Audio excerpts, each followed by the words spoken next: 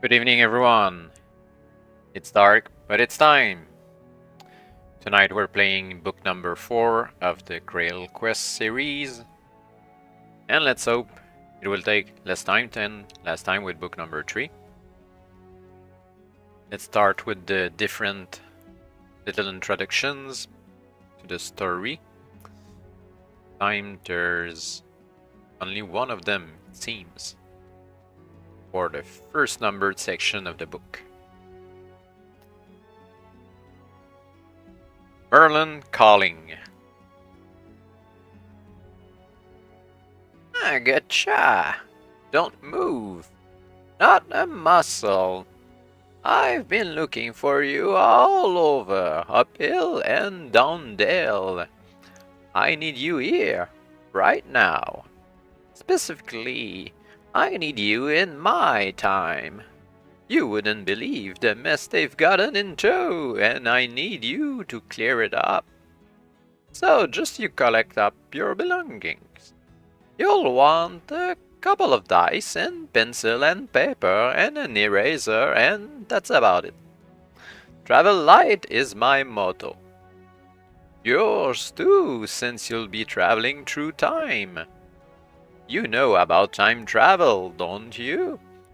Your body stays where it is, but I get the use of your head. What's inside it anyway? Your mind. I'm going to call it all the way from your time to my time. I can do that because I'm a Welsh druid. My name is Merlin. As you may remember if you've been to my time before, I am Chief Advisor and General Dog's Body to His Majesty King Arthur, son of future Pendragon and Liege Lord of Avalon. They call me the Wizard Merlin, because of my magical powers. But I can sit here all day listening to you chattering. I have to take what's in your head and put it into the head of a young person in my time, called Pip. Pip the Wicked Wizard Basher. Pip the Dragon Slayer. Pip the Ghastly Kingdom Gateway Closer, to give that young person all the titles they've been bandying about lately. Once you're in my time, you'll have control of Pip. You'll decide what Pip should do, and we'd better hurry because the Saxons are invading. Dozens of them, great hairy men in great hairy ships. We need a hero to stand against them, single-handed if necessary. Which is where Pip comes in, which is where you come in. You're not afraid to fight dozens of warlike Saxons, are you? I didn't hear that. You'd better collect your equipment quickly. I'm going to cast a spell now. If you've never been to my time before, turn to 1. If you know all about dice fights and life points and spells and so forth, you can go direct to 2. Of course, you can always refresh your memory with the Cutout Rules card that's included as a bookmark. Alright, so we start at 2. Let's skip the tutorial.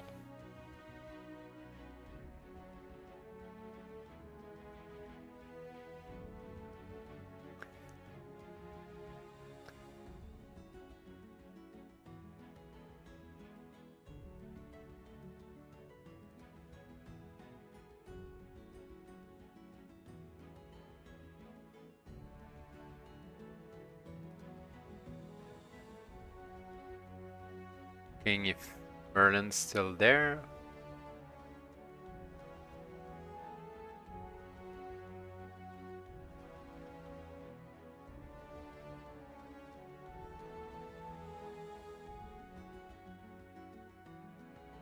He's not. So, section number 2. And I guess the book has started, since we're at numbered section 2. Well, welcome to book number 4 of the series. Voyage of Terror, Merlin's mightiest magic. Invasions were never very much fun. Unless, of course, you happen to be the invading party. Saxon invasions were the least fun of all. The great airy men will pile out of their great airy ships, waving their swords and stringing their bows and whooping all the way up the beaches.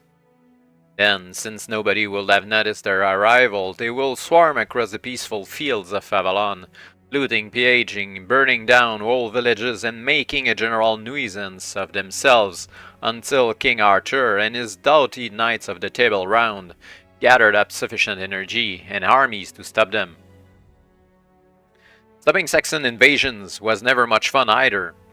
The great, brutal Saxons were fierce fighters and had developed all sorts of nasty tricks with their broadswords, which were painful, not to mention lethal, to their opponents.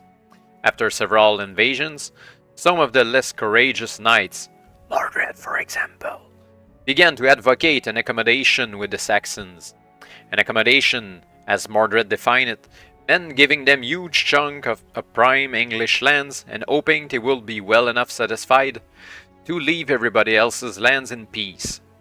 It was not such a silly idea as it sounded, and King Arthur was seriously considering it when the next Saxon invasion started. He sent a messenger to the leader, a great scruff named Entwistlach. Yeah, I guess that's the name. Outlining the broad proposal, but Entwistlach sent the messenger back minus his ears, which everybody agreed was definitely a refusal, and a very rude refusal at that. Thus King Arthur and the knights prepared, once again, to fight. In the king's case, this meant dusting off Excalibur. A word about Excalibur may not go amiss here. The great sword was not, as many people thought, the one which young Arthur had pulled out of a stone to lay claim to the throne of Avalon. That particular sword had been purchased by the druid wizard Merlin and accidentally embedded when one of his spells went wrong. Apart from the fact that it helped make Arthur king, that particular sword was a very ordinary example of the blacksmith's art. The sword Excalibur, by contrast, was a magical weapon, a blade forged with spells so powerful that it could cut an elephant in half at a single blow. Since there were no elephants about in Avalon, even in those distant days, Arthur very sensibly used it against his enemies and the enemies of Avalon, so that he won virtually every battle he bothered to fight. More importantly, news of the sword's magical quality soon spread, so that after a while, Arthur found he had less and less enemies, less and less battles. Excalibur was a peacekeeper. Where the king got Excalibur was a bit of a mystery. Merlin claimed he had made it, but while he had undoubted talents as a wizard, those who knew him well realized such weapon was far beyond his powers. admittedly managed a sort of version of Excalibur for the mysterious young warrior Pip, but that stretches magical abilities to the limit. Excalibur Jr.'s, as Pip's sword was called, did +5 damage against his enemies. The original Excalibur was a +10. Arthur seldom discussed the matter with anybody, but Queen Guinevere once let slip that it had been given her husband by the Lady of the Lake, a magical personage who was probably more fairy than human. When it was not in use on the field of battle, Excalibur was kept in the Camelot Castle treasure room, along with other important artifacts like the orb and scepter, the state crown, and the Legion eagles. The latter captured by Arthur's father, Uther Pendragon, in the last days of the Roman occupation of Avalon. It was to the treasure room that Arthur went now, trailing a motley collection of ministers, advisors, and pages. And it was in that room that Arthur discovered Excalibur had been swiped.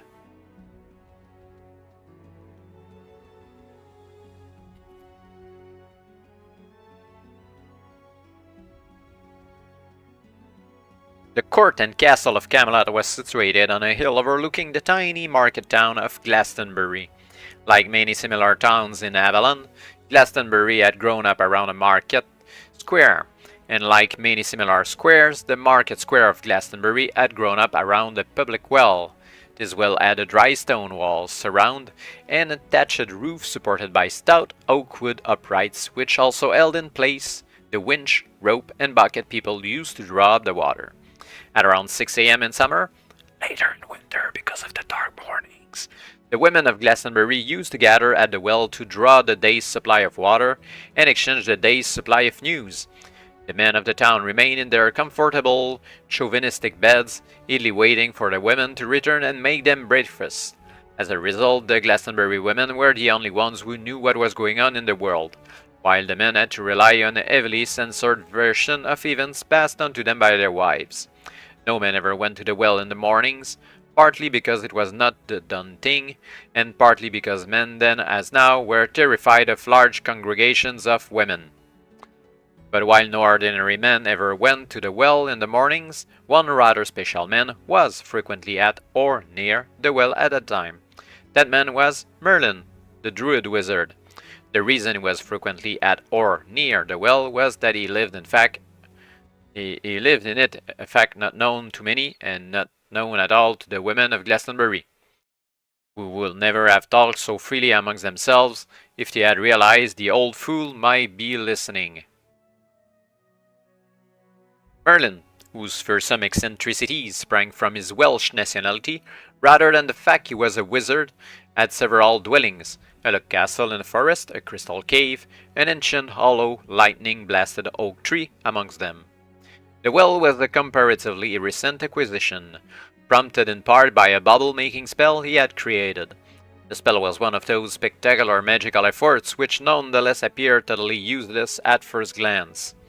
Merlin, however, was a man of great imagination, and having discovered how to generate magical bubbles, he went quietly at midnight and generated one of immense proportions in the water at the bottom of the well. Then he tossed in a few sticks of furniture, several spellbooks, various items of equipment, and an alchemical furnace. These passed through the walls of the magical bubble without affecting its structure, and came to rest on the well bottom. With a quick glance around to ensure he was not observed, Merlin then held his nose and jumped. He passed through the surface of the well water, now risen since the bubble was established, and emerged in the bubble itself. Once he had the alchemical furnace going, both he and his chattels soon dried out and he took up comfortable residence. In less than a week, Merlin discovered his new home placed him at the center of a most useful information network.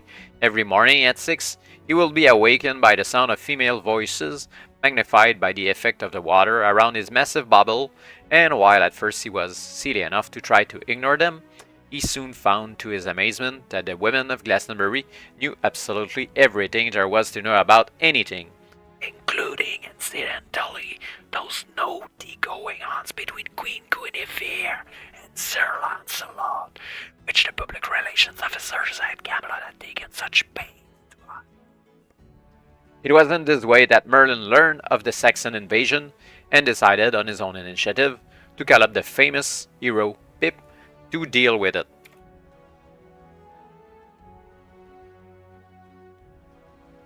Although the spell required to get young Pip into heroic action was pretty complicated, Merlin anticipated no difficulties with it. He had, after all, managed the trick very successfully on 3 previous occasions, and saw no reason why the 4th should give him any trouble now. Pip's body was already in Avalon, of course, wandering about in its usual days on the small but well-appointed farm run by Freeman John and goodwife Miriam, a few miles outside of Glastonbury. Pip's mind was a different matter. Of course, it was currently attached to a young person living in the distant future and required to be netted by a magical time warp in order to take control of the actions of Pip during an adventure. Time warps are extremely advanced magic, even for a druid, and require considerable concentration if they are to function effectively. Unfortunately for Merlin, he was right in the middle of this difficult operation when a scatterbrained young woman named Ludmilla dropped a wooden bucket down the well. On which ominous note, it is now time to continue the story.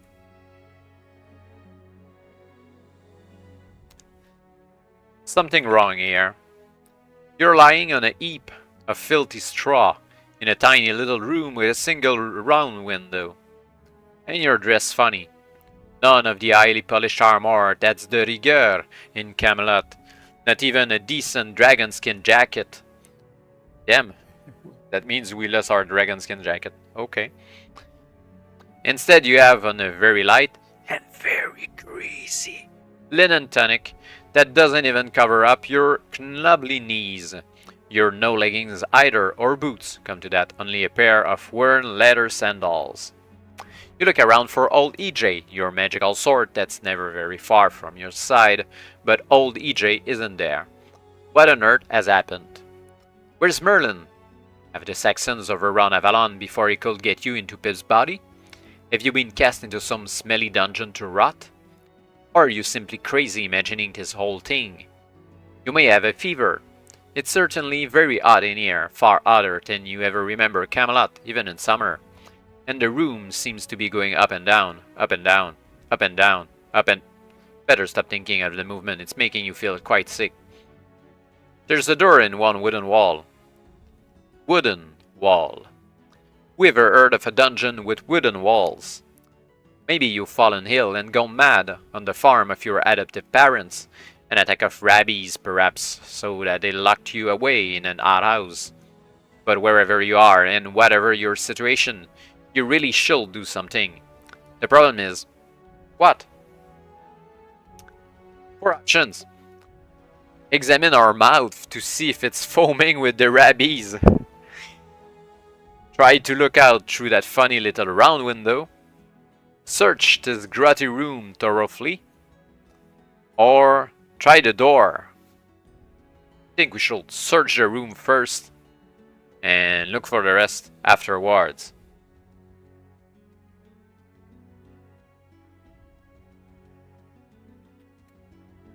It's not difficult to search since there isn't a single stick of furniture in the place.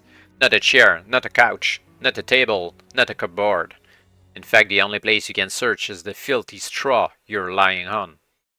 You scrabble about, feeling even thicker from the smell of the straw, and discover a battered metal goblet and a wooden plate. Neither very clean. You also discover a half-eaten gem body, now a little mouldy around the edges.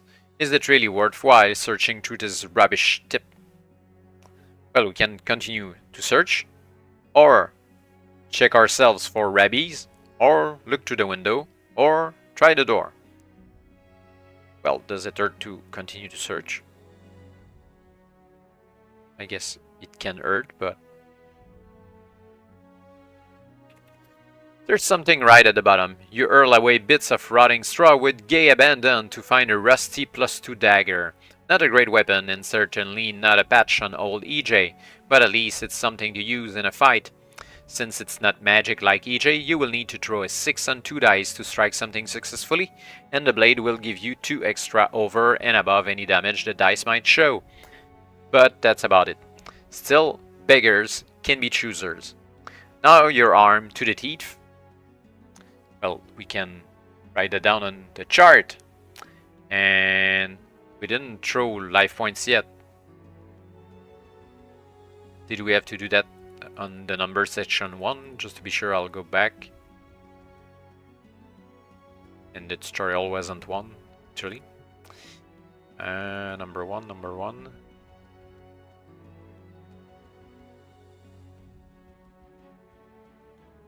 Get life points, how you do, blah.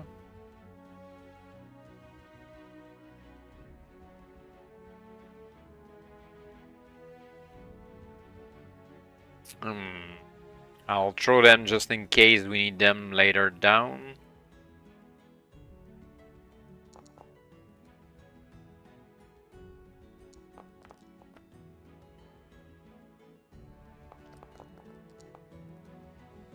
Oh, 44 plus 1. The permanent life point we gain, less adventure. So, well, same thing, 45. I'm not sure if we need speed.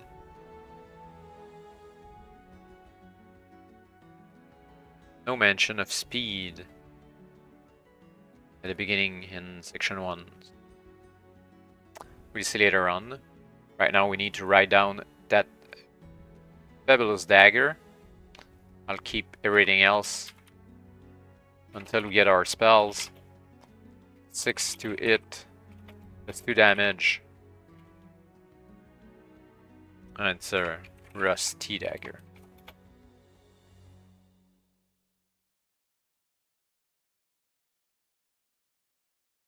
Okay.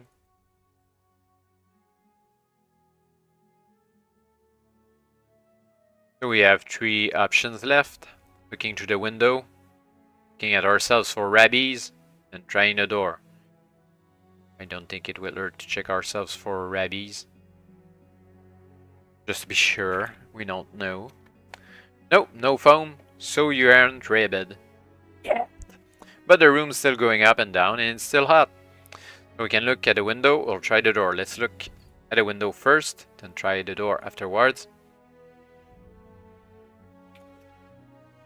The window's a bit too high to see out. You could try jumping, of course, although it could be tricky with the room moving up and down. Oh.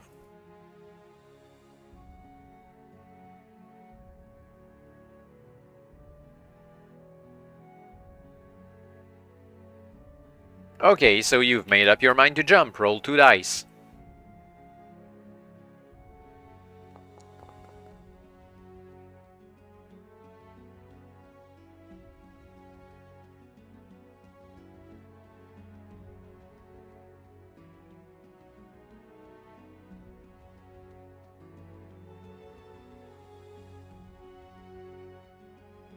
And that's a really bad roll. Under 6, okay.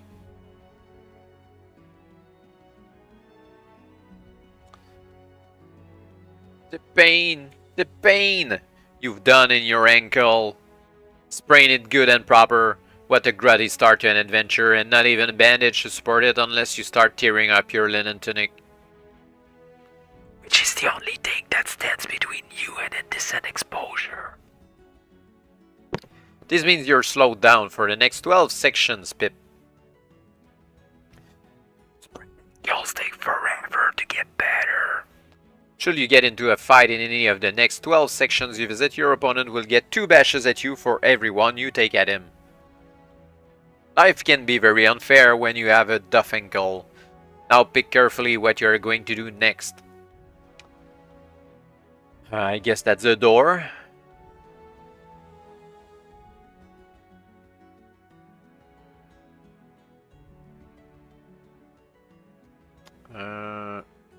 Let's keep next 12, so this one is the first one.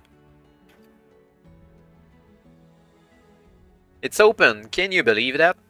Here you were thinking you were locked in a dungeon or incarcerated in an outhouse for the rabbit and the door was open all the time. Still, it doesn't do to be careless, so you creep out into a narrow, wood-walled, wood-floored corridor, which is going up and down just like the room you left. If you turn to Plan 1 on the appendix, you can see a bit more of where you are and where you can go from here. Alright, the appendix, Plan 1, there's lots of stuff in the appendix.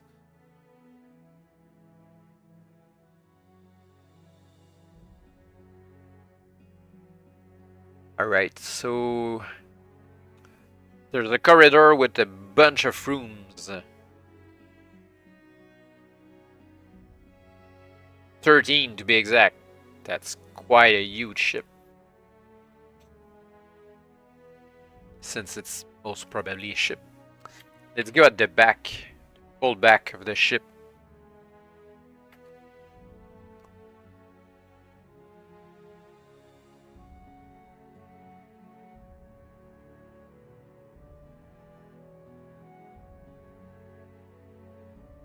There are wooden stairs here going upwards. Oh, well, let's explore the rest before.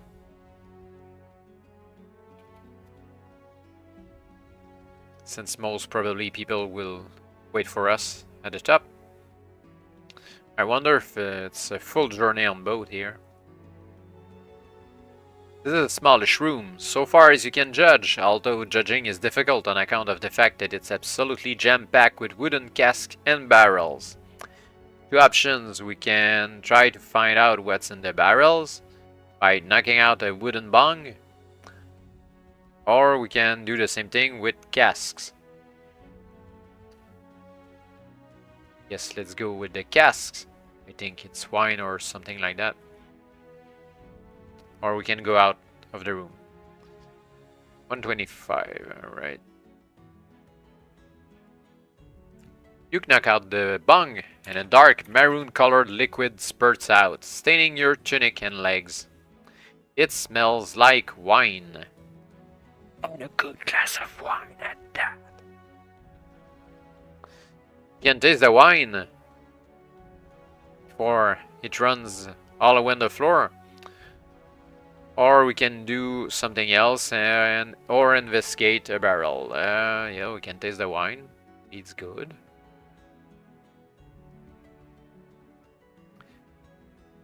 But better, it helps us healing our ankle. The 3 is suburb wine. It slips down like lemonade. And in huge quantities too, since you've no chance of unlipping from the gushing stream. You glug some more, perhaps a Montrachet 69, or possibly a Châteauneuf du Pape 82, or indeed, Here, what do you think you're at, young un? You turn. A little unsteadily. To confront a grizzled and deeply dead old sea dog wearing a tunic much like your own, with a kerchief tied around his forehead and carrying a club. Where's you? You ask him, slurring your words just a little. Where am I? Drunken scoundrel! Roars the old sea dog. Should be ashamed of yourself at your age. What you need is a clip round the ear hole with my trusty club. With which he approaches you menacingly. If you want to fight this old man to the death, you are quite at liberty to do so. He has 25 life points. Hey, that's a bunch, kind of, to start. Old sea dog. With 25. And does +1 damage with his club.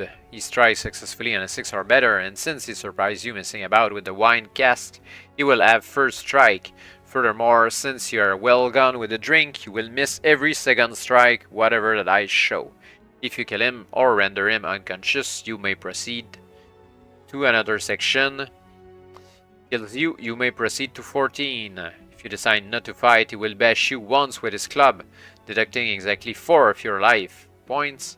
In the process, fling you out of the wine store into the corridor, lock the store behind him, then leave through the door to the stairs upwards. This leaves you free to go anywhere on plan 1, except number 20, which is locked. Yeah, right. I prefer to take the 4 life points. And go back to the plan.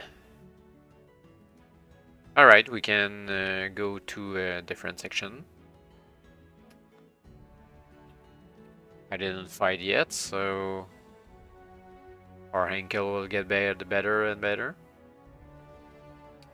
Now this is interesting, not very useful, but interesting.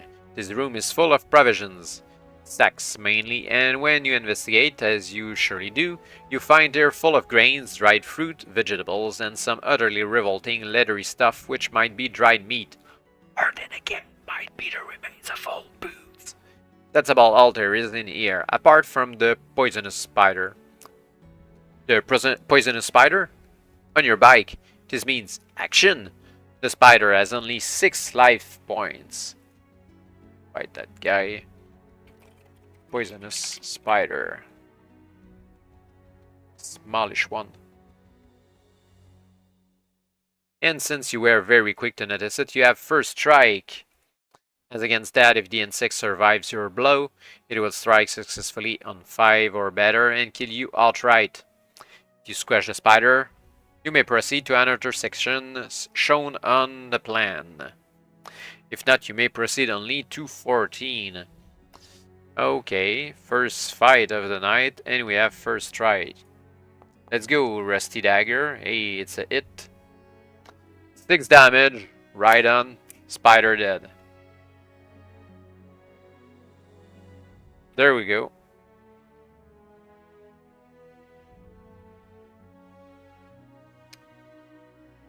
Right, next room.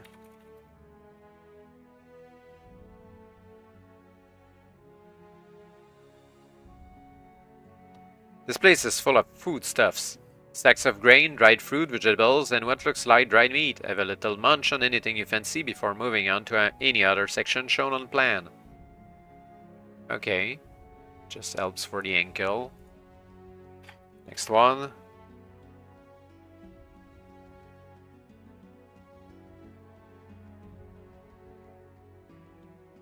This door's locked, which probably means there's something interesting inside. Now how does a seasoned young adventurer tackle a problem like that? Kick the door, pick the lock, or try somewhere else. Well, we can try to pick the lock, but I don't know with what though. I guess we can try to lockpick. Okay. Lockpicking is a skilled job. Roll 2 dice and we'll see if you have the knack. We need to score 9 to 12. And that's a failure. We go back to the plan. So next section.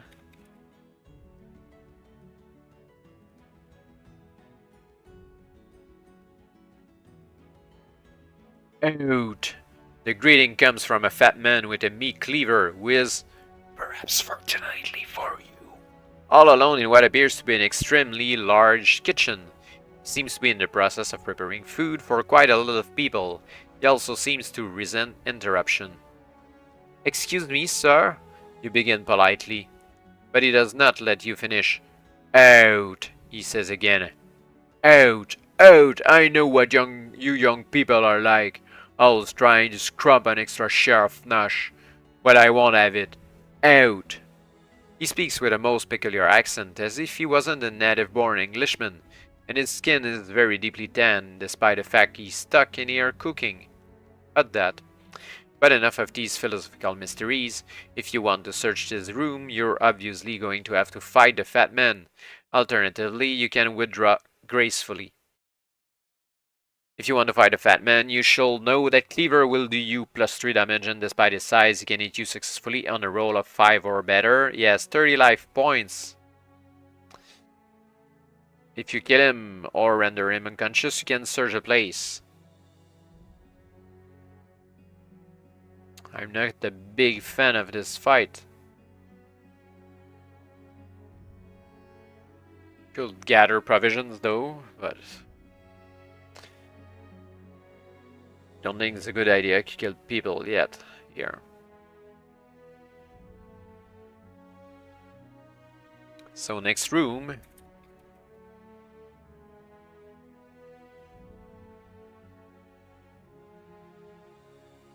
Here's trouble.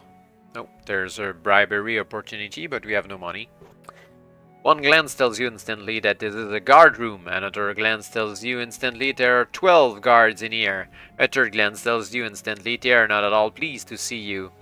You're free to try bribery if you have any money. Those who accept a bribe will not harm you. You are also free to try for a friendly reaction, which may cut down the odds a bit.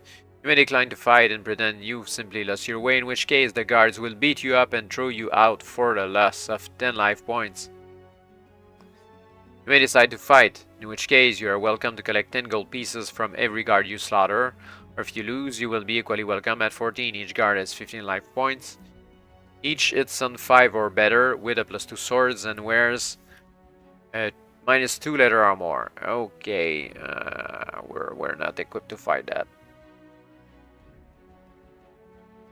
And 12 of the guards. I think friendly reaction wasn't so bad.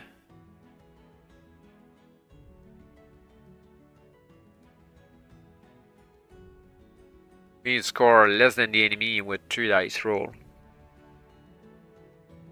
But there's 12 of them. Let's say that we're able to reduce them to 6. That's still 6 guards beat for a total of 90 life points. That's crazy. So let's get beaten up. There we go, 31. And go back to the plan. Try the other door, and that's the last one with the ankle.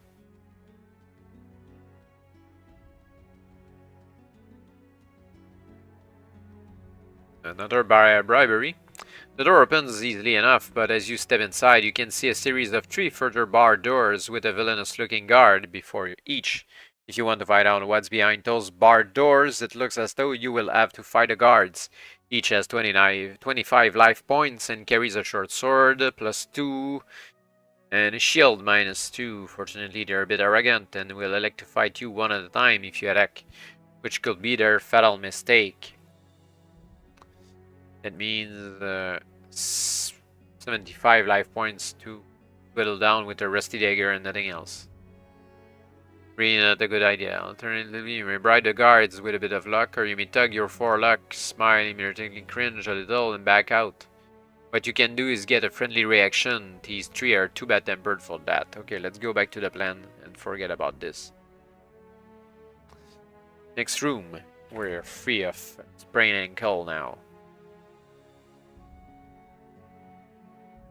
There's a whole lot of gear in here. A lot of it could be quite useful to an adventurer like yourself. You might reckon on carrying half a dozen items before you collapse with exhaustion, so pick carefully.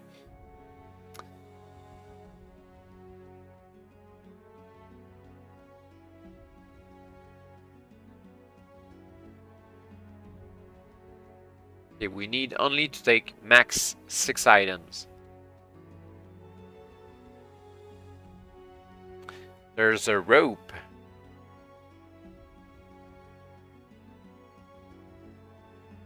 I guess we don't have our tingle ring either. A rope, 50 feet coil. Always good to have a rope to die somewhere. A grappling hook. It goes well with the hook. The backpack to carry everything.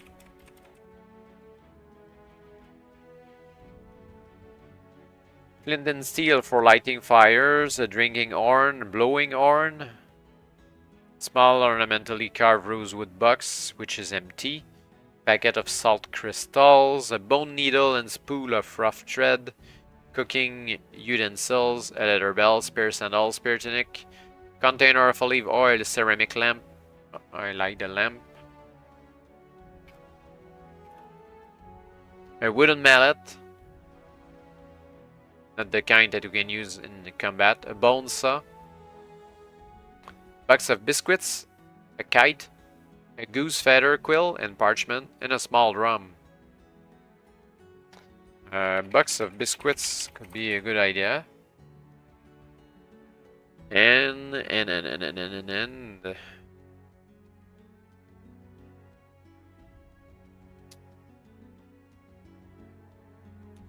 then steel, I guess. To go with the ceramic lamp.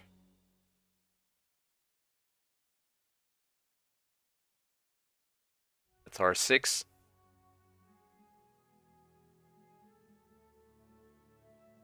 Can go back to the plan. But no better weapon, no armor. Next room.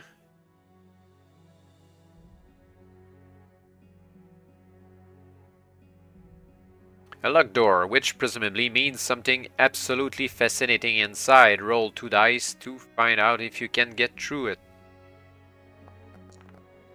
5. Score 2 to 6 and the answer is no, you may never enter this room, although you may of course try any other room on the plan. Yep, let's try the next one. Only 2 left after this one.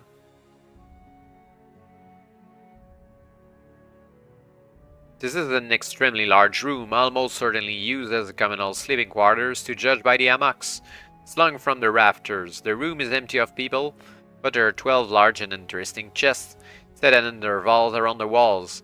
If you fancy investigating those chests, roll 2 dice. If you feel you'd better not, you may go back to the plan. Yeah, let's scurry about. 5. Score 5 to 8.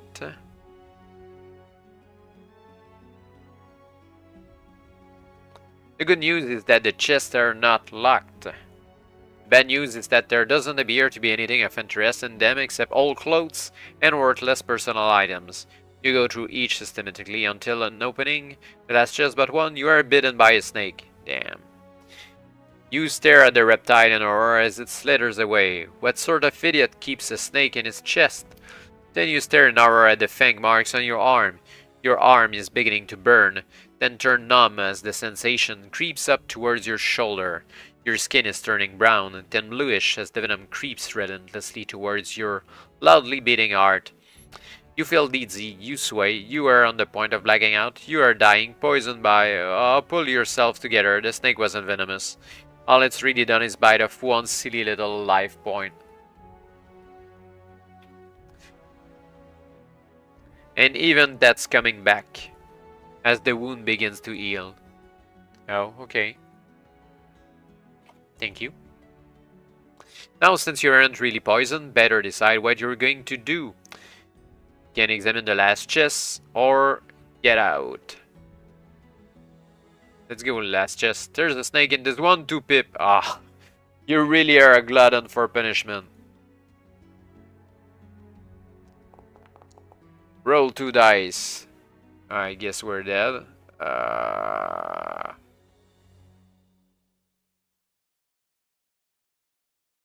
It's fanged you, and this time the snake is poisonous. You will now lose 10 life points each time you move to a new section unless you can find A healing potion, which will restore life points but will not cure the poison, or B, a cure for snake bite, which will restore life points but will stop you losing any more. I guess we're dead.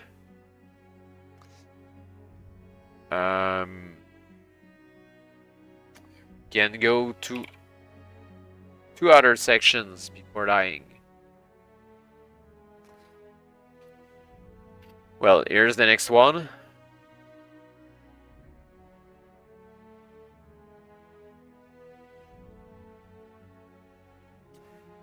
We lose 10 life points.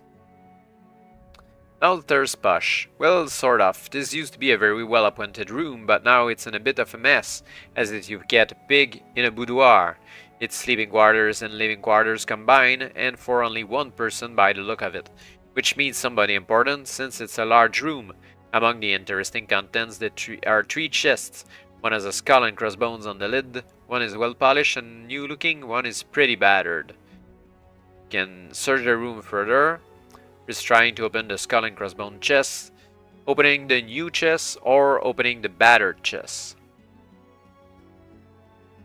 I wonder if the skull and crossbone is like deadly or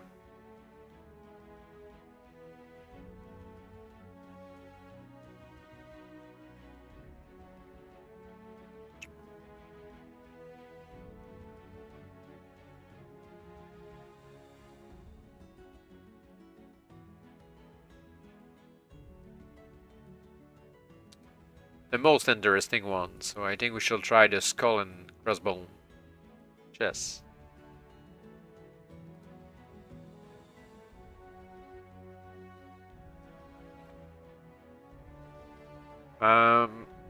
Do we need to walk in the new section? I'll go check wording, the poison snake. Time you move to a new section. Kind of implies moving like walking.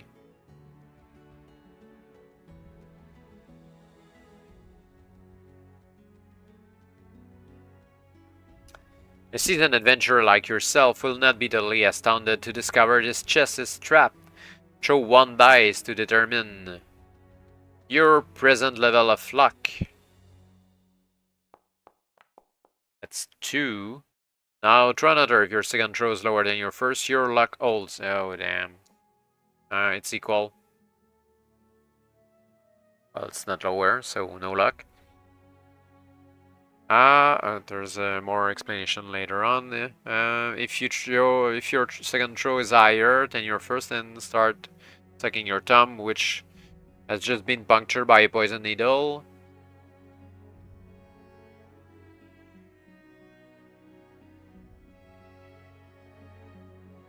It says lower or higher, but not equal. I guess we're going to re-roll. Get a higher or lower result. So now we have 4. And the second dice is 3. Yay, like olds. You have avoided the trap and can open the chest safely at 9.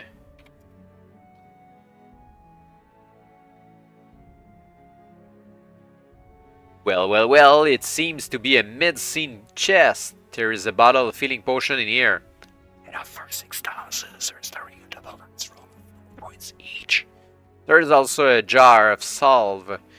5 applications, restoring 3 life points per application. And finally, there is a small bottle of magical quinine, which, according to the label, will absolutely cure you of malaria. What a pity, you don't have malaria at the moment, but keep the bottle carefully. Could come in handy if you're ever munched by a mosquito. Okay, well, let's drink down all those potions. 5 salves, that's 26.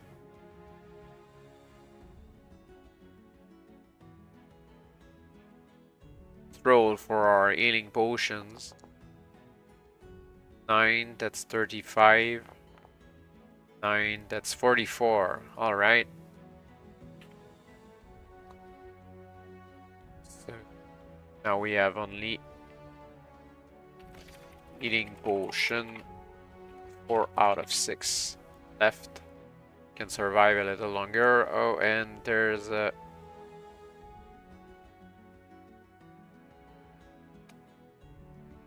bottle of quinine.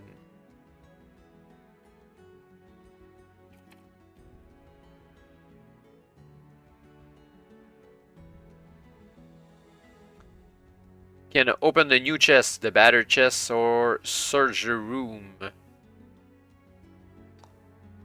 Sure, more chests, I guess.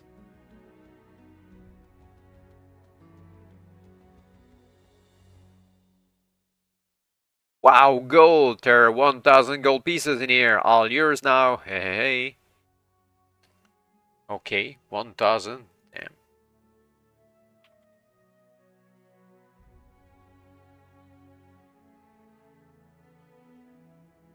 Can search the room or open the battered chest. Open the other chest. Chest is locked. To find out if you have the skill to open it, throw a die.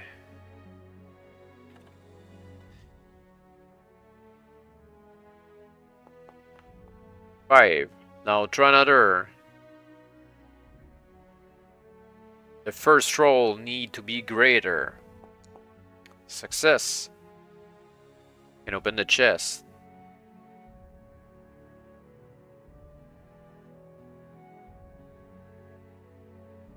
It's empty. No, it's not. There's a false bottom. Not very well made, so you discover it almost at once. In a compartment beneath the false bottom is a very nasty little weapon, a poisoned stiletto. You examine this little horror very carefully. The handle is hollow and filled with an oily liquid poison. The blade is hollow too, so that the liquid flows down into it. When you score a hit with this nasty, it does +1 damage by stabbing, but also gives your opponent a dose of poison, which will cost him the automatic loss of 2 life points every combat round thereafter. What's more, if you successfully hit him again with the dagger, it will cost him a further 2 automatic losses every time. There is enough poison in the handle for 12 hits, after which the stiletto reverts back to being an ordinary +1 dagger. Unless, of course, you can find more poison somewhere. It's an interesting weapon.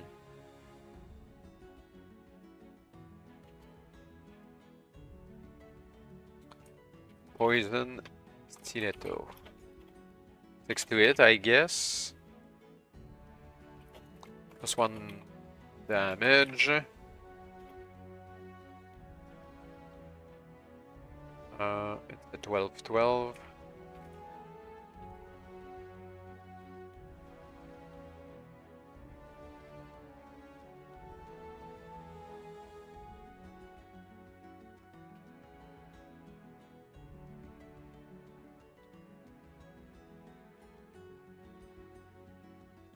Let's do that per round. Okay.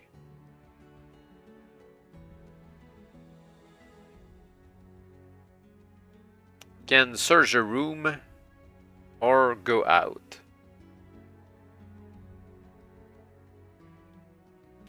Lucky old you, it always pays to be thorough in adventures, doesn't it? You found a roll of parchment under a heap of spongy old clothes.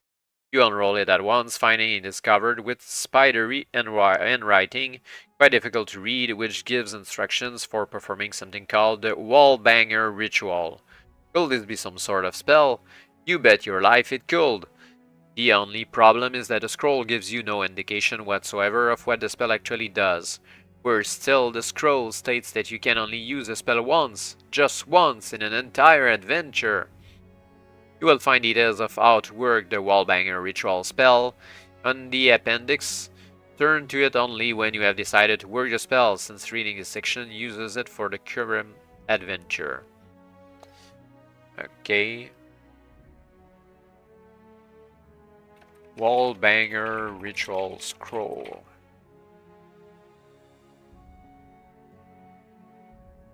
Try the wallbanger ritual now, turn to the special section, otherwise keep the scroll carefully and don't forget you have it. Let's explore the last section.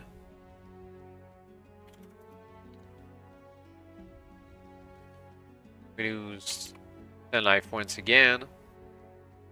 There are wooden stairs here going upwards. Huh. It leads to the same section as the other stairs.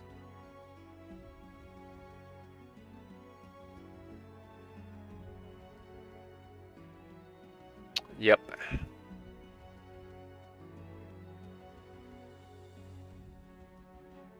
The wallbanger ritual is tempting. Maybe you should use it just before dying. I know the appendix where it's appendix 2.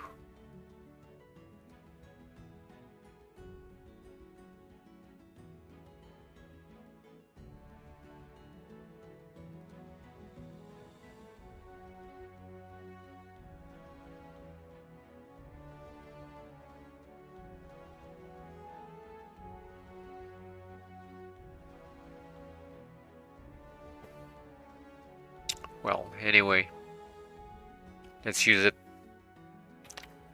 when we'll need it. During a fight, I guess.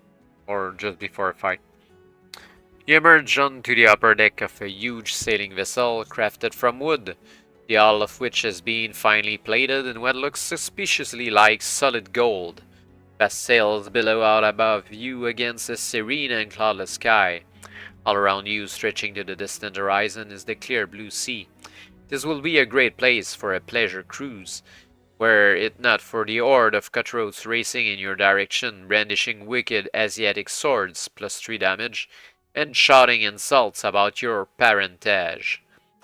There are 10 of these scoundrels, each with 25 life points, each hitting successfully on 6 or better, and each out to make a name for himself by slaughtering yet another enemy.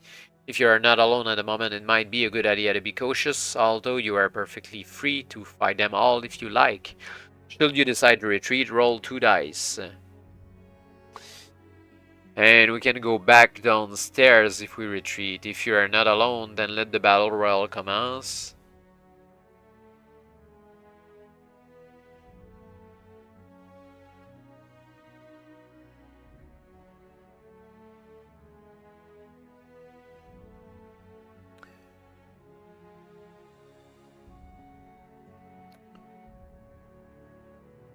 Okay, I think that's the wallbanger time.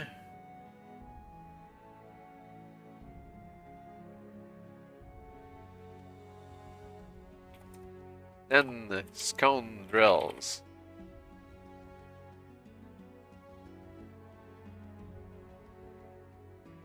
For 250 life points. Let's go wallbanger ritual. Better be good.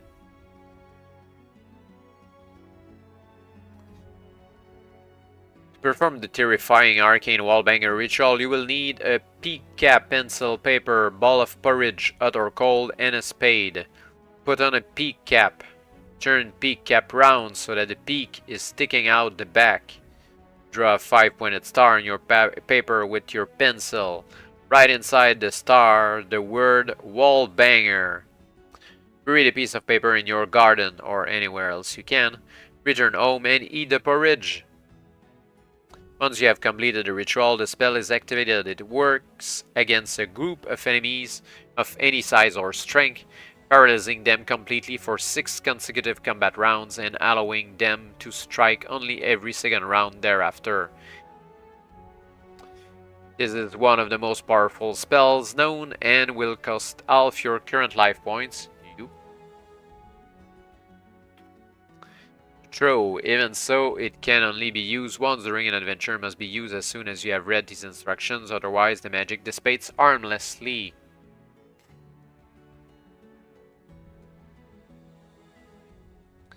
Okay, I guess we're going to heal ourselves as well. Duck 4, 21, 26, 36. I think we're good.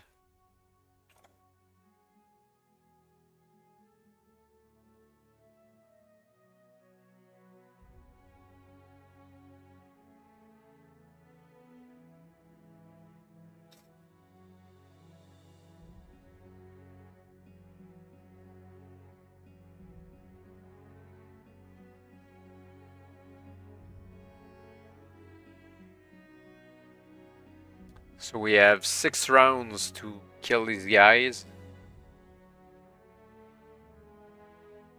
And can use the stiletto.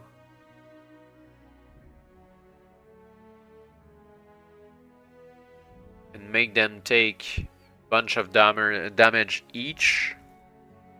How can I represent that here?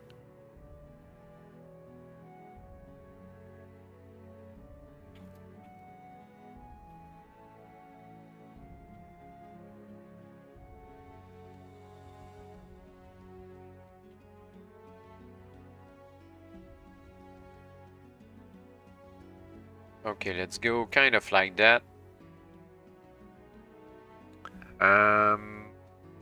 Since they're paralyzed and dodge.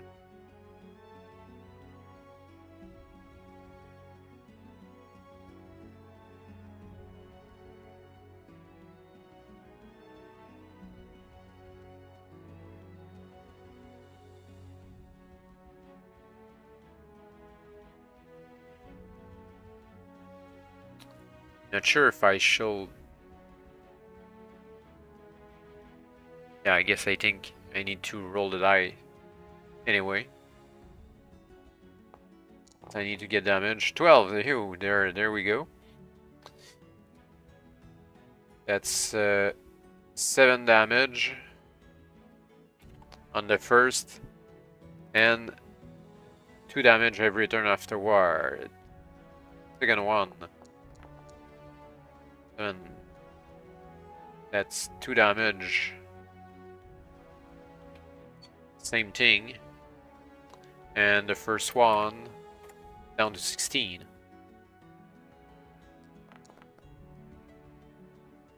Eight.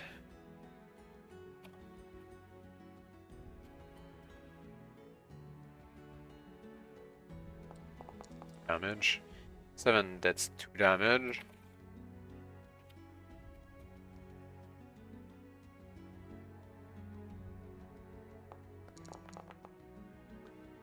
Eight again. That's 3.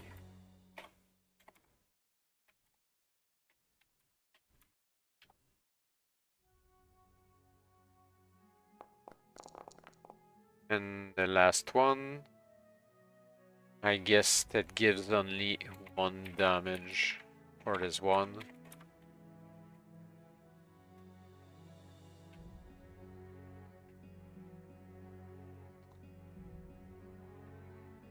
Alright, so initiative time.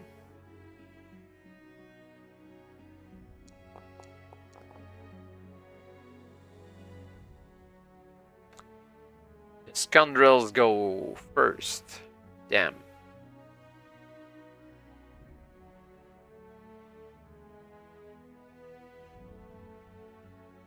He had armor too. Did he have armor? Nope, they didn't have any armor. Okay, fine.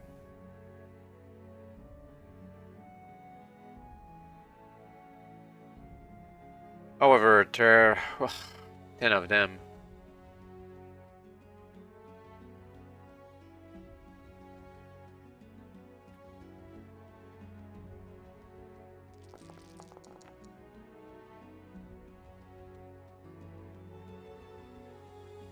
It. Miss. It. It. It. It.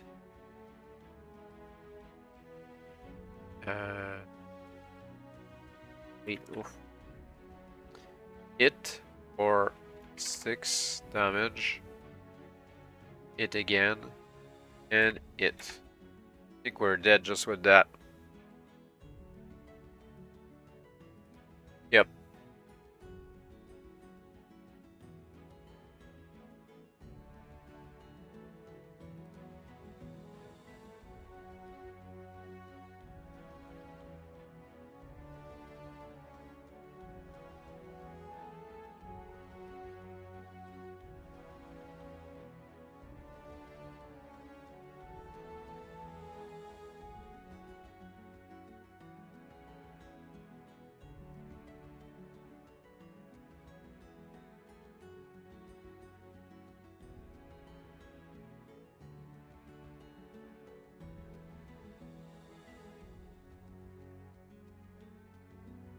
Let's go to 14.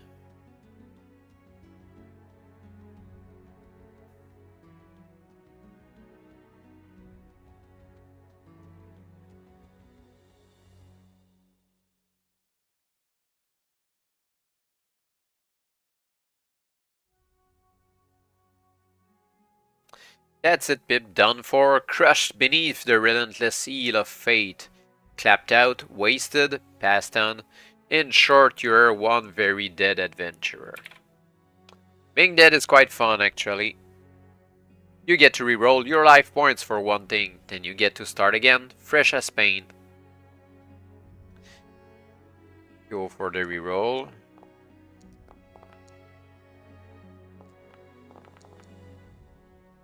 That's 41 life points.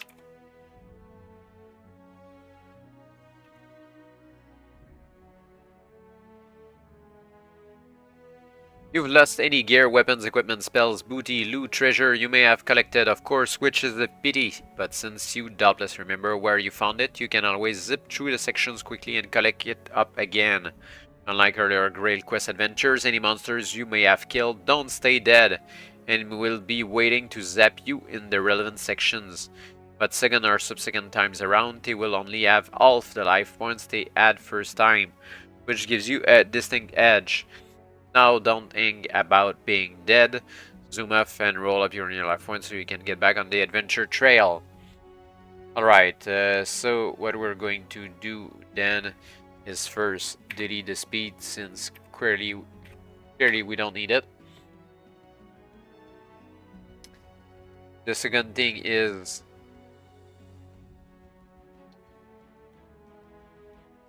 noting all those spells. Case that we get them back later on.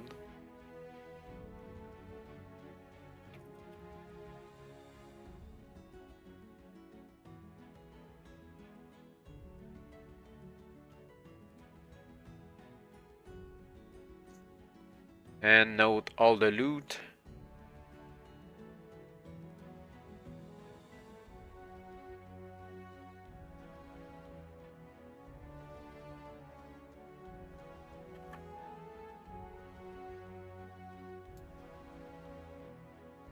And can remove that.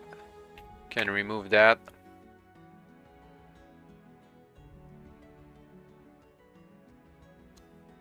We're We're going to get everything that we got before. We only had to fight a poisonous spider and it was useless, so we won't go back to the poisonous spider room. All the bad guys have half HP.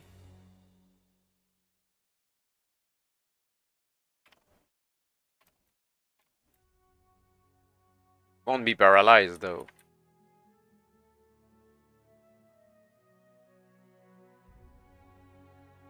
But logically, should all die.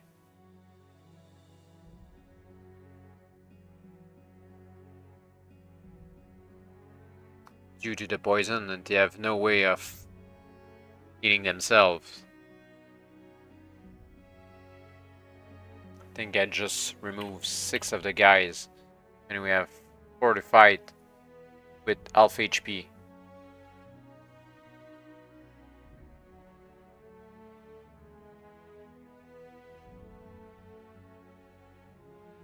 And we have a new stiletto though. Yeah, well, that's kind of not fair. The book didn't account for all of those things.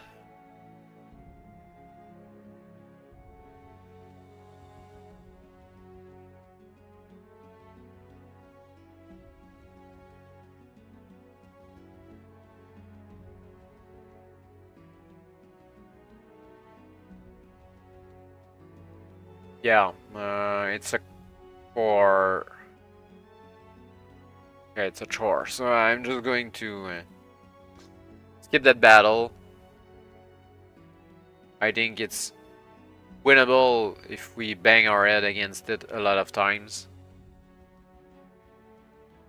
And I don't want to lose time for that, so let's skip the fight. Sometimes battles just aren't worth winning. These idiots have elected you captain. That's exercising the newfangled Greek notion of democracy. And they're gratefully insisting that they will take you anywhere you want to go in your search for this mysterious Avalon place of yours. None of them has a bull's notion of where it might be, of course, but they do have a chart of the immediate maritime vicinity, which you may study inside the back cover of this book in order to set your course. When you have decided where you want to go, make a mental note of the section number, but do not turn to it right away. In order to navigate your ship correctly to destination of your choice, you must first roll 2 dice. Okay, there's navigation rules.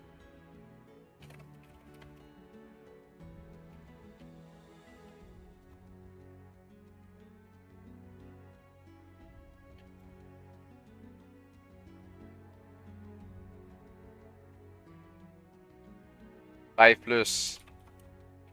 Navigate okay.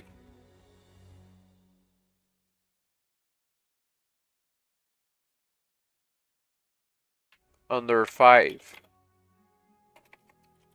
Cross-side navigation. Appendix.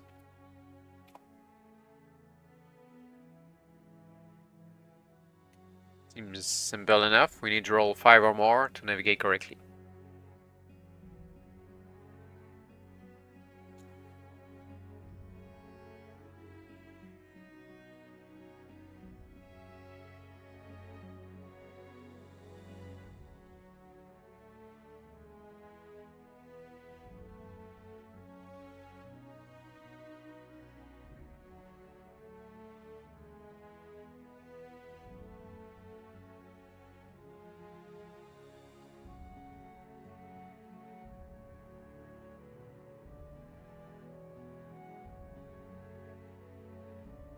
Alright.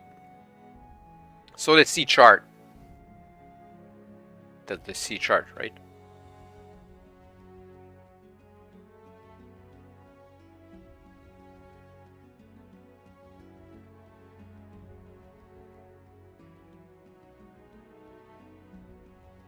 Yeah, seems like the sea chart. Okay. There are 7 islands. And one of them is split into 5. There's the Five Fingers Island, the Maiden Call, Skull Island, the Dragon Island, the Lust Island, the Demon Isle, and the Shipwreck Island, which sounds really bad. Well, they all sound kind of bad. I'd start with the Five Fingers, they look the less dangerous of the bunch.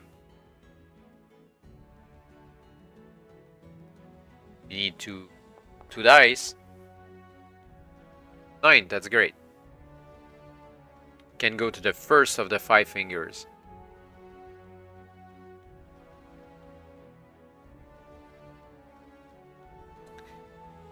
It's empty, what a swizz. You search every inch of this stupid island and there's not a thing on it. Some pleasant scenery, of course, glades, brooks, waterfalls, that sort of thing. But no treasure, no weapons, no magic, no monsters, zilch. Except for the well shaft in the northwest segment. Somebody made that well at some time, although there certainly isn't anybody about here now. Still, it might be worth a look, or then again, it might be a waste of time. Yeah, sure, let's examine the old well.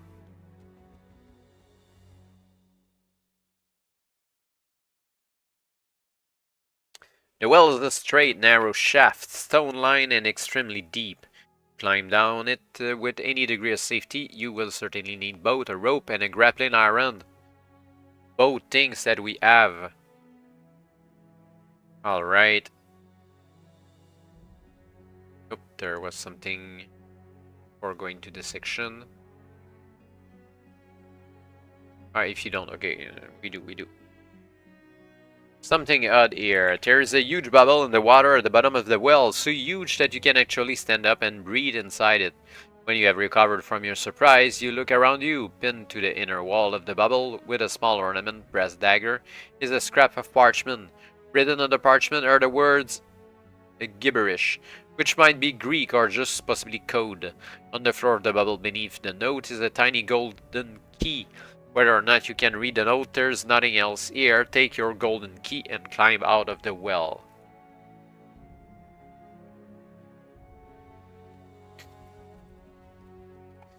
Golden key. Alright, the note.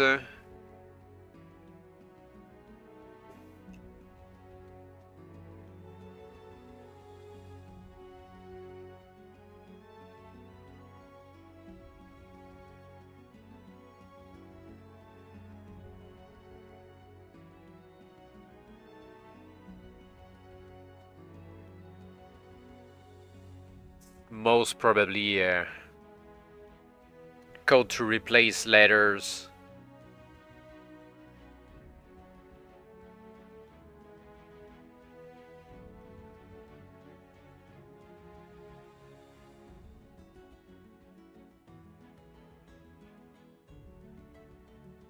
As much as I like a good puzzle, I don't want to take the time to solve it. Voyage of Terror.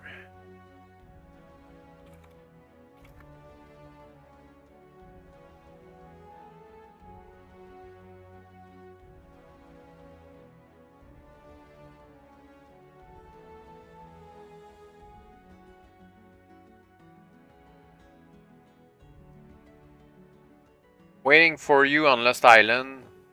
Stop. Action invasion imminent.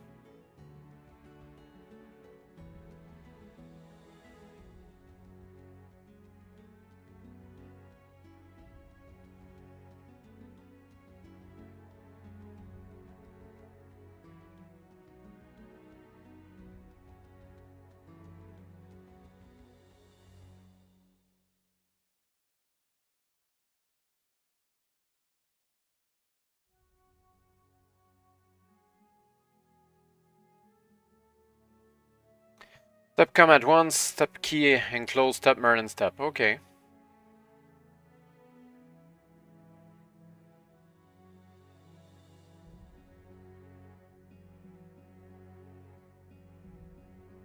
Lost Island. That's the one in the middle. Should we explore the other island, though? Kind of lucky to go to the first finger, get down the well, take the key. Damn. Should I skip all the content and go there right away? I'm sure all the other places are dangerous places where we can die.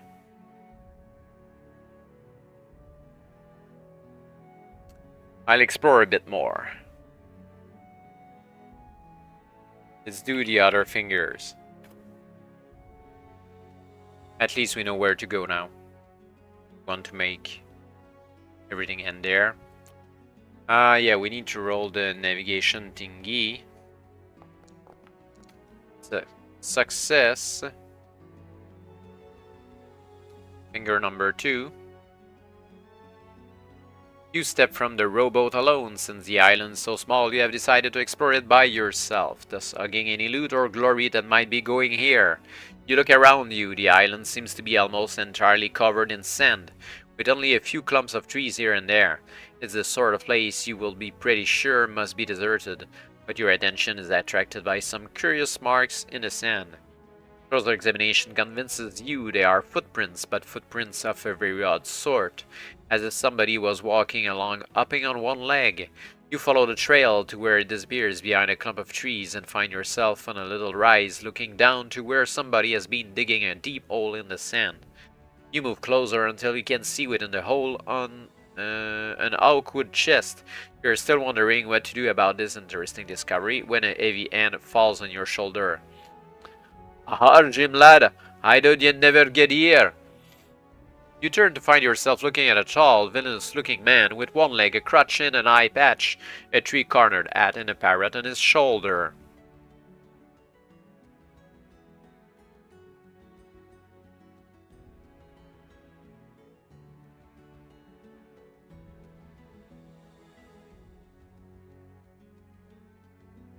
He frowns at you in surprise. "You bane, Jim lad," he says. "No, indeed, villainous one-eyed sir," you say politely. "My name is Pip." "Pieces of 8," remarks the parrot. "Pip, is it are?" asks the one-legged man. "Well, me hearty a big Captain Silver." "Not," you ask hesitantly, "not Long John Silver?" "Shiver me timbers if ye ain't right at that," exclaims Captain Silver. "Long John is the name my mother gave me to stop confusion with my brother Short Sam. But what will you be doing on Treasure Island, young sir?" "But this isn't Treasure Island, Captain Silver," you say, considerably bemused. "It's an entirely different adventure in an entirely different time." "Pieces of 9," remarks the parrot. "Pieces of 9? Groan. Ignore him, he's allowing for inflation," says Captain Silver. He adjusts his crutch carefully and sits down on the sand. "But if what you say is true, I be marooned." "Indeed you be, indeed you are, Captain Silver.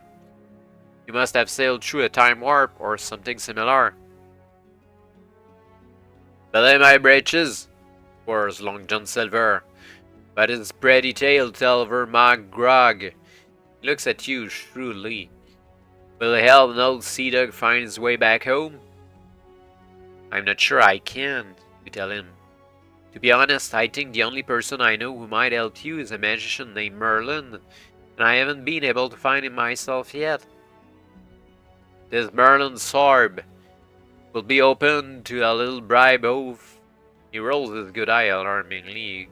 "Gold?" "I'm certain he would," you say, knowing how greedy and broke Merlin usually is. "Then he must find blackguard for me and offer him 100 pieces might be all to get me out of here. Will he do that for an old sea dog?" "Well, yes, of course," you say, "but I think he might want to see the gold." "Oh, higher," says Captain Silver. "That be true." With which he jumps with remarkable alacrity for a one-legged man into the hole and opens the chest. It is chock full of thousands of glittering gold doubloons. Which brings you the decision. A quick fight with silver could earn you all that gold, not just a miserly 100 pieces. Or you can carry the bribe to Merlin, assuming you can find the old fool.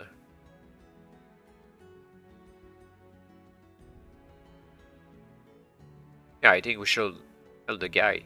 Don't need any gold. Captain Silver carefully counts out 100 golden pieces and hands them up to you. There you go, me hearty, he says cheerfully. Use that to bribe the blackguard Merlin and tell he to send old John back to his rightful place with Jim Lad and his shipmates. And for your trouble, young un, take it as a little present from the captain. With which he draws from a pocket of his tattered frock coat a bottle of grog and a tiny golden key. Stole these from Blind Pew, he murmurs. Old fool never saw him go. Thank you, sir, you say politely, quietly vowing to leave the grog alone, since you have a sneaking suspicion it was what made Pew blind in the first place.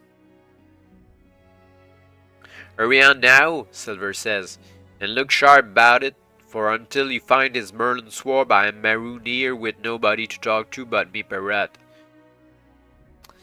Can go back to the sea chart and we have a second golden key.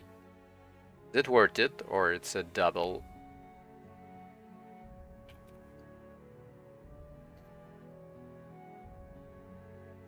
We have 1,100 gold pieces.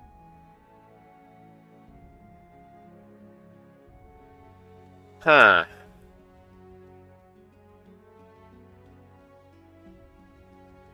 Let's see another of the fingers just to see if we can find another gold key. Navigation success.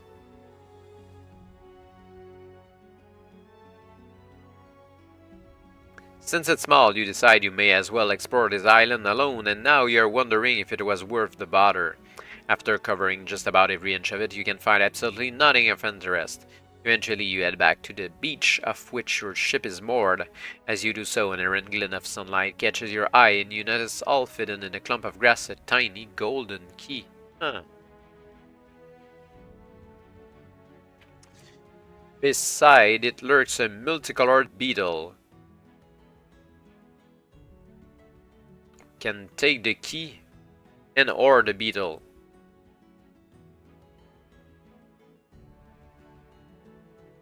Well, the thing is, you need to kill the beetle for taking the key.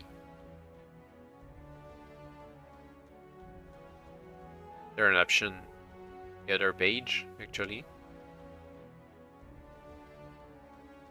Nope.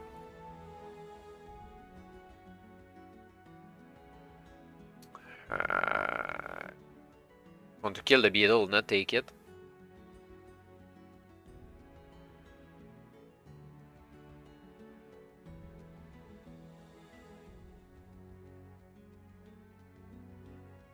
I guess we pick the key and get attacked by the beetle. What was going to happen?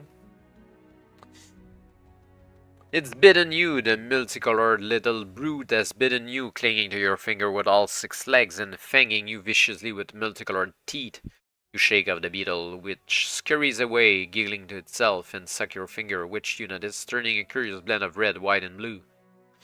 Bite itself is not particularly serious, since you have lost only 1 life point.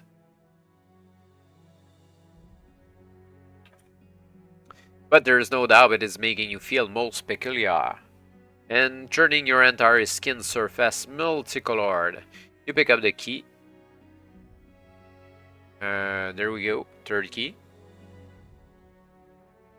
4th key. 4th, 3rd. Not sure anymore. Press the well. Yeah, that's the 3rd one. Okay.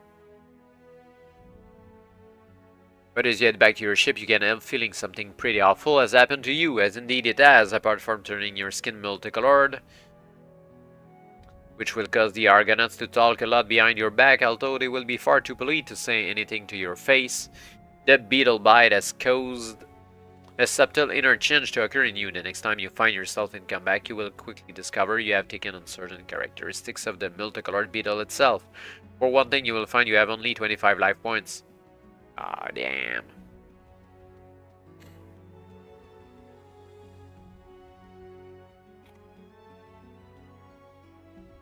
And strike successfully on 7 or better. As against that, your new coloring is extremely confusing to opponents and will make you so difficult to hit that it will strike successfully only every second round. Okay.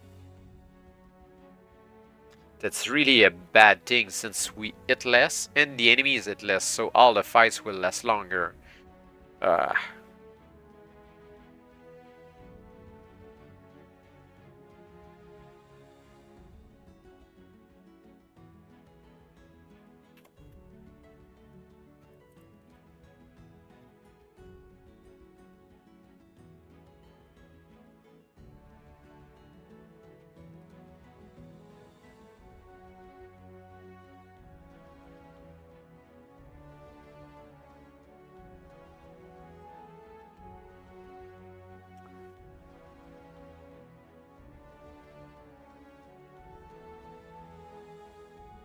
Ah, kind of bad.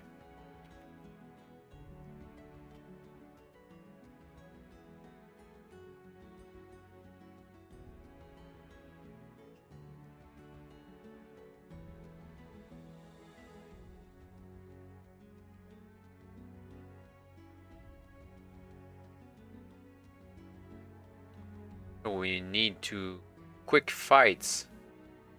Can go back to the ship with our 3 keys. I think I need to try all the other fingers.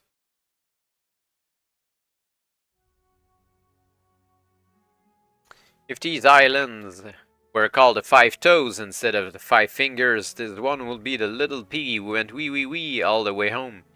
It's the Little Finger Island or the Pinky Island or whatever you want to call it. Which all suggests correctly that it's small, too small for the mothership to dock. So you make your approach by rowboat and alone, since there is no sense in subjecting the crew to danger, not that there is much indication of danger. This speck in the ocean looks as peaceful as a village green in Avalon. You beach and secure your boat carefully like the trusty mariner you are learning to be. Then you look around you, tiny though it is. The island is fertile. Apart from a narrow strip of sand, grass and shrubs grow everywhere. You climb onto a nearby 8, the better to view the whole, and somewhat to your surprise, you find this island is not uninhabited. Uninhabited? I think there's not written correctly here. Anyway, or at least it wasn't. Set somewhere near the center is a massive triloton. 2 standing stones with a third across the top, rather like those ancient monuments of the Giants' Dance on Salisbury Plain in Avalon. To the north of this structure is another, a ring fort earthwork, with a single standing stone set central, and unless it is a trick of the light, you can see a blue light playing around the triloton and a green light dancing above the standing stone of the ring fort. We can investigate the ring fort or the triloton. Let's go with triloton first. As you approach the triloton, you can see the blue light was no illusion. It dances over the entire structure, forming a sheet of light between the 2 uprights. The only thing is, are you prepared to enter that blue light by passing through the structure itself? Should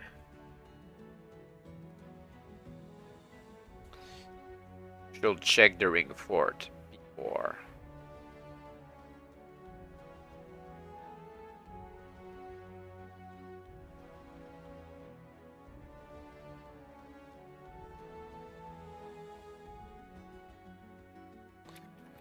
Trouble with, as they say, a capital T, or in this case a capital H, since there is a Hydra lurking in the ring fort.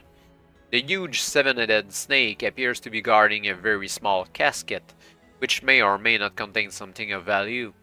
Although not exactly pleased to see you, the Hydra will not attack unless you make a move for the casket. Should you decide to do so, it's best to know the creature has 10 life points per head, and you will have to slaughter each of them separately before it becomes a late Hydra. In combat, each head will strike one after the other, with all 7 striking before you get your turn. Each head requires 6 or better to hit and scores +1. Okay. In other words, a very nasty monster unless you happen to have a bit of magic that might work against it. We don't have magic. We can go through the blue thingy and pray for the better.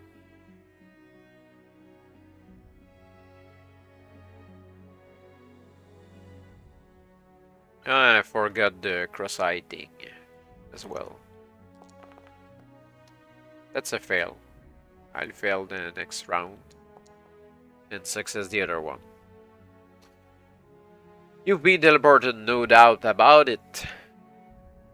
You're back aboard the Argo, surrounded by a bemused crowd of Argonauts. Yeah, well, we need to risk again the cross-eye navigation here. Oh, let fail is one. That's a success. So, trade them for the fail and we're good.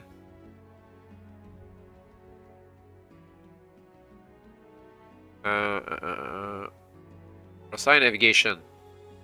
Welcome to the cross-eye navigation section. The fact that you're here shows that once again perhaps you have made a complete mess of guiding your ship where you wanted to go. But you have definitely ended up somewhere. Throw one die to find out where.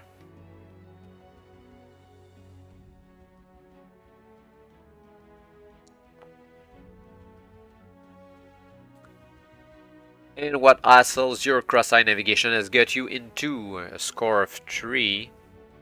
You beach on a rocky island. You and your trusty crew set out to explore and find it uninhabited. Except for seabirds and mosquitoes, one of which is fated to bite you. Throw 2 dice. Thanks for the quinine, I guess. 6 score above 6 and you are bitten by a seabird. Oh, we're fine. Score 6 or below and you are bitten by a mosquito for the loss of only 1 life point. But the insect gives you malaria, which means you will henceforth shake so much that you can only hit every second round in a fight. The malaria will persist indefinitely unless you take some magic quinine or use up 6 full doses of healing potion and 1 application of healing salve to cure yourself.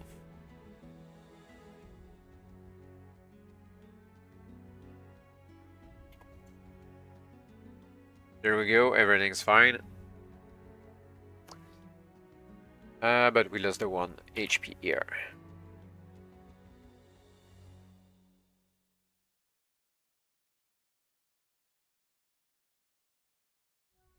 And I guess that we go back to navigation. Okay.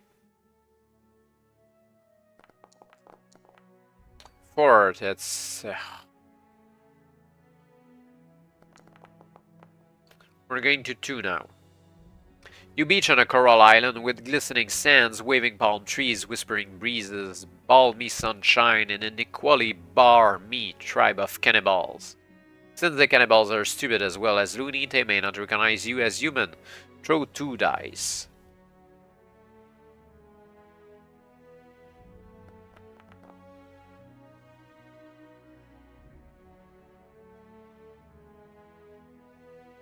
Score above 6 and you're free and clear to return to your ship. Good.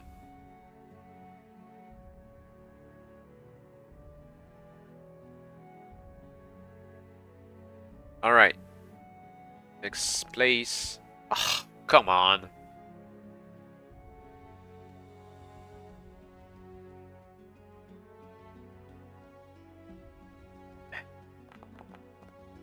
Three. That's the malaria. We're fine. But, no, we need to, it was 2 die. Score above 6, bitten by a seabird. Okay. Seabird this time.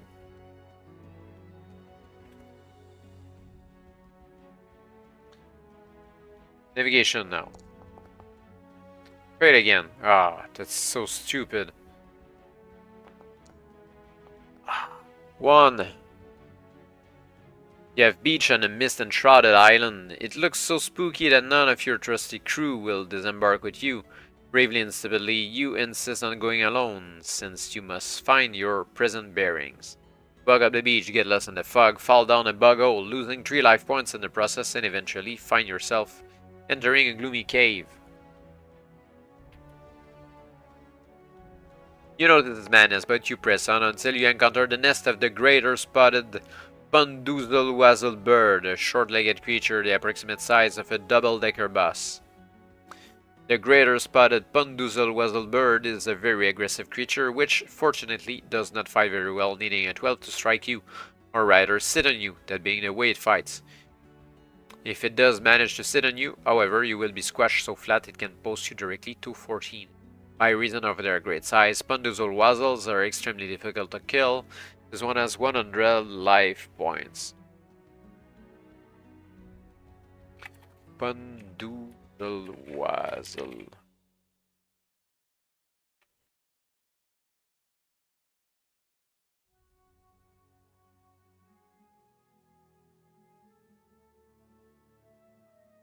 Take an eternity. You get first right. If you can kill it, you will find your prison bearings written on a massive egg. Ay ay ay.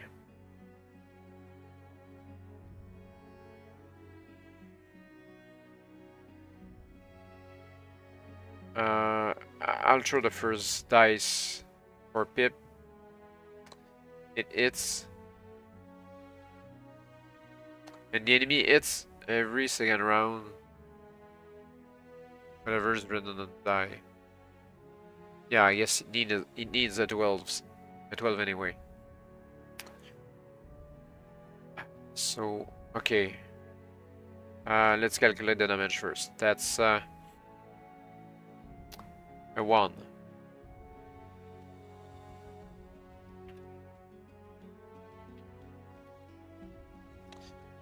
And the creature is poisoned.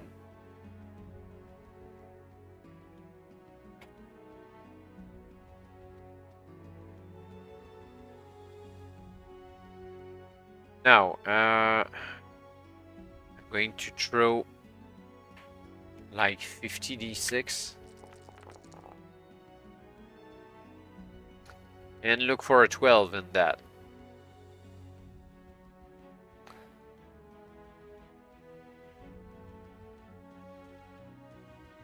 There's one at 15, so multiply by 2, 30 rounds.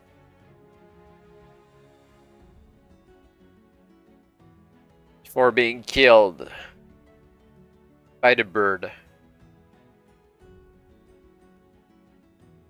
In 30 rounds.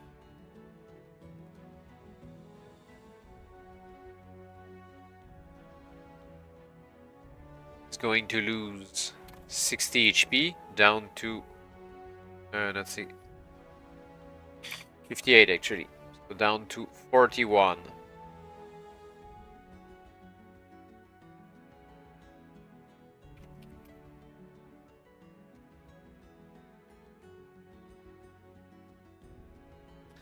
So we have 29 shot at the bird.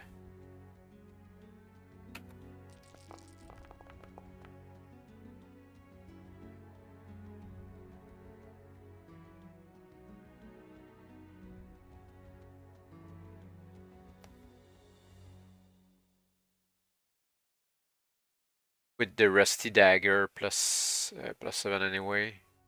But 2 damage each time. That means we need 21 hit at least.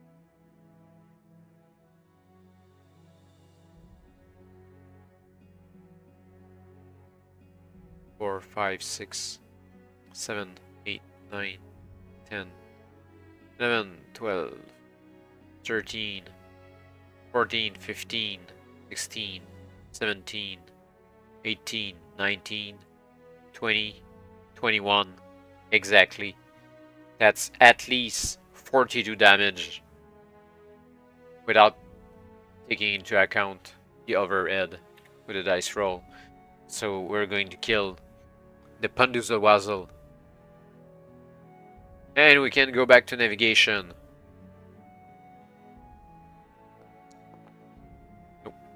by missing. 9, we're okay. Finally, we can go to the last finger of the 5-finger islands.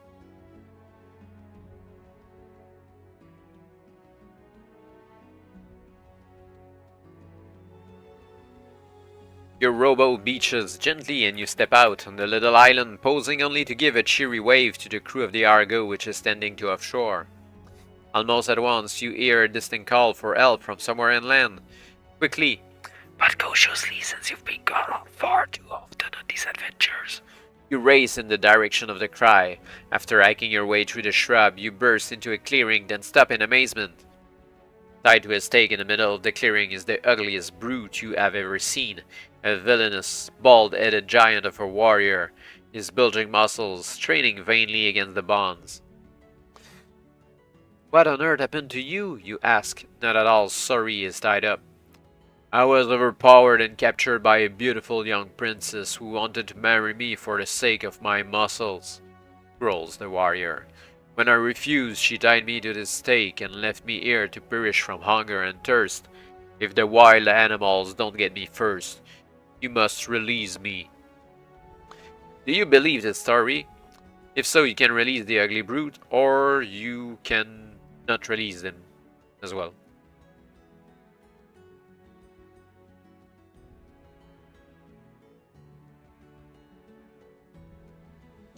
You move Reluctantly to the stake and begin to unknot the warrior's bonds. Stop! You stop and turn to find a beautiful young woman has entered the clearing. She stares at you angrily. That is my future husband you are messing around with. If you insist on releasing him, it will be the worse for both of you. The warrior pales and slumps in a near faint. Save me, he moans. I am far too young to marry. I'm warning you, the beautiful young woman threatens. You do still have a choice. If you decide to leave this ugly brute to a fate worse than that, you can slip away quietly.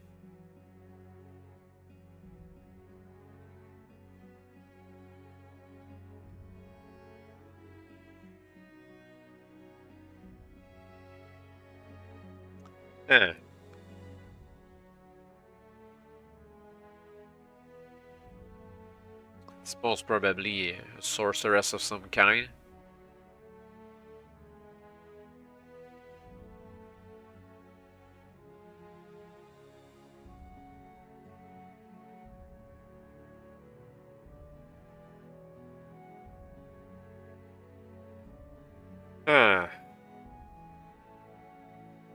I think there's another key here, and if she's the sorceress or a witch, maybe we can loot magic means to kill the Hydra.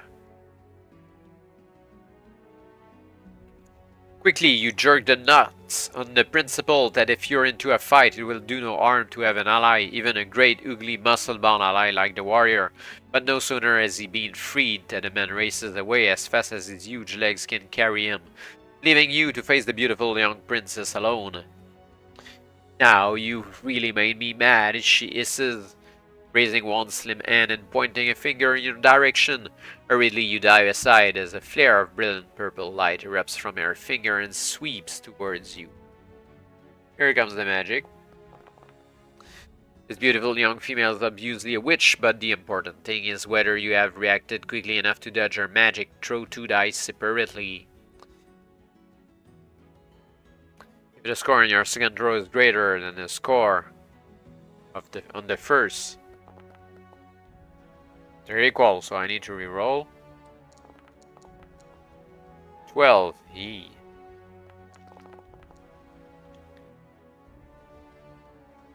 It's less. I hope it's the good result. Not fast enough. Damn. The wave of purple light hits you fair and square. Oink! You shout in panic. Oink! The rotten sow has turned you into a pig.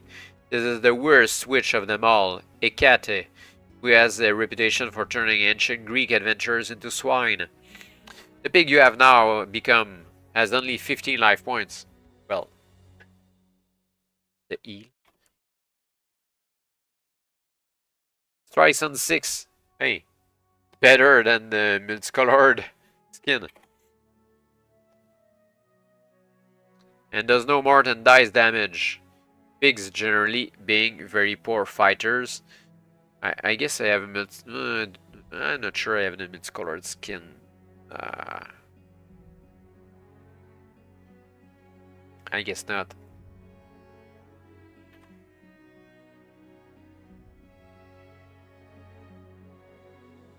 Then I'll go on, but it's all we have now that Ikade is bearing down on you and tend to cut you into rashers. Ikade in a straight fight has 25 life points. Not much for a witch.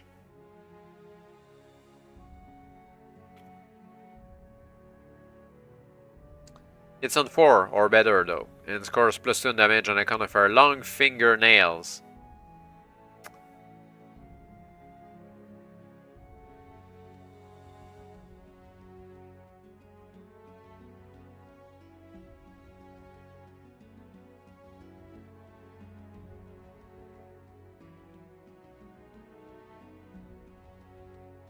Oh, and we stay a pig if we win. Okay. Initiative roll.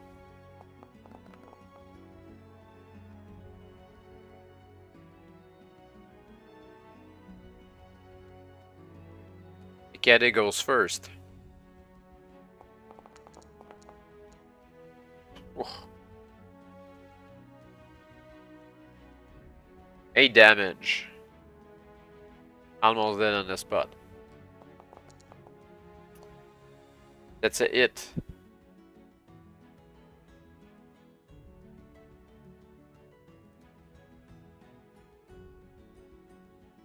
It means 1.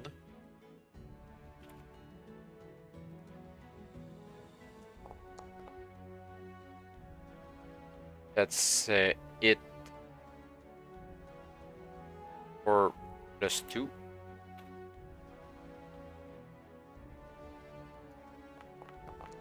Diggy time.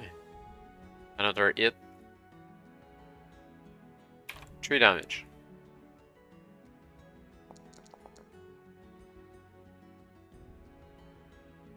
We're dead.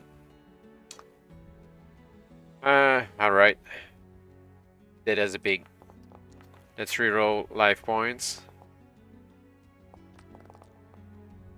That's 44.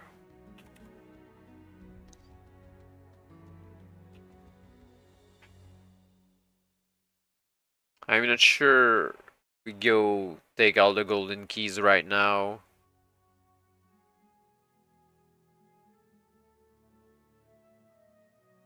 Let's check the Lost Island first. Need lots of keys or not. This island is impossible. You sailed the Argo all the way around it 4 times running, and not only are you unable to find a mooring, but neither are you able to find even a yard of beach where you could land a rowing boat. No wonder it's called Lost Island. It looked welcoming enough at a distance, but now you are closer, you can see it is a veritable bastion. Its entire coastline enclosed by a massively ancient stone wall, high as cliffs, and built to all appearances by giants. Your crew are not happy at this development. The superstitious bunch are already muttering that perhaps the space will be better left alone. You of course are made of sterner stuff, but how to get onto the island? On your 5th circuit, your eagle eye catches sight of what might just be an opening in the wall. It's narrow indeed, even a single rowboat will have trouble negotiating the inlet, but it might just be possible.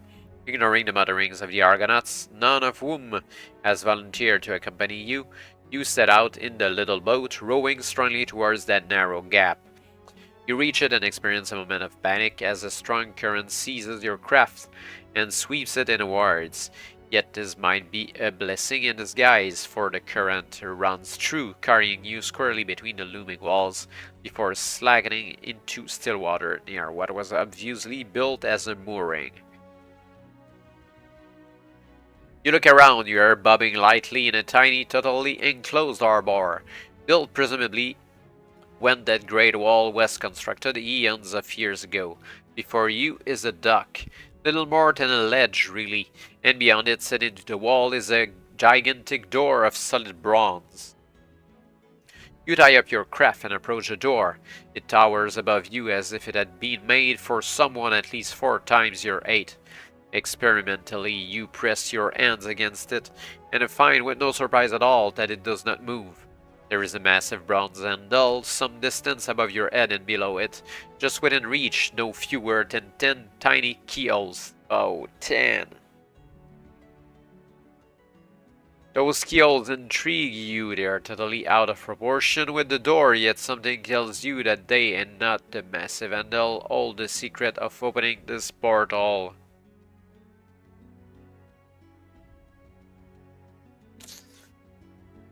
Ten keys.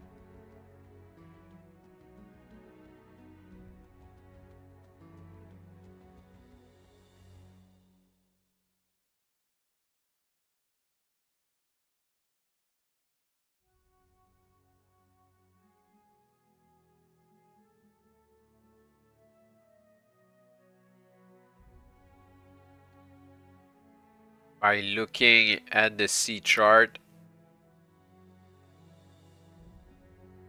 there are 10 islands. We need to do them all. Okay.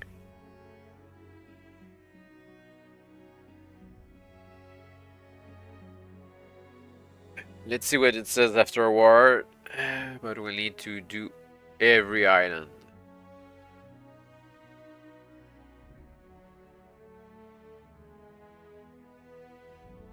If you do not have all 10 keys, your only option is to return to the Argo and pick another destination. Unfortunately, it is not as easy as it sounds, since the current running in the entrance passage will make the maneuver. Oh.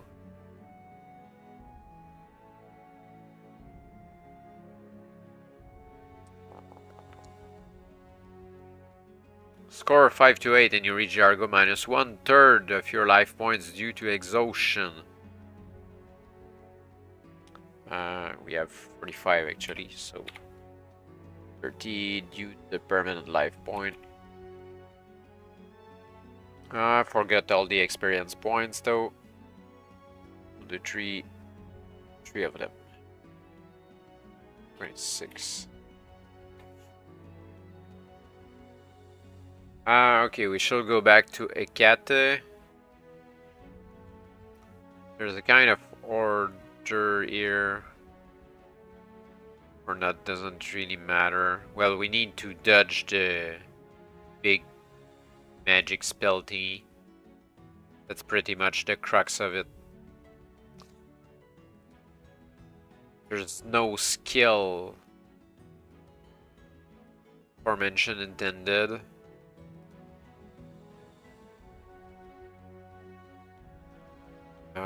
What happens if we don't release the brood though?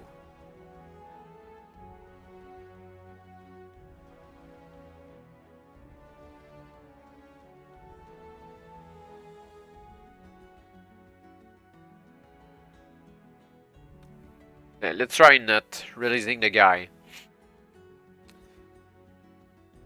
If you think I'm dumb enough to believe that load of old cuds wallop, you have another thing coming, you tell the British warrior. It is so full of logical inconsistencies that it is entirely laughable.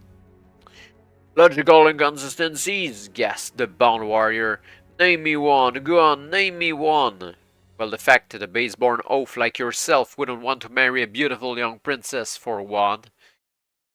Have you ever been married? He asked. You shake your head. Well, there you are then. Neither have I, as it happens, but I am saving myself for Miss Right, and have no intention of throwing myself away on the first princess who happens to throw a glance in my direction, especially one who can see further than a man's muscles.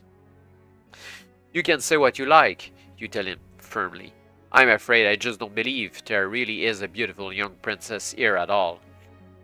Yes, there is, insists the warrior. In fact, she's creeping up behind you at this very minute. Pull the other one. It's got bells on you.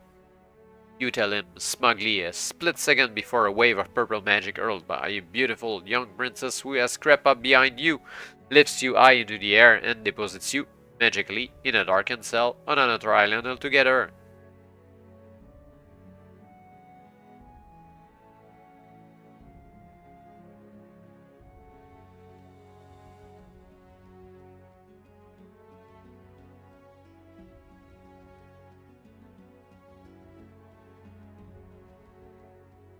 You are in a darkened cell, no more than 10 by 10 in size, by dint of scrabbling around a bit.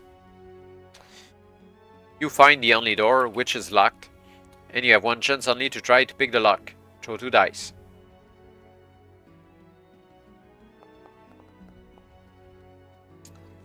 Make a note of your score. Now throw again.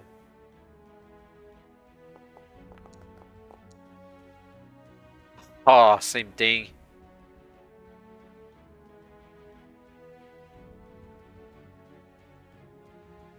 We need to throw higher on this again. 4. That's better. 5. Good, just enough. Your second throw is higher than your first, and the door swings open, allowing you to nip off. Alright. Ah, freedom. There's nothing like a good escape to get the old adrenaline flowing. You bound away gaily, where you may pick any of the options given there.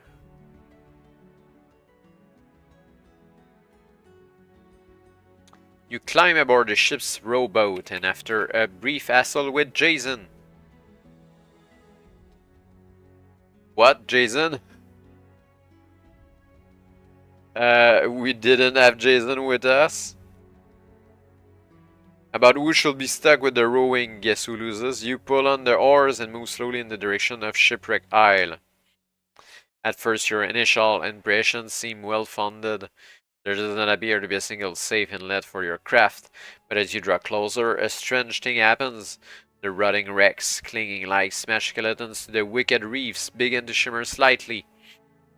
Alright, so now the book assumes that we've freed Jason, probably from some kind of jail cell at the bottom of the ship before, but we never did that. And even the fight on the bridge of the ship with all the Greeks gave an option to fight without Jason. And now suddenly Jason appears. Hey, he's our friend, he's there. Nobody told us about him.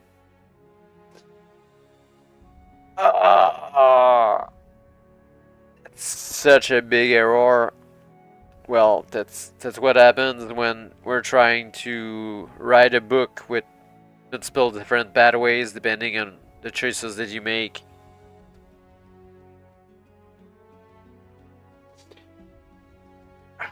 Will I be able to ignore Jason or not?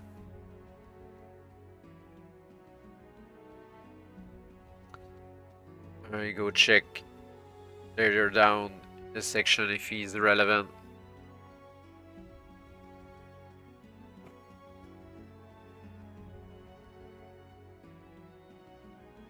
I'm not really interested in reading that section because Jason isn't really there.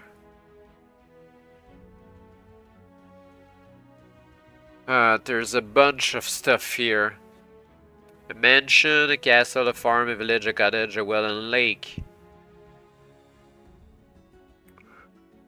And we need to find a key there.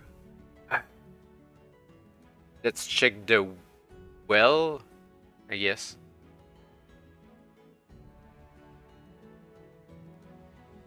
It's a different well. They still talk about Jason.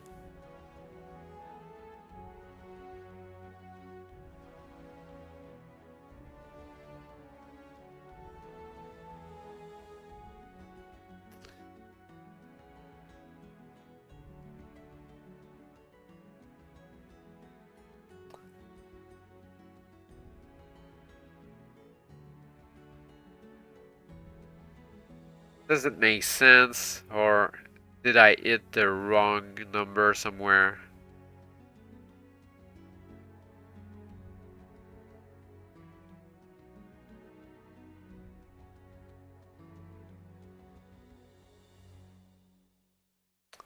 Because I think it sent us to Shipwreck Isle.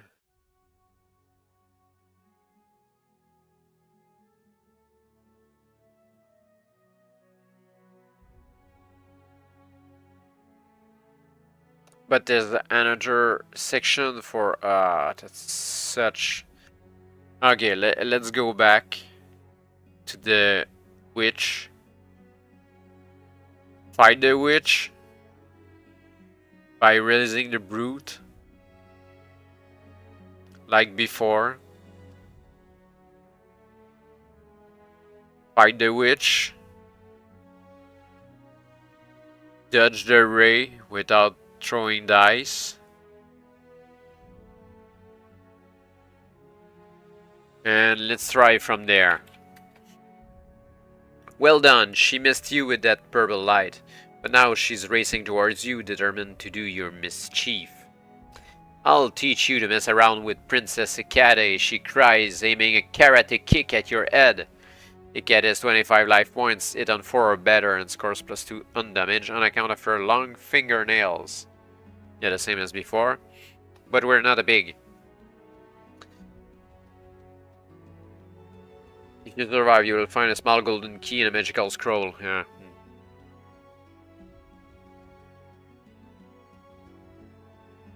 That's what I do. So let's fight Hecate for real as a real person. I'll take the penalty of 1/3 because we went to check out the Lost Island. Initiative roll. Hecate first.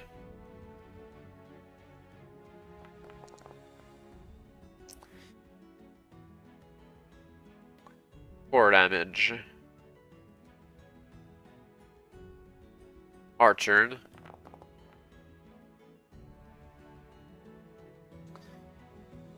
Damage, and she has the poison dot.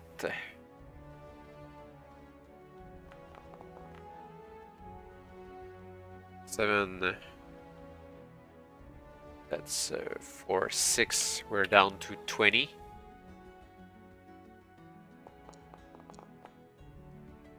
A nice 9, and she loses 2 because of the poison. 9, that's 4, 5, so 16.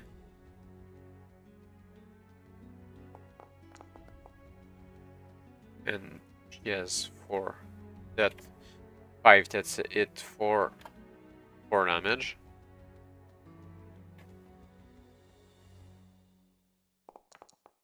Oh, 12. Oof. She has only 8 left, -4 for the dot. And she has a death of 6. She dies next round, whatever we do.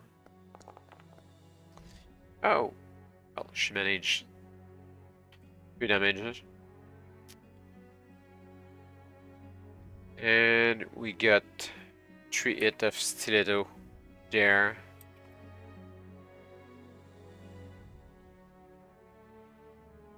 She dies instantly due to the poison.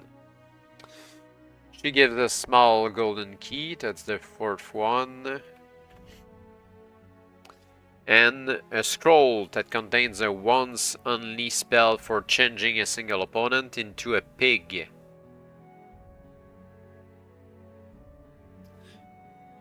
I guess we're going to talk between quotation marks to the Hydra and make the Hydra a pig. That was that finger there. Yep. Then we go to the ring fort.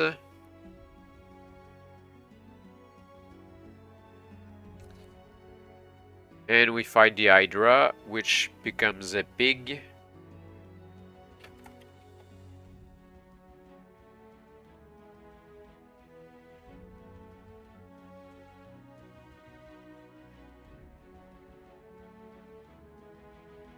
Initiative roll. Should heal ourselves though. Well, we have only one solve for all we did. And we should get it back every time anyway. Till we die. 23. Alright. No more healing. 3 initiative. That's even number. Let's try again. The Hydra first. But it's a pig.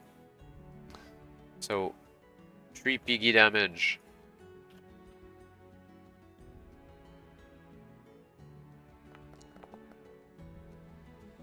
That's a miss. The pig hits. Oh, are we going to lose to a pig? 4 damage.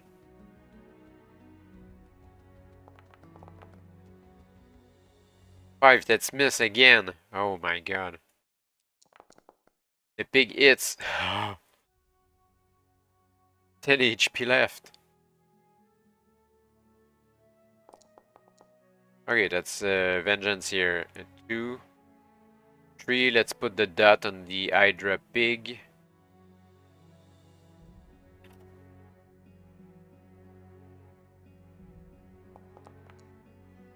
That's it again.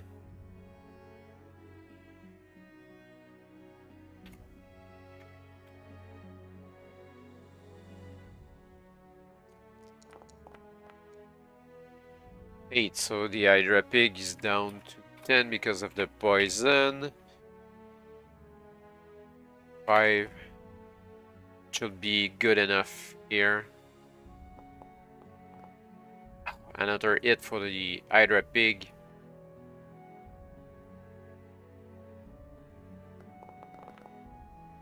Ah, that's a miss again. A crazy thing. And the Hydra hits for 1 damage. She lost 2 though. Or it lost 2. 6 stats, barely enough. It's dead. Ooh, per chance. Victory on the Hydra pig. And he get it before.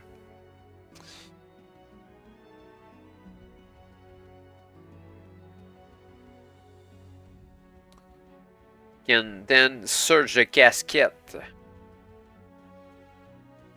There's nothing in the casket except a very tiny key, and though it is gold, it's really too small to be of much value. Being a bit of a magpie, however, you stow it away carefully with the rest of your possessions. You can go check the trilogy,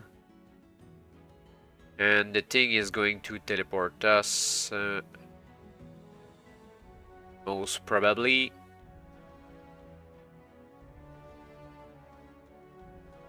Ah, yeah, that's the thing where we go back. Never mind. We're going back to the ship. Take a look at the sea chart. There's Skull Island, Dragon Island, Demon Isle, Maiden Call, and Shipwreck Island left. Let's go with the Maiden Call. We fought Ekete not too long ago. Should go well with mermaids, I guess. The island it transpires is ringed with deep water, and there is even a deep water inlet to a natural harbor, which means you can actually bring the cargo to dock without messing around with rowboats, long distance swimming, or anything of that nature.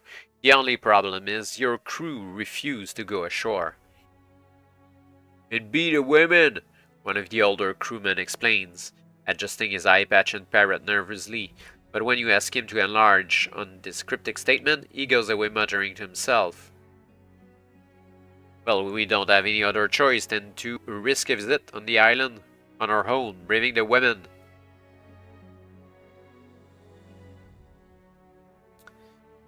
Boldly done. Now let's see if it was also wisely done. As you step ashore, you feel yourself compelled to roll one die. 1. Oops. Nothing much in the way of noticeable features on this island, so there is little to choose when it comes to deciding on a direction. Since you have landed on the south coast, you can explore north, west, or east. But remember that each time you wish to enter a new section of this island, you will feel yourself compelled to roll a die. If you score a 6, you must turn to the other section instead.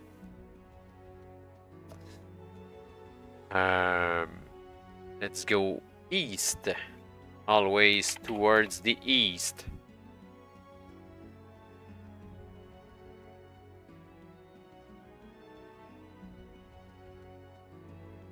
And we need to roll not a 6. Ah! Ah!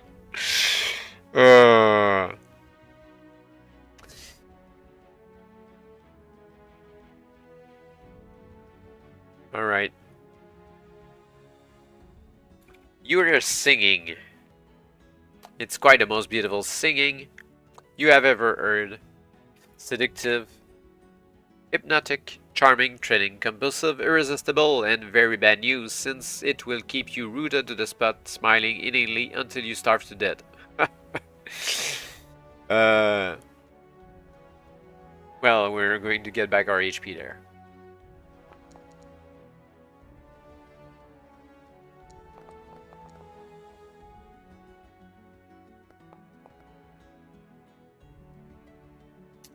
Another incident due to a random dice roll that's the worst death of the lot. They even removed one of the skill they added in book 3. So more insta death because of dice roll. That's what it caused. I don't really want to redo all the fights to get the keys, so let's assume that everything went fine.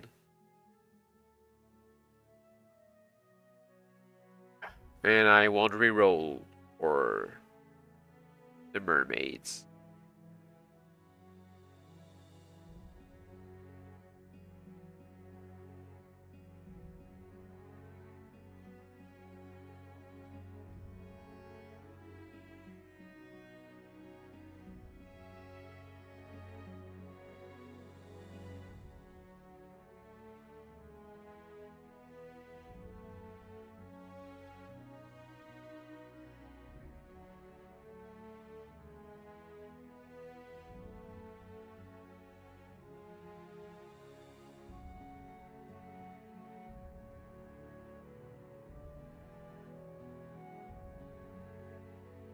Alright.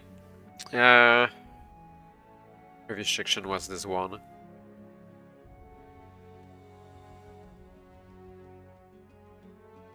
You move eastwards, traveling for nearly 20 minutes until you find yourself approaching a huge stone statue very similar in many respects to those found on Easter Island. As you move closer, you discover that the mouth of this great head has been cleverly articulated so that it might, under certain circumstances, open and close in a lifelike manner. As you move around to the back of the statue, you notice 3 levers set near its base. Above the levers, a notice has been chiseled. Warning, only one lever may be pulled with safety. Think on where you are, Wanderer, that which, if multiplied by 5, then 10, then the same added plus a further score equates to your present location. Will gain you ample reward for your insight. Out else spells doom. On closer inspection, you find each lever has been numbered 1, 2, 3. But are you prepared to risk pulling 1 on the promise of ample reward? You shall pull lever 1. Should you try lever 2 or 3. You may of course leave them all alone, in which case you may return to the start.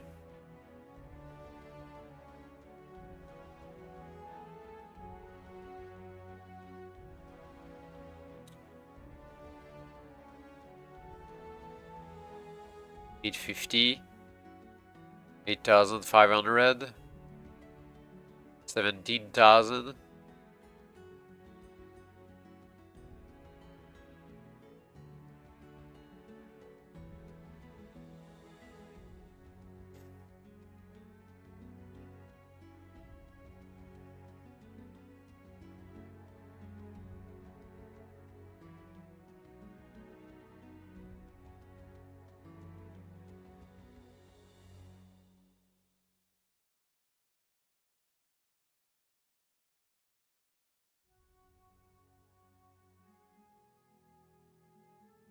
Or maybe it means 1.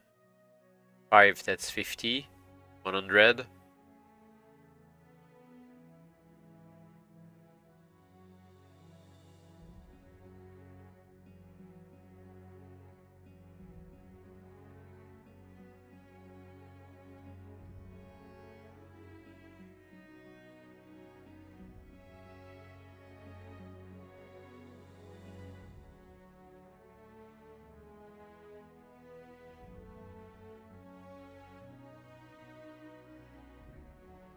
Or if they mean the same added is 10 added to the reading, so that's 60.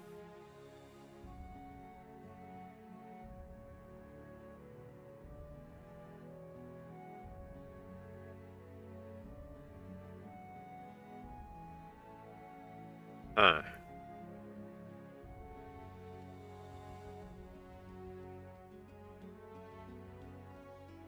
I think it will be lever number 2. With a grinding of hidden gears, the great mouth opens, spilling out no less than 3,500 golds. Okay. And a talisman which has the effect of subtracting 1 from an opponent's first dice roll during combat.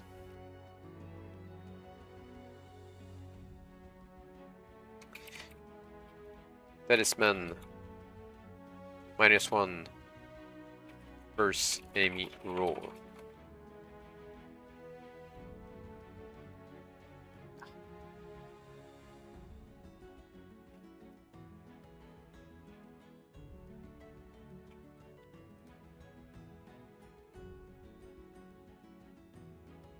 We need to pick another direction. Let's go north, I guess.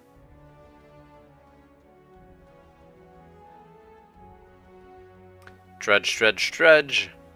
Northwards you go, with no company other than the sound of the birds in the branches, hassling interminably about who owns the particular tree. Trudge, trudge, trudge, still nothing of interest. This is the sort of place that could bore you to death. I say, you down there! You step abruptly and look around. There is no one in sight.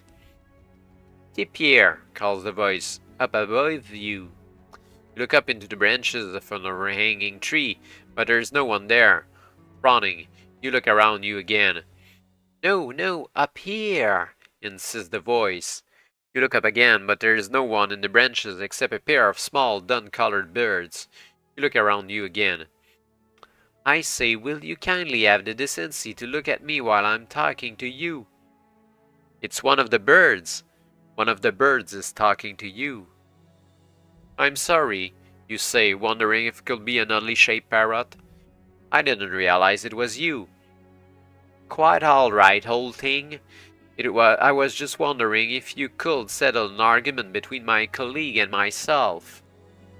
I'll certainly try, you tell the little bird, bemused by this turn of events. Well, says the bird, we got tired of squabbling about who owns this stupid branch, so we set to discussing classical mythology. We're extremely well-educated birds, you appreciate. Specifically, we set to discussing the Cyclops. You've heard of the Cyclops, haven't you? Yes, you say, poker-faced. Most interesting chap, continues the little bird, and quite an ornithologist in his own small way. However, after we discussed the Cyclops for a little while, we had a minor disagreement. We could not decide how many eyes it has. The bird cocks its head to one side and regards you beadily. Can you help us? Yes. But send the second bird before you have time to answer. All we want to know is how many eyes the cyclist bloke has. If you can tell us the right answer, we'll tell you how to get your grubby little hands on smithing valuable. You stare at these two peculiar birds, trying to remember all you ever learned about the Cyclops. 1, 2, or 3 eyes. Do we need to give the correct answer here? That's what I'm wondering.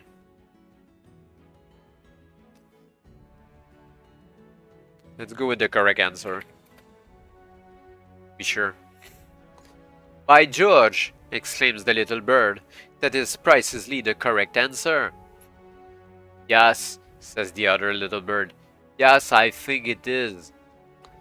You said something about telling me how to get my grubby little hands on something valuable, you remind them. That is perfectly true as well, says the first bird. He turns to look at his companion. You have it, don't you, Clarence? Yes, says Clarence. Yes, I do. With which he flies down from the branch and drops a small gold key into your grubby hands.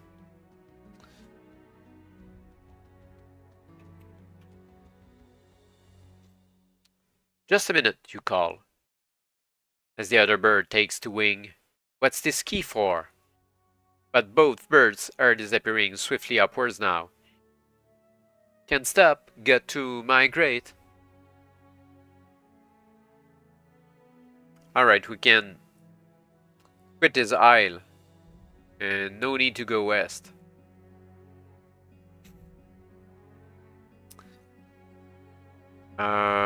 That was the maiden call, right? Okay. So, Skull Island, I guess. Let's keep the dragon for last.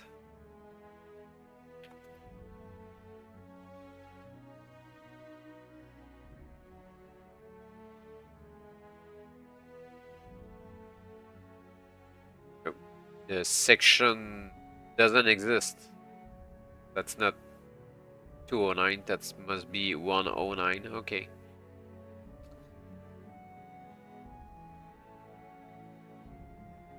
It looks like you're on your own with this one. What else is new? The Argonauts, intrepid adventurers that they are, took one look at this island and promptly threatened mutiny if you insisted they should land. And it is a daunting sight, admittedly small enough to be sure, but almost totally devoid of vegetation, and with crawling rock formations stretching as far as the eye can see. It's those formations which have given the place its name, probably. From a distance they emerge to give a perfect illusion that you are sailing towards a gigantic skull rising out of the sea. Peter Pan.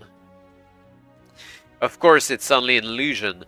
Nobody in their right mind could imagine there was anything really sinister about this island. Just peculiar rock formations, that's all. Still, as you step ashore alone from the rowboat, you can see why the Argonauts weren't too keen on this place. The rocks throw peculiar shadows which seem to creep up on you, and the wind moans and sighs incessantly. But of course this is all perfectly natural, absolutely nothing to worry about, certainly nothing sinister. You move inland, followed by those creeping shadows. With the wind moaning all around you, it's hard going over the rocks, and soon they tower around you, casting a perpetual gloom across your surroundings. Nothing sinister, of course, although the funny thing is the shadows are still creeping after you, despite the fact there is now very little sunlight to make shadows. But there must be a perfectly natural explanation for it all. Certainly nothing. A shadow has clutched your ankle. If there's a perfectly natural explanation for that, I'd like to hear it. You jerk your leg free and step back, only to find another shadow reaching out from a rocky ledge to grip your arm.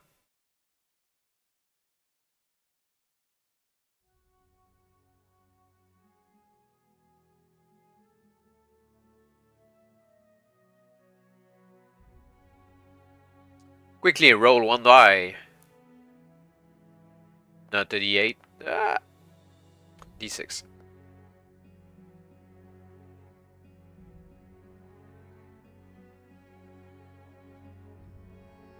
Find out how many shadows have crept up to assail you, that's 3. Each shadow will grip you firmly on a throw of 6 or better. On a double dice roll and absorb 6 of your life points every combat round. The only way to break free is to kill the shadow. Unfortunately, this is not so easy.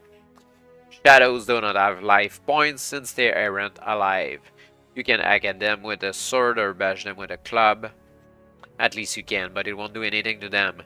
The only way you can get rid of a shadow is to zap it with light, which means you need a lamp or a torch. We have a ceramic lamp. If you brought the right equipment from the ship store, you should be okay. All you need to do is light up and throw a 4 or better for each shadow that has gripped you. If you haven't got a light source with you, or if the shadows absorb all your life points before you can throw in a force to kill them, then you've had it. It's up to 14. Okay.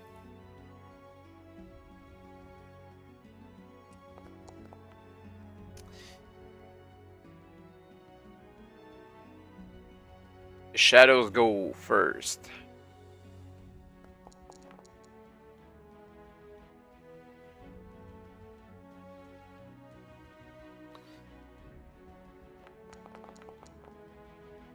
Oh, yeah. That's 18 life points less.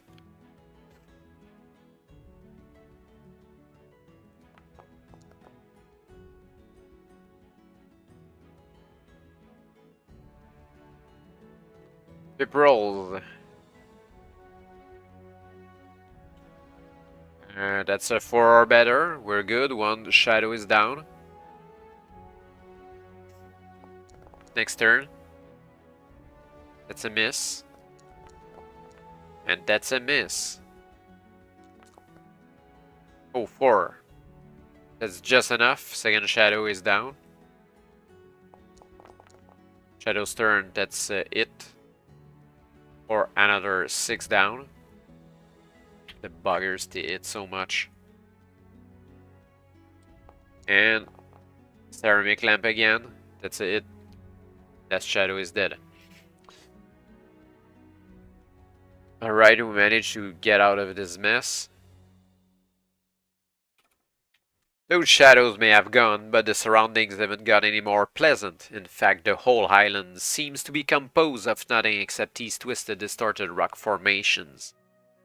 After a couple of hours, you have managed to explore almost all the island, and the only thing left to examine seems to be that sinister-looking cave you've been avoiding, the one near the center. The thing is, do you really want to go there? It may have something in it that's harder to handle than shadows. We don't have any other choice.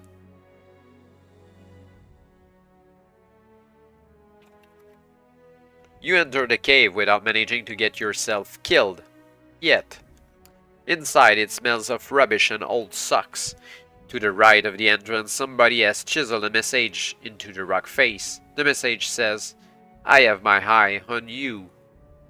You move forward cautiously, trying to see into the gloomy recesses of the cave. It seems to be a habitation of some sort. Straw and bones are scattered across the floor, and a huge cooking pot stands over the dead ashes of an old fire. Hanging from the ceiling are solid carcasses of what might be pigs, and admittedly might not. To the back of the cave, 2 high roof tunnels lead downwards. Near the mouth of one of them, the one on the right to be exact, is a scrap of cloth on which somebody has scrawled in blood the single word, "Help." You can take either the right or left tunnel.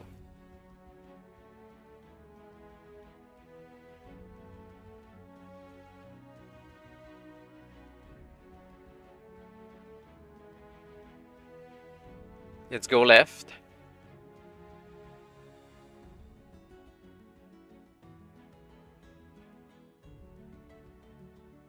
There's a light up ahead. You move towards it and emerge into a cavern lit by the dancing flames of a huge bonfire. Hanging over it is a cooking pot even larger than the one you saw in the first cave. Standing before it is a one-eyed giant. He looks at you and licks his lips. "Diner time already," he remarks with satisfaction. The bad news is that you have stumbled on the lair of the Cyclops, a one-eyed giant whose favorite food is adventurers. Worst news is that he has 50 life points, carries a huge club, which does +8 damage, and strikes successfully on a 5 or better. The worst news is that he can be bribed and never gives a friendly reaction.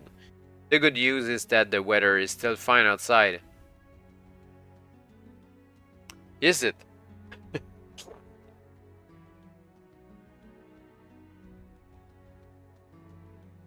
I don't see how we can kill the Cyclops.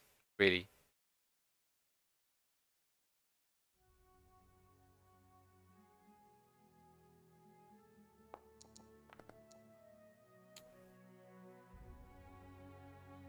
He goes first. Let's do this fast. 12 damage, bam, dead.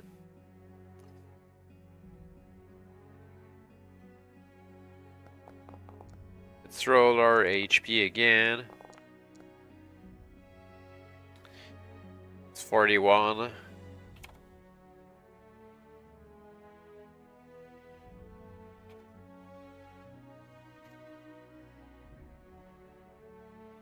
I guess we can go the other direction.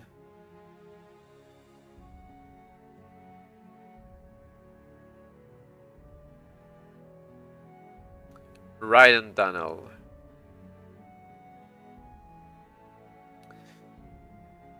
The tunnel leads downwards for almost 100 yards until it opens out into a smallish cave, sleeping in the center of which is a large snake.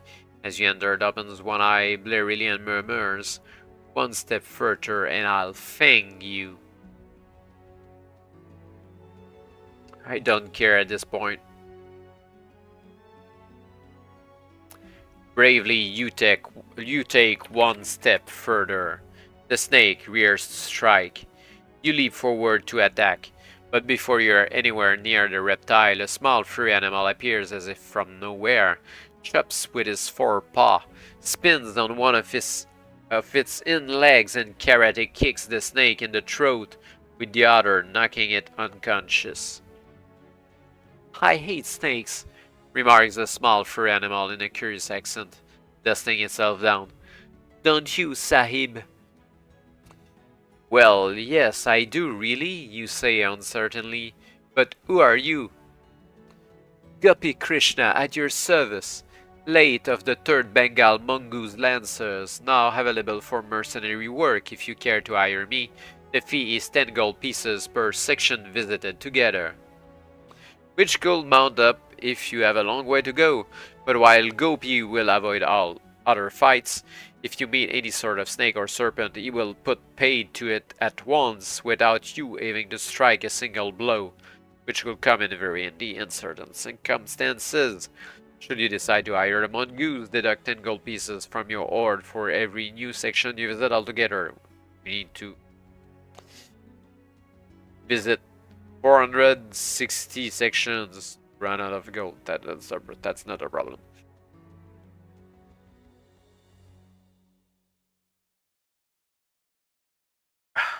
We have to kill the Cyclops to get the key. Damn. Let's come back later if we find something else. Is the dragon a serpent, though? Let's try it out.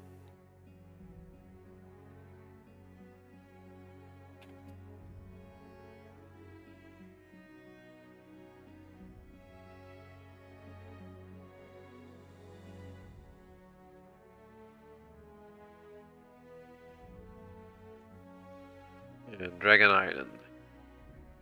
Since the name of this island strikes terror into the hearts of the Argonauts, you decide to explore it alone. And as the great ship sails into the natural harbor at the south of the island, you can scarcely blame your crew for their trepidation. Dragon Isle is a volcanic husk rising out of the waters without a single hint of vegetation. The vast contorted rock is honeycombed with caves and fissures, clearly discernible even before you dock. You leave your ship to tearful and rather worrying farewells from your crew and move to a looming cave mouth which will give you entrance to the honeycomb. To your surprise, you see signs that others have been here before. A dried out, cracking water sack and a rusty, useless dagger both lie near the cave mouth, but you press on grimly and eventually reach it.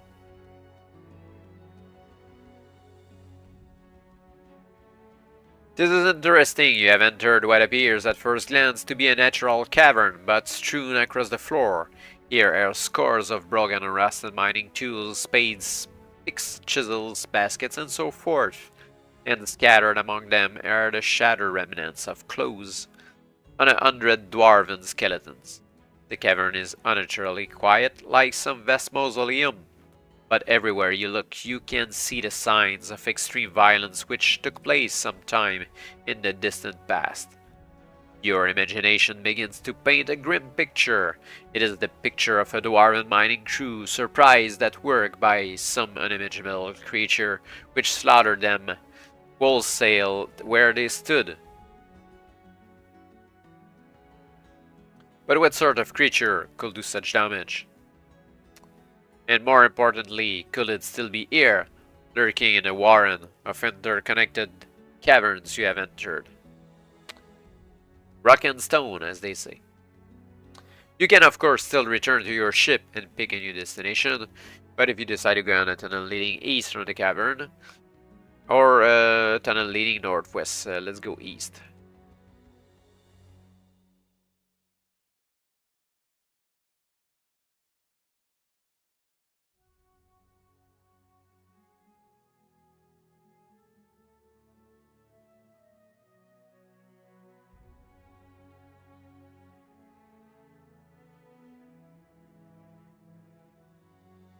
The smell in here is absolutely abominable, and the cause is not difficult to find.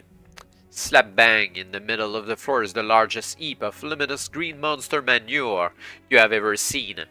Fortunately, the monster which deposited it doesn't seem to be about right now. 2 exits. North, northeast. Oh, we can search the manure. Not always a good idea. Even your best friends wouldn't tell you how you smell right now. Searching a heap of monster manure is not a bowl of cherries. You pong to high heaven and your skin has turned the same luminous green as the manure. All in all, you are not a pretty sight. We're still the only thing you found under the manure was more manure. Now stop messing about and take a sensible decision.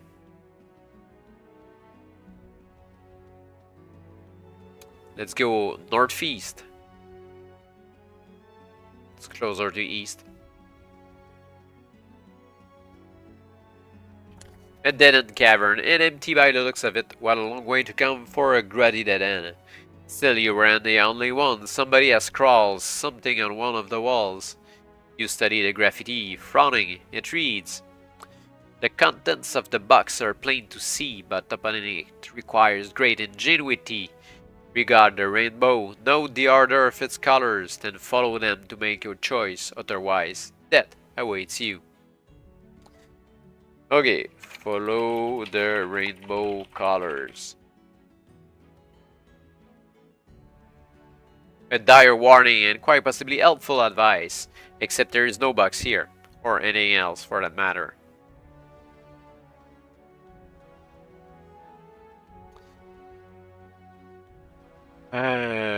So we can go north.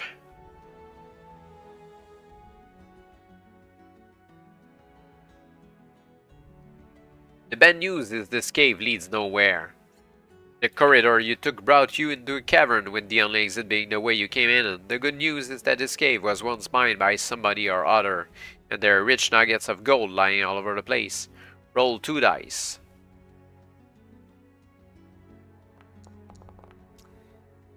And double the result to determine how many nuggets you find. Now roll again and multiply the result by 50.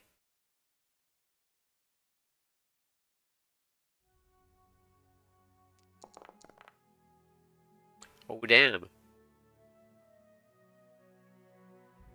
That's 600. Find the value of each nugget.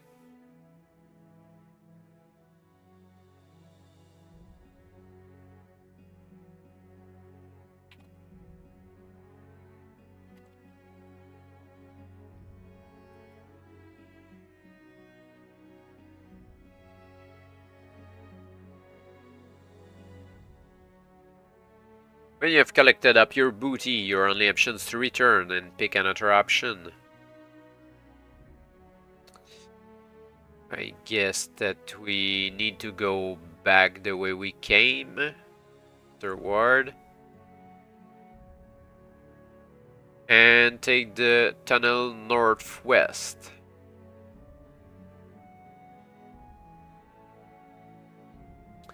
You reach another cavern with all the signs of having been cut out from the volcanic rock, or at least artificially enlarged. The floor of the cavern is strewn with rubble and rotting wooden props. Support the ceiling in half a dozen places. It does not frankly look terribly safe to cross. Not as it. In fact, in this particular cavern is trouble all the way. As you step forward, a squat, heavily muscled rock dam emerges from the shadows and skitters aggressively towards you. This creature, which stands about as tall as an armadillo, and looks vaguely like one, has only 15 life points, but heavy scales across its entire body surface from a natural armor which subtracts 6 full points from any damage caused by every blow scored against it. The rock dam is a slow fighter, so you will get in 2 blows for every one it can manage. As against that, it is extremely strong with a natural +5 on any damage it manages to score. The dam hits successfully on 5. As if all this were not bad enough, any fight in here is very liable to bring down the roof. For each blow struck, you should throw 2 dice. That's too much dice throwing. A score above 3 indicates the fight can go ahead safely. But a score of 2 or 3 indicates that you inadvertently knock out a roof prop.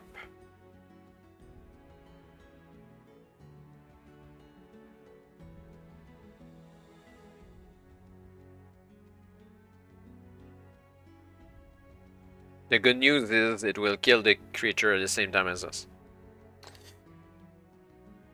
Okay. Rug them.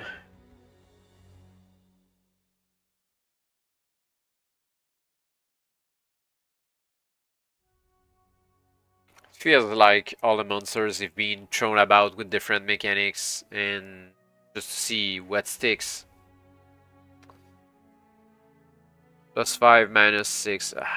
-6. I need to poison it to death.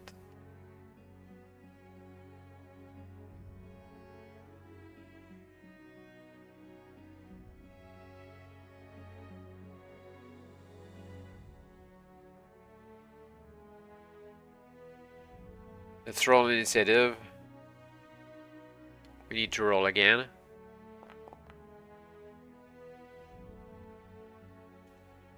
Pip goes first. It's been a while.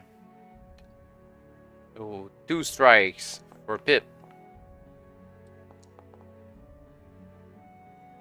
Miss and hit.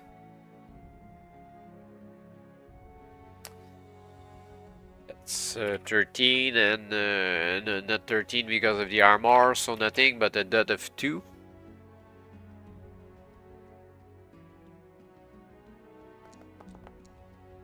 The creature hit.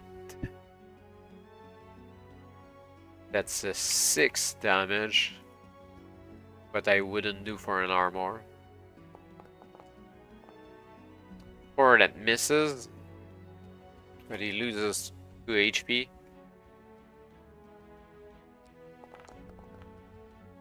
Oh, he had a minus first though. On the roll, yeah, forgot that because of the talisman, so that's a miss for his first attack. Now his second attack is 4, so that's a miss as well. Yeah, we had 2 strikes with Pip, so that's the second strike with a 9. Not enough damage to go through the armor, but he's poisoned again.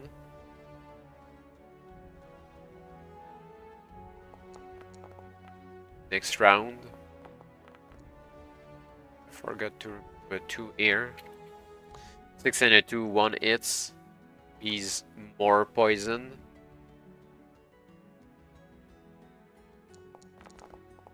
Strikes just enough. That's here comes a 5 and not 6 this time. 2 strikes for Pip. That's a hit for 3 damage, not enough.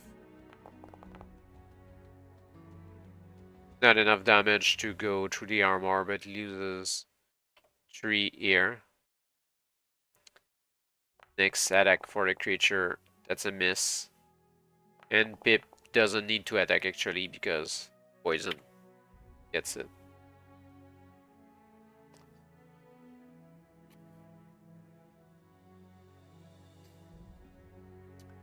Really useful that poison stiletto. Almost better than EJ. Can go north now. There is a curious echo in this cavern, as somebody was whispering to you. Go back, go back, go back. The cavern is, however, empty, so you may well decide to ignore the advice.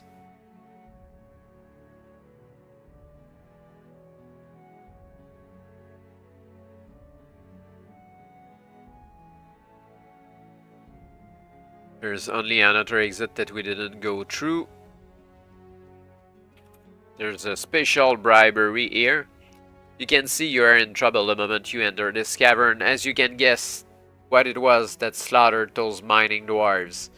No wonder they called this Dragon Island. For while the creature is definitely not a dragon, it might easily be mistaken for one by an adventurer less experienced than yourself.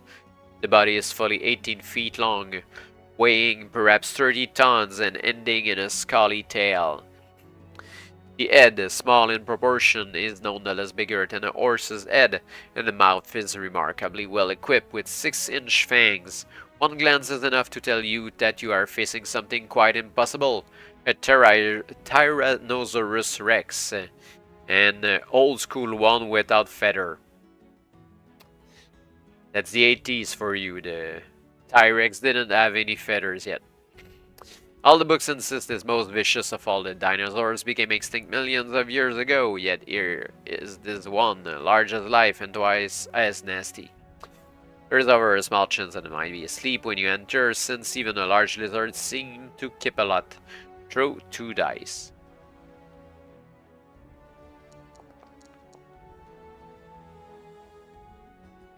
Score 9 or better and you can creep past. Nope.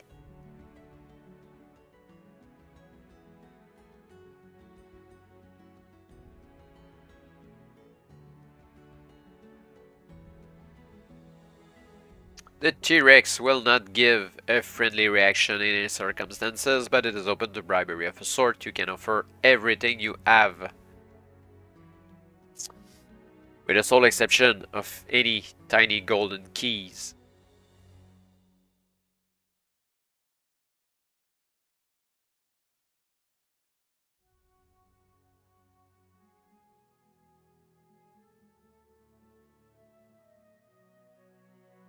This offer must include all weapons, booty, magical scrolls, etc. you have collected. If the T-Rex accepts, you may leave its cavern by either of the passages. If it refuses, you will have to fight it without magic or weapons.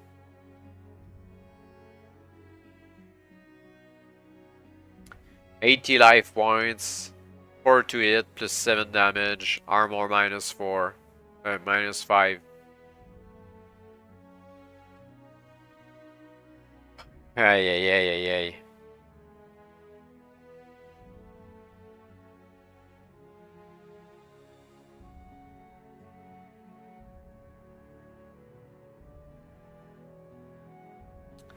We beat it, there's an exit behind though.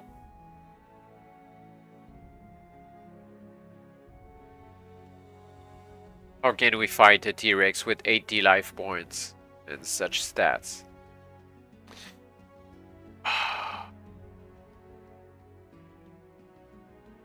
Let's just go back and came back later on if we find a solution to this.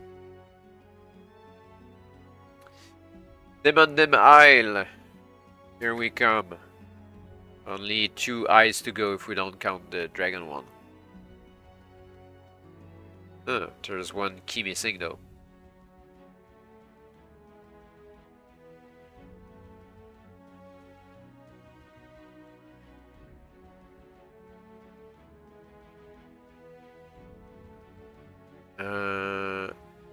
Did we not get one on Skull Island?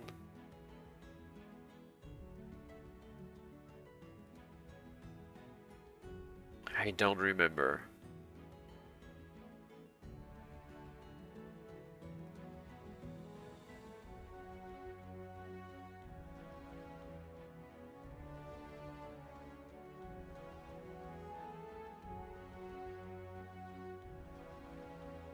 Ah yeah, there was a Cyclops there, that's the thing. We have a Cyclops and a T-Rex. Ugh.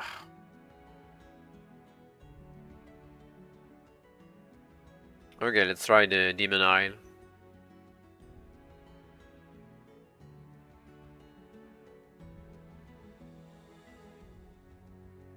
Please don't do shit like this in your RPG games.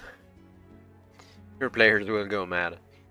This does not look like a South Sea island paradise. No glistening beaches, no waving palms, no Eula dancers trying to avoid the lawnmower. Instead, your truly vessel draws towards a desolate, gloomy cliff face with the barren, rock-encrusted sweep of land stretching out beyond it to a dark horizon. Far to the north, smoke and fumes are rising, suggesting some form of volcanic activity and casting a low, sullen pall across the entire island. You skirt the cliff face cautiously, looking for a safe place to beach, but there is none. Eventually, you find two narrow inlets. One to the west, one to the south, but deaf soundings with a plumb line soon convince you these are too shallow for a ship to navigate.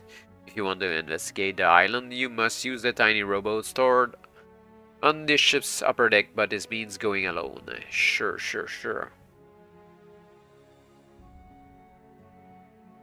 A brave decision, exclaims one of the Argonauts, but which inlet will you take? Which is of course the $64,000 question, or will be when dollars are invented. West or south? South.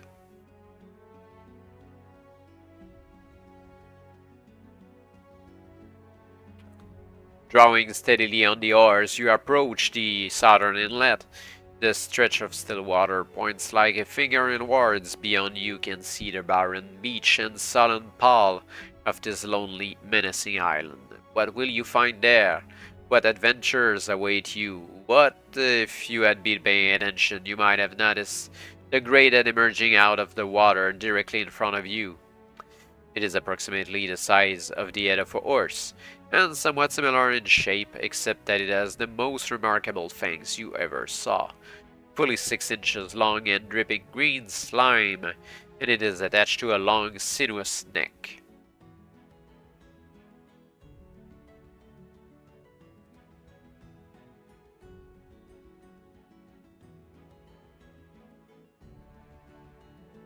Courageously, you pull the boat around and try to run for it, but the creature moves far too swiftly for that maneuver.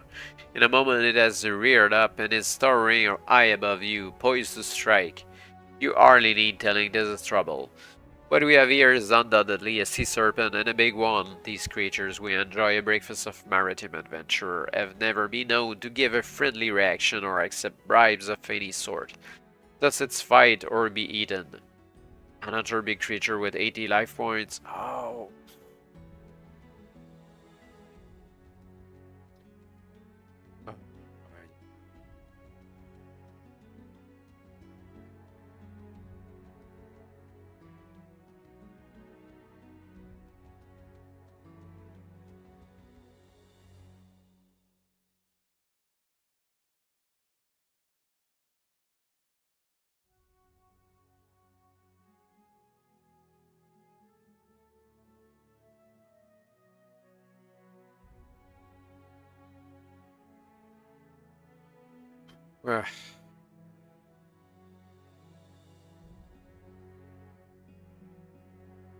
If you get really lucky and kill it, you will lose your boat, weapons, and equipment in the fight.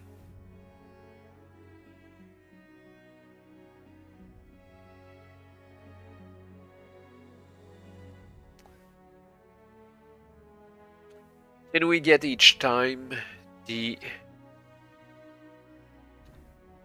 scroll, the magical scroll. I think it said that it was gone forever though.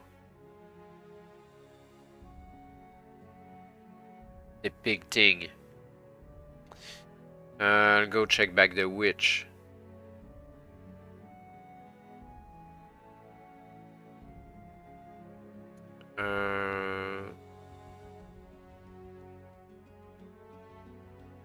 Oh, that's not the one. Damn, where's the witch?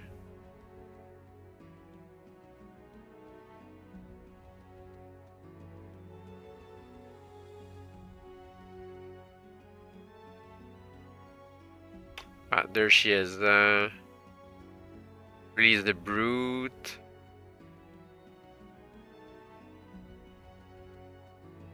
Free the guy.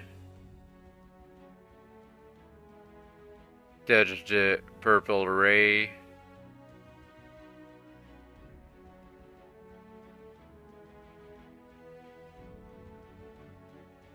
Once only spell for changing a single opponent into a pig.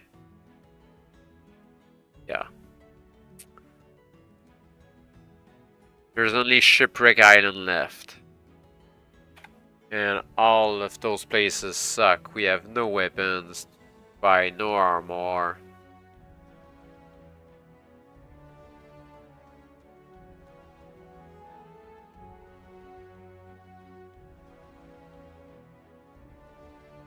It's easy to see how this island got its name. As your golden vessel approaches, you can see the rotting hulls of scores of sailing ships which have run aground all along the rocky coastline. This is a positive ship's graveyard. Cautiously you sail around the entire island, searching for a safe inlet, but everywhere seems to be rocks and reefs, wide water and smashing waves. The island itself doesn't look too bad. In fact, it is positively appealing, with rolling grassland, the shady clumps of trees, and the pleasant undulations of low, soft hills. But getting to it is a different matter. Getting to it is an invitation to disaster. Sailing as close as you dare, you search for a passage which, if it will not take your ship, might still allow a rowboat to squeeze through. But there does not seem to be even this. You are just teetering on a decision to call this one quits, and seek out another island when the voice of an Argonaut echoes down from the crow's nest. Ship ahoy! Sheep ahoy! Oh no, right, sheep and not ship. Sheep ahoy! Surely he means ship ahoy! Sheep ahoy! Sheep ahoy! He definitely said sheep. Maybe he's a Mexican Argonaut. You scan the ocean, but there is no sign of any ship. Sheep ahoy! Sheep ahoy! Suddenly you are surrounded by the remaining Argonauts, all of whom seem extremely excited. Look, Captain, look there, says one delightedly. His name is Castor, or possibly Pollux. It's impossible to say which, since both are on the crew and both are identical twins. What is it, Castor? You ask. Pollux, actually, Captain. Look. He points you. Follow his finger and see. At one of the gentle bells of Shipwreck Isle, a golden sheep. It's definitely a golden sheep, all right, even at this distance. Its fleece glints with an unmistakable metallic sheen in the bright sunshine. What a remarkable animal. Heaven only knows what must be in the grass there. But you have heavier responsibilities than gawking at a gilded hue. As captain, it is your decision to risk a landing on his isle or to search for safer havens.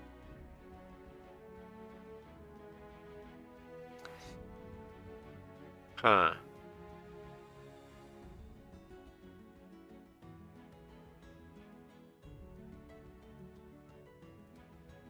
You have no choice but to go, actually.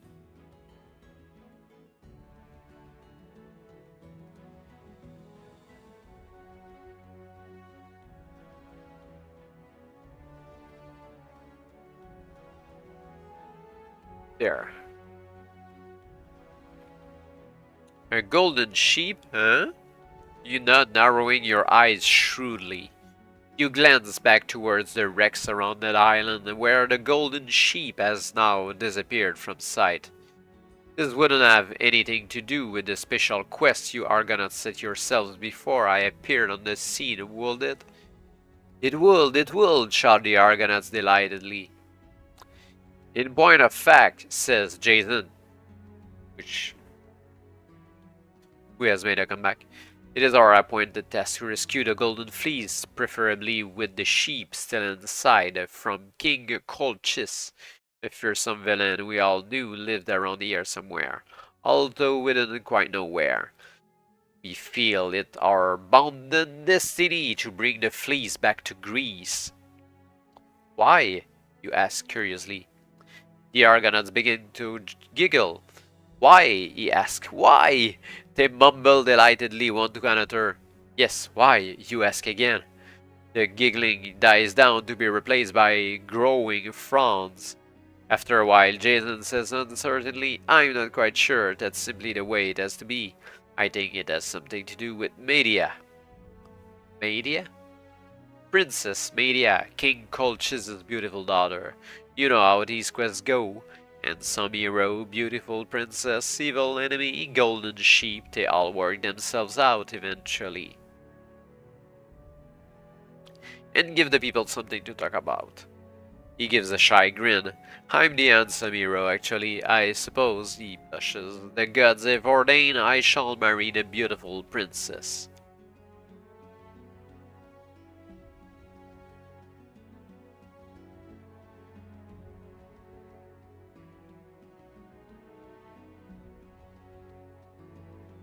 You place a friendly arm around his shoulder. In that case, Jason, we shall definitely have to get to that island and catch the golden sheep. I don't think we dare risk the ship any closer, but with luck, the rowboat may make it through. I am willing to make the attempt, and you, at least, shall certainly come with me. Thank you, Captain. Thank you, and to your profound embarrassment, Argonaut Jason kisses you on both cheeks. Save that for the princess, you tell him brusquely. Now let's get the boat launched and see if there's some way onto that island. Which you do. But we need to find a practical way to reach the island. Oh, that's the place that we were teleported to with the sudden Jason appearance.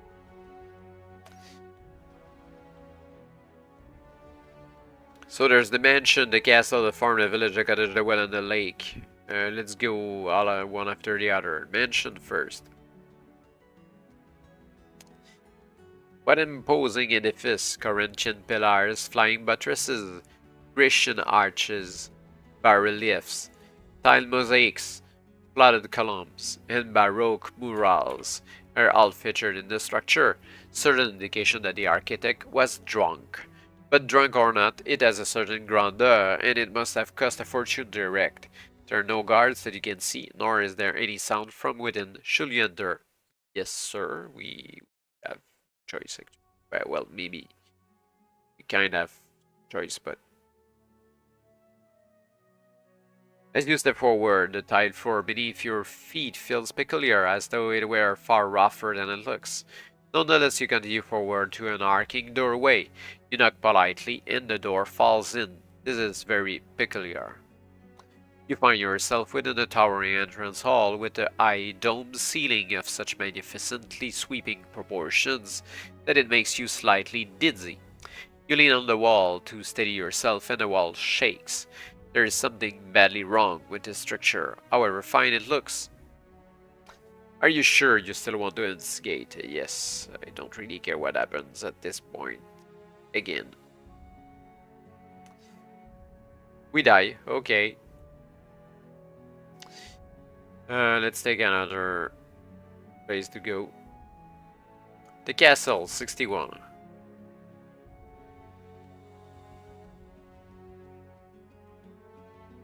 Sounds like we die here as well. Oh, maybe not. The castle looms grimly over you as you approach. It is solidly built from granite slabs, a sinister collection of Gothic spires and turrets, vaguely reminiscent of the Castle of Darkness, where you once put paid to the wicked wizard Ansalam. The recollection makes you hesitate momentarily, but where a lesser adventurer might have run off screaming, you are made of sterner stuff and press on stupidly. A stud. It sounds as though an arrow has just whizzed past your ear and buried itself in a tree. But when you look around, there is no sign of it. You press on. Thud. Another arrow. Again, you turn but can see no sign of the missile. All the same, it might be time to have second thought about this place. But we don't. With a weary lookout for the hidden archer, you move forward again, then stop bewildered. The castle which was looming stoutly over you a moment ago is now a crumbling ruin, a roofless, part overgrown, little more than a few walls outlining what was once a proud building. You step back in amazement, and the castle is back, strongly built and sound as ever. You step forward again, and again you are looking at a ruin. It does not take you long to decide what is going on here. Magic, that's what. There is some sort of spell cast around this place so that it looks like a castle at a distance, but dissolves into a ruin as you approach closely. You pull yourself together and kick a wall. It's definitely a ruin. The ruin of an ancient castle. It's also a haunted ruin. You can see right through the archer who is approaching you, phantom arrow notched in phantom bow. Let's stick around and deal with the spook.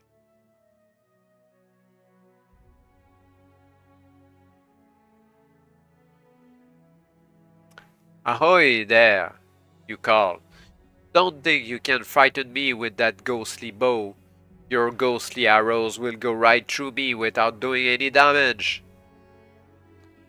That's true, agrees the phantom archer in sepulchral tones. As against that, my ghostly touch is so chilling that I can drain all of your present life points every time I get my hands on you.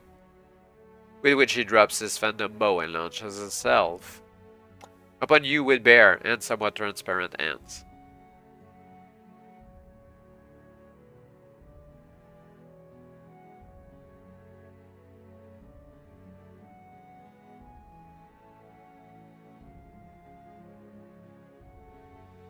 No getting out of this one. Your only consolation is that he can actually kill you, since dividing your current life points in half, however often it happens, will never reduce them to 0. But he will render you unconscious, in which case you will come to and be forever debarred from visiting the ruined castle again. The Phantom Archer has 35 life question mark points, and it's successfully an 8 or better.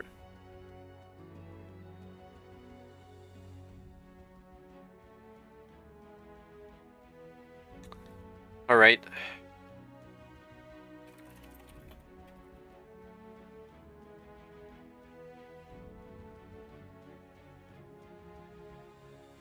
Initiative roll.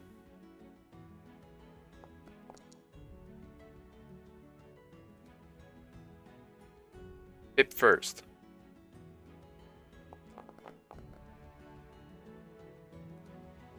It's a miss.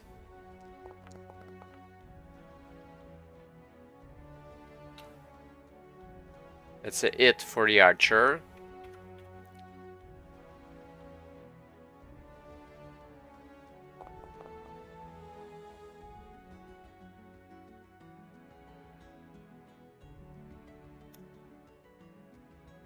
Miss again. Miss for the archer. It hits for a 3. I guess it can poison.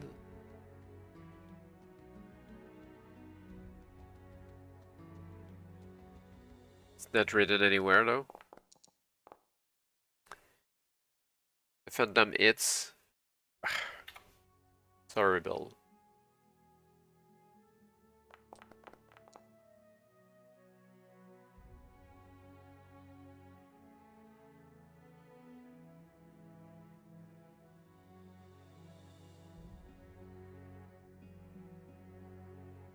Hit for 7.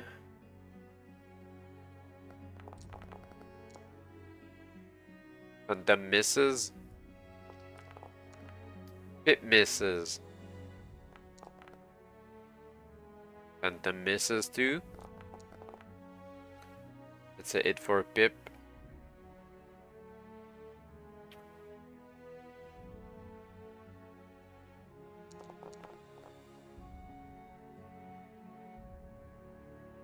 The archer misses. Another 4 actually damage for Pip.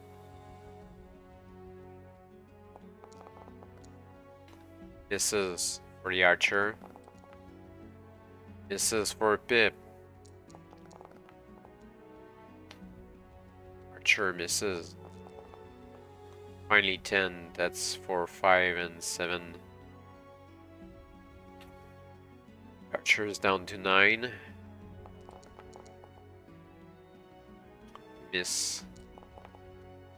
That's it for Pip, only 3 though.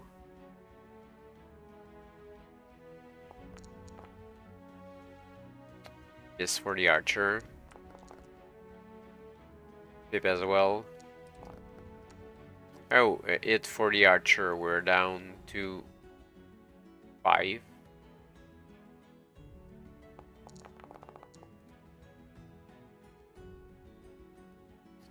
And he's dead.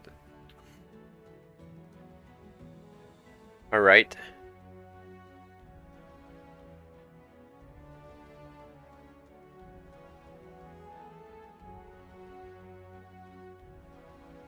The ruins were well worth exploring. Beneath the remains of a crumbling wall, you find a smallish casket, and within the casket is a second casket.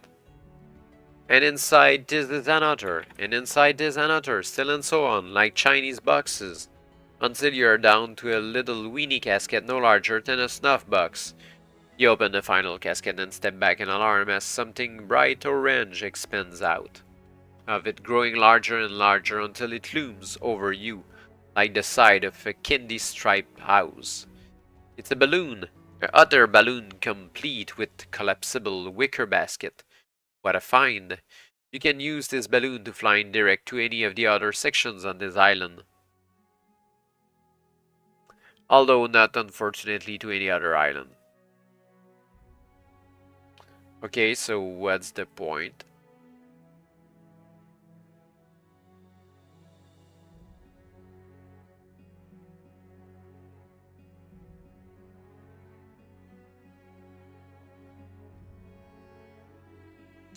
First one we tried already, so let's go to the next. What a pleasantly bucolic scene, what a peaceful rural setting. There are chickens pecking in the yard and cattle grazing in the meadow. It reminds you so much of home, your home in Avalon, that is, on the farm of Freeman John and Goodwife Mary near Glastonbury, that a nostalgic tear wells up in your eye. A rosy-cheeked woman in a green apron who has been scattering corn for the chickens from an earthenware bowl glances up smiling at your approach. "My, oh my," she says, "visitor and me with only my work clothes on. Will you come in and have a bite to eat and drink?" You glance at Jason, who is there sometimes and not other times, who nods enthusiastically, doubtless thinking a bit of home cooking will make a nice change from ship's rations. All the same, something tells you this may not be quite such an idyllic setting as it seems. Maybe it's the way those chickens are eyeing you hungrily. Maybe it's the glint in the rosy woman's eye, or maybe it's just the fact that everything you do these days seems to end up in big trouble.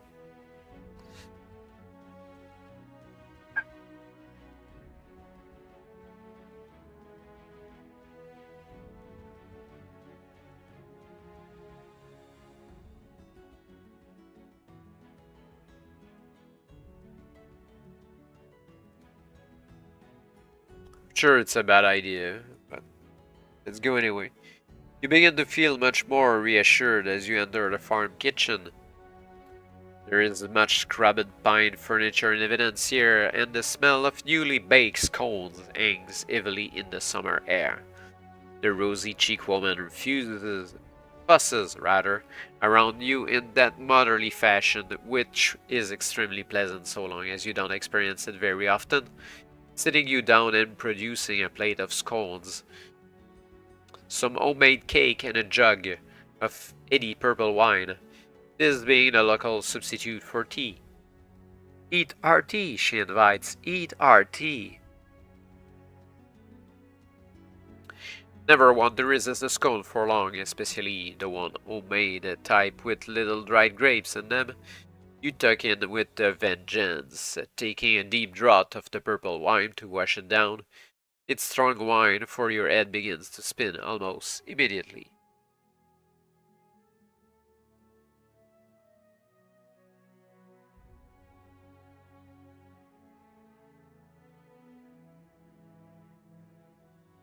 It's strong wine, you remark to the woman, who seems to be watching you closely as you sink slowly into darkness. Yep. Hey, that's the dark cell, as before.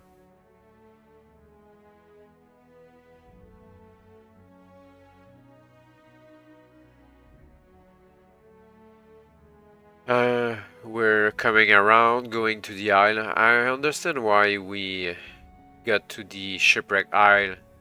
It made no sense with the time that we were teleported into the cell straight by the witch. Castle, farm, the village, cottage, well, let's go. Did we go to the well? I think we did go. Or we stopped.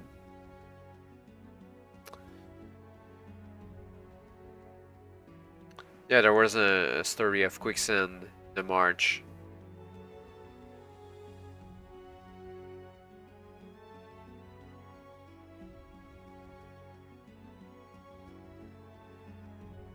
Let's do them in orders. The village is the next.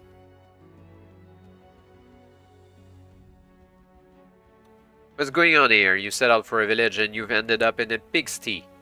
No question about it, the moment you set foot within the boundaries of that pleasant little village, it turned into a monumental pigsty. Full of pigs too, although they're nothing to worry about. What you do have to worry about is the boar. It is ignoring Jason and attacking you. What's the point of having Jason around?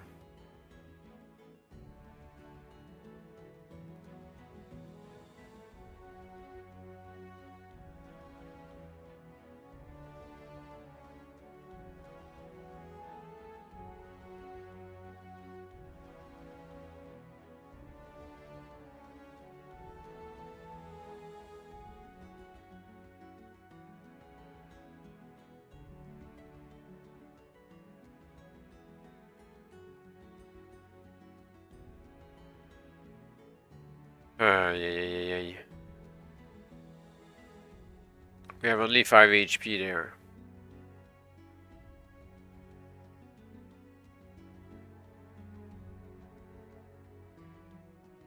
$35 life points. Can be killed with the poison stiletto though.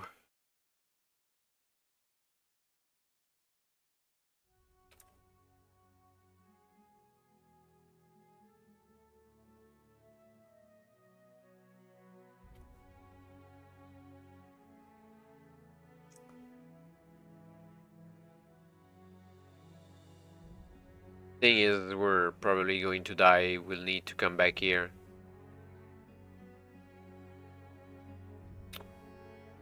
Strikes on 5 with +3.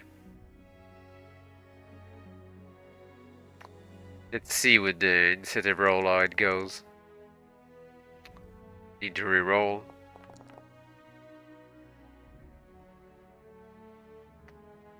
Pip strikes first. That's it. For 2 damage and a dot. And it all boils down to sheer luck. Miss for the pig. That's it. For 1 damage. And 2 for the dot, which increases.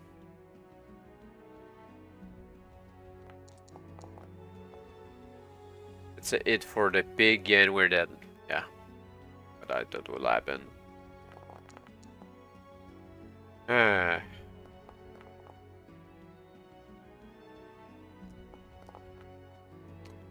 Another 41 life points roll. We come back to the little piggy.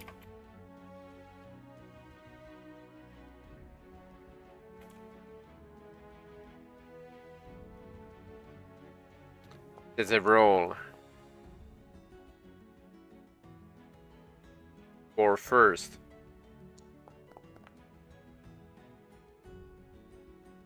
That's a hit for 4 damage.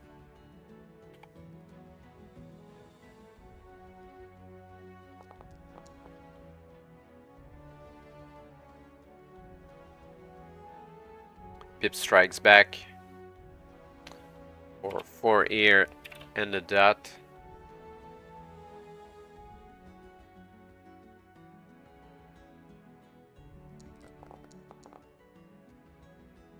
The hit for the boar. It's a 7 HP. A 6 HP.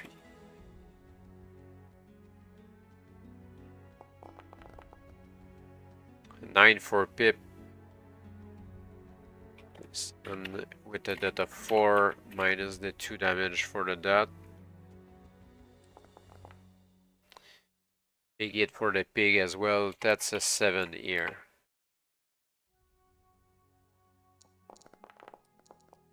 Pip hits 2, 3, 4 minus the dot, and now it's a 6. 4 strikes. Another 6 damage.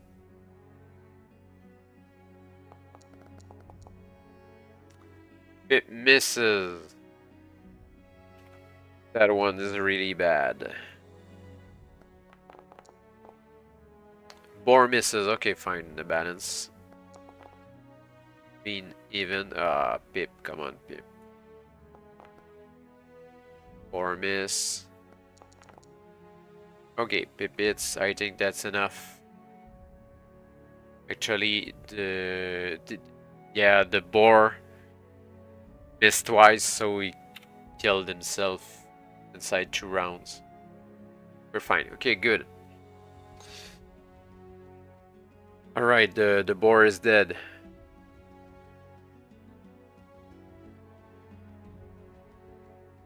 We can search this tea.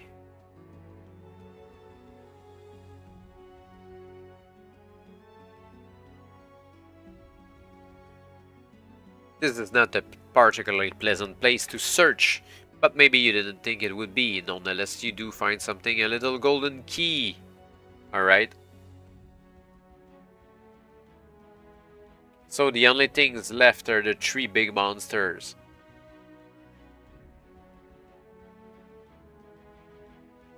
The Cyclops, the Dragon, and the T-Rex. Well, the T-Rex is the dragon. So the Cyclops, the T-Rex, and... what was the other thing?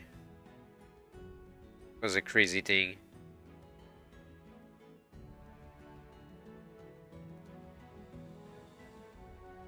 Ah, yeah, the sea serpent. Oh, is that a serpent? Sea creature.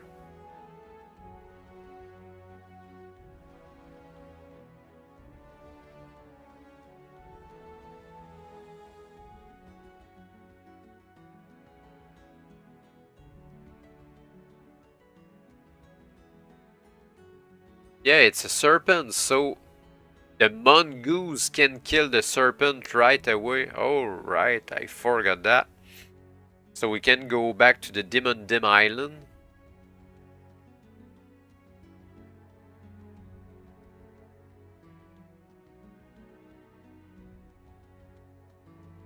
Destroy the serpent with the mongoose. And see what it gives afterward. After all the hassle getting here, you might be wondering why you bothered. This is quite the grottiest island you have ever visited. The towering cliffs you noticed when you were trying to find a way in with your boat aren't just confined to the coastline. Towering cliffs are everywhere. The island itself is almost bare of vegetation, no more. Really, it's in a gigantic rock which has lurched out of the seabed.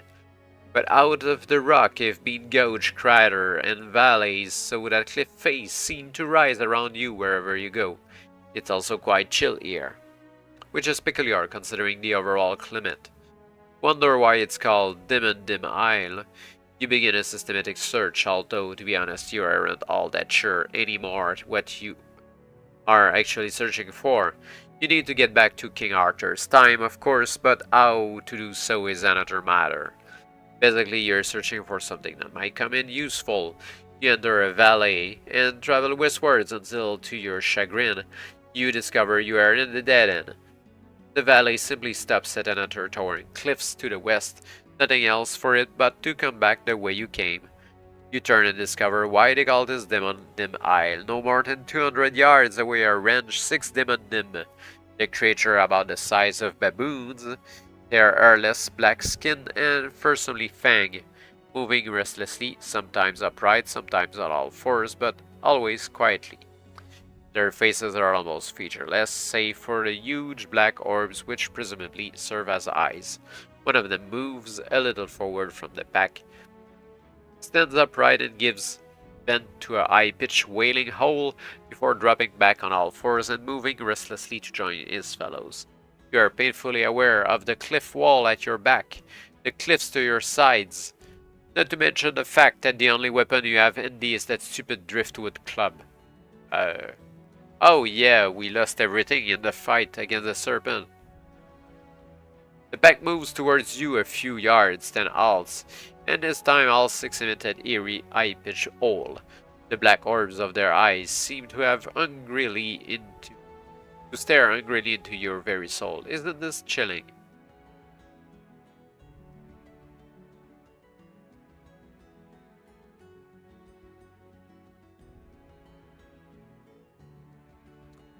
You grip your club more firmly and sensibly look around you for some means of escape. At first there seems to be none, and then suddenly you notice a cave mouth, little more than a crack really, about 30 feet above you in the face of the northern cliff. Climbing to it will not be easy, especially with the demon back snapping at your heels, but your judgment is that it will not be impossible either. The demon back wails again and starts forward in your direction, a cautious, erratic, restless movement that will nonetheless bring them on you within moments. This is make your mind up time. You may move forward bravely to meet the demon or try climbing up the cave.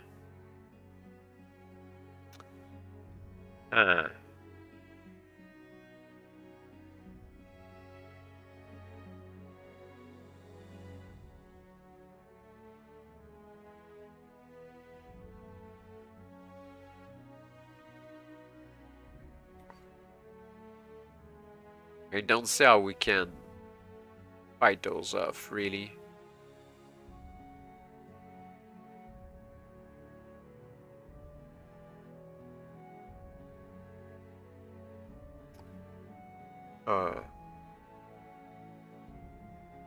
I wonder if there's a trick to that, but not sure if it's worth trying. But let's try to climb.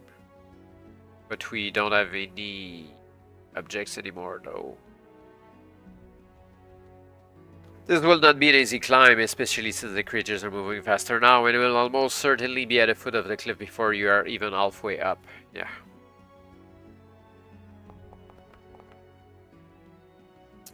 It's not a 9 or above, sadly. Guess we die there.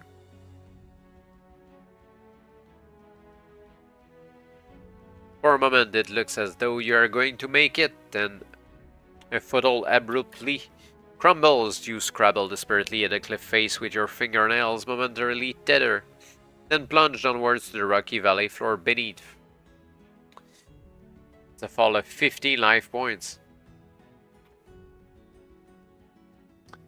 If you're not dead, your troubles are only starting.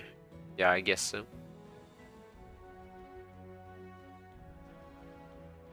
You roll your dice, record a massive hit, and swing your club. A jarring shudder half paralyzes your arm as the club makes contact with the demon head, but the creature only grins at you unarmed.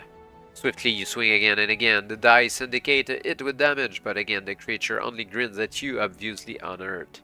You swing at another and another, striking successfully each time, but scoring no damage whatsoever. These dim are absolutely immune to your attacks. The six circle you, then close in efficiently, calling out to one another in their eerie, high-pitched voices. With nothing better to do, you keep on swinging, but the pack grab you. With steely fingers, lift you bodily from the ground and carry you off.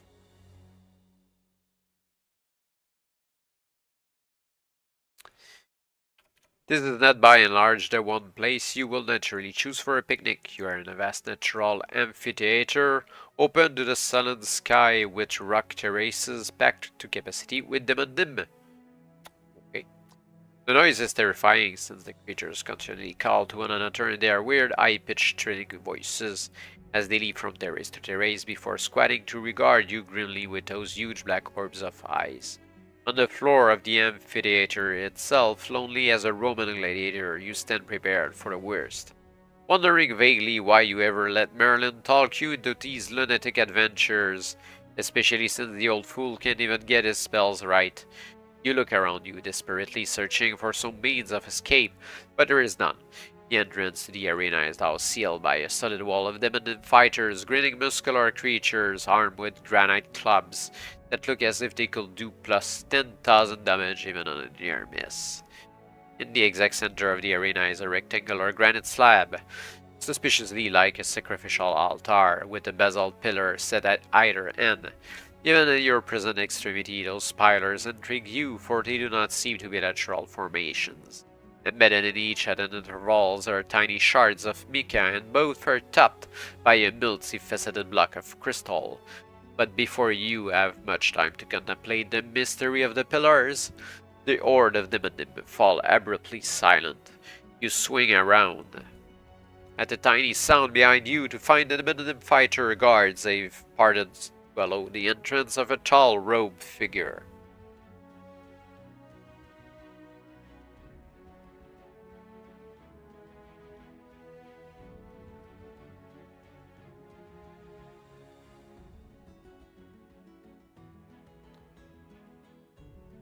Faced at the lead and by a hood through slits in which two red eyes glitter furrily as they lock onto your own.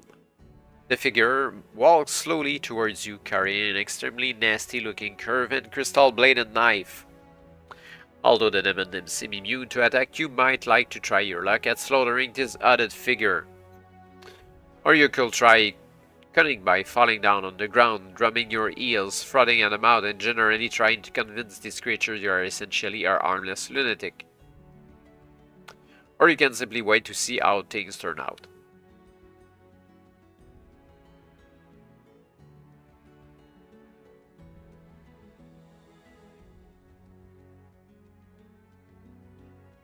Yeah, sure. Let's see how it turns out. The hooded figure throws back its hood to reveal a chalk-white face with glittering red eyes and canine fangs protruding delicately over his lower lip. With the hood back, the robe falls open at the neck to give a glimpse of a high wing collar and white tie over the ruffled upper-vest shirt. The once-hooded figure speaks. "What a pickle you're in, my dear young friend, but fear not nor get hot under the collar, for you can bet your bottom dollar I will save you in the end." A huge cheer erupts from the terraces of the Mandim. It's the poetic fiend. Yep. Famed to every adventurer the length and breadth of Avalon as the worst versifier in the history of the universe. But what on earth is he doing here in another time on the Mandim Isle? Swiftly you compose a suitable reply. "I shall not fear, for you were here, right from the start, O master of the poetic art." Not very good, but at least it's flattering, which is all that really counts with the poetic fiend, and another cheer goes up from the terraces. "Well said," exclaims the fiend delightedly. "What a great joy for me to meet a fellow poet, and how our audience loves us." He turns and bows, smiling to the delirious Emendim. "Really they do so enjoy a good rhyme. I could scarcely believe my luck when I found this island. No sooner had I composed my first ode for them than they made me king and high priest all rolled into one. A remarkable show of appreciation, but enough of this nostalgia. We have to get you out of here. The last I heard, the Saxons were invading Avalon. Excalibur had been stolen and Merlin was suffering from concussion, so the sooner you find your way back the better. I wonder if you'd mind Alphulu stretching out on that sacrificial altar stone. And he gestures vaguely with that wicked crystal-bladed knife.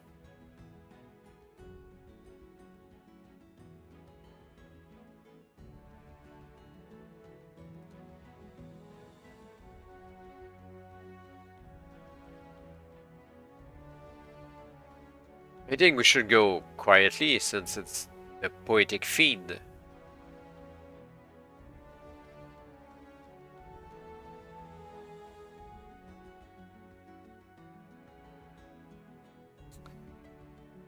Meekly, or stupidly, you stretch out on the altar stone.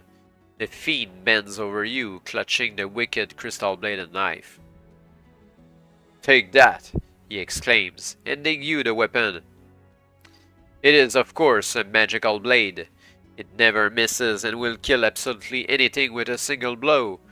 The only thing you have to worry about is getting in first strike. Unfortunately, once it hits, it shatters, so you can only use it once. But better than nothing, huh? Keep it carefully and use it wisely. Now, one more thing, you will need this as well. And he hands you a tiny golden key. Oh.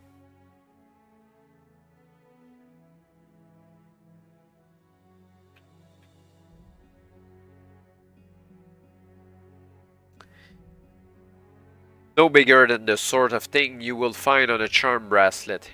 Keep that carefully as well. But what's it for? You ask curiously. Never mind that now, says the fiend. Time is pressing. Just don't lose it. Which is actually quite difficult to do since it will remain with you even in 14. Now close your eyes and listen carefully. I am about to compose another of my modestly brilliant verses. It will be incomplete. Your job is to think up a final line. He takes a deep breath, smiles at the waiting Demon and intones. An adventurer bold named young Pip was required to return to his ship, but he never dreamed, with the help of the fiend. He pauses expectantly, waiting for you to complete the limerick. When you do so, turn to the next section.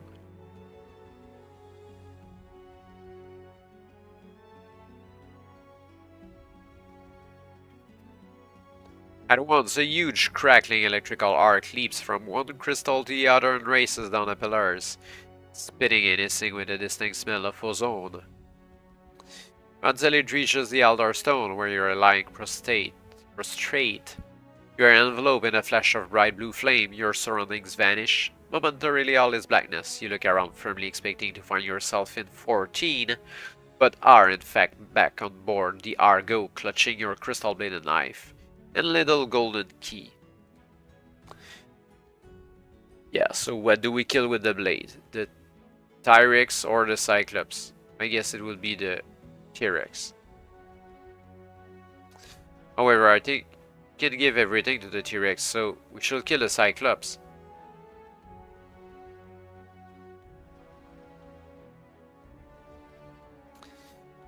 The Cyclops was at Skull Island.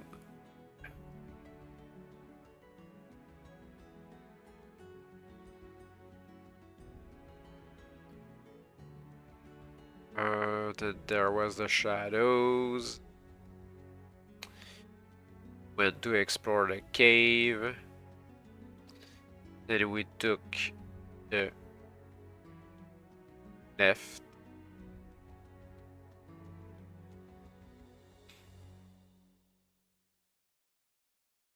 And here we are at the Cyclops.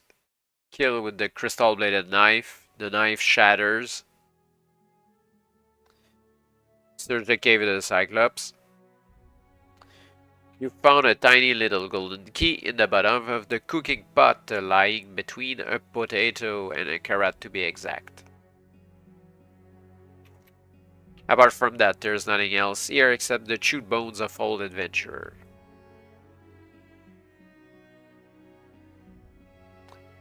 And we can leave the cave. Go to the T-Rex. On Dragon Isle.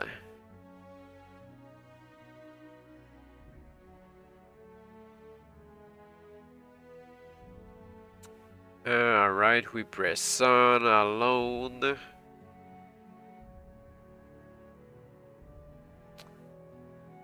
We went to a lot of places, but eventually the good road is the northwest. There's the rock dam.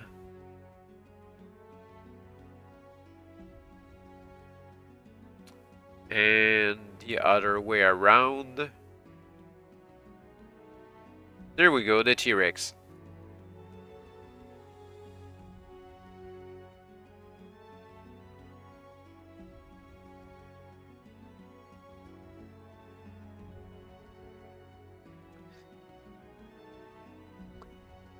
Okay, we can bribe the T-Rex with everything. Bribery. We need to roll 2 dice.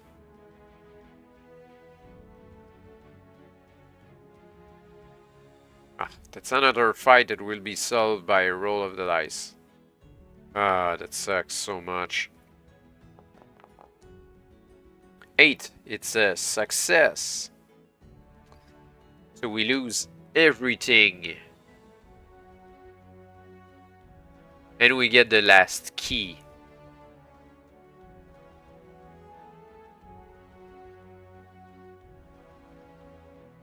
Most probably, I guess.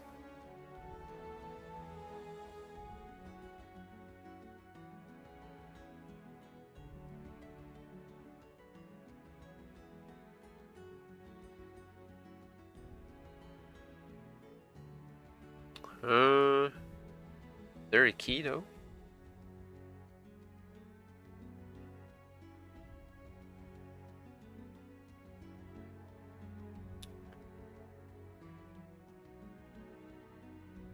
Need to take a look. Ah, yeah, there we go. Can go past the T-Rex. You enter a Spanish cavern, the walls of which are covered in greenish moss, which smells vaguely of apple mint. You can try to nib a piece of the moss, or take the exit of the cavern and going forward. Yeah, nibbing at the moss restored your life points. What an interesting find. The only problem is that however much you eat, it will only do the trick once, but still, it was a bit of a bonus and an unexpected one at that. Full life points. Cavern exit, there's only one path forward. You have entered a large crystalline cavern, glinting blue sparkles from walls, floor, and high vaulting roof. As you move forward cautiously, the sound of your footsteps, muted though they are, echoes to set up a high, soft musical vibration, which sings pleasantly in your ears. Set in the center of the cavern is a blue crystalline slab, cut and polished like a giant gemstone. On the slab is a transparent box. Oh, the box! Within which you can see a massive blue-green egg inlaid. In the lid of the box are 3 colored squares, one red, one green, one blue. Something tells you that pressing these squares will open the box. But in what order?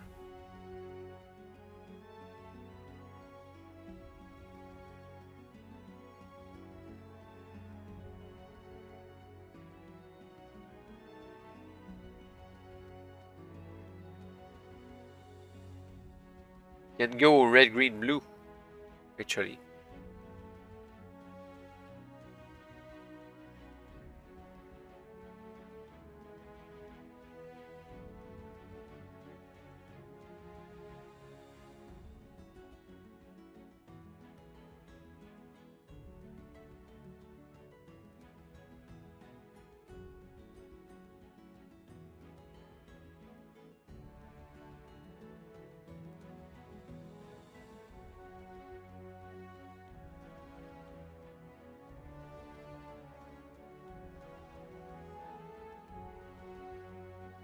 Let's take a look at the colors of the rainbow.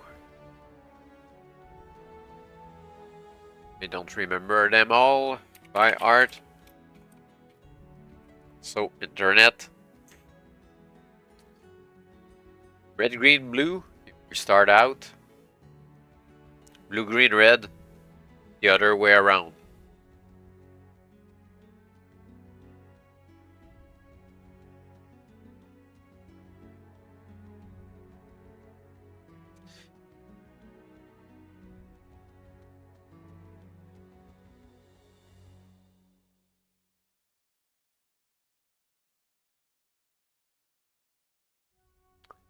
I think we should go red. Oh, there are different options. Red, green, blue. Green, red, blue. Nope. Blue, red, green. Nope.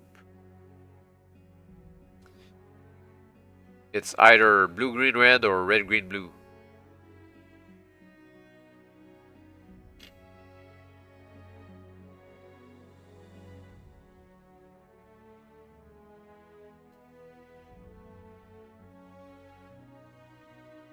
Looks like you did it. The box has opened. Or maybe you didn't, since the egg inside is cracking open too, and emerging from it is... You're not going to believe it. A tiny Tyrannosaurus Rex. Yep. Or then again, maybe you did. The little terror looks friendly, in fact. He gives you a hand lick before bounding off to find a good cave to live in, where he can grow big enough to savage unwary adventurers. You will find a tiny golden key and the remnants of the eggshell, and may leave the cave by returning to the previous path and go to the Lost Island.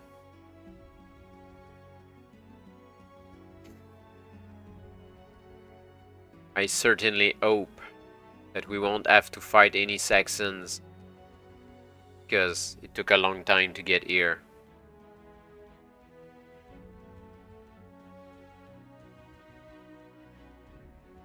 Lost Island 122.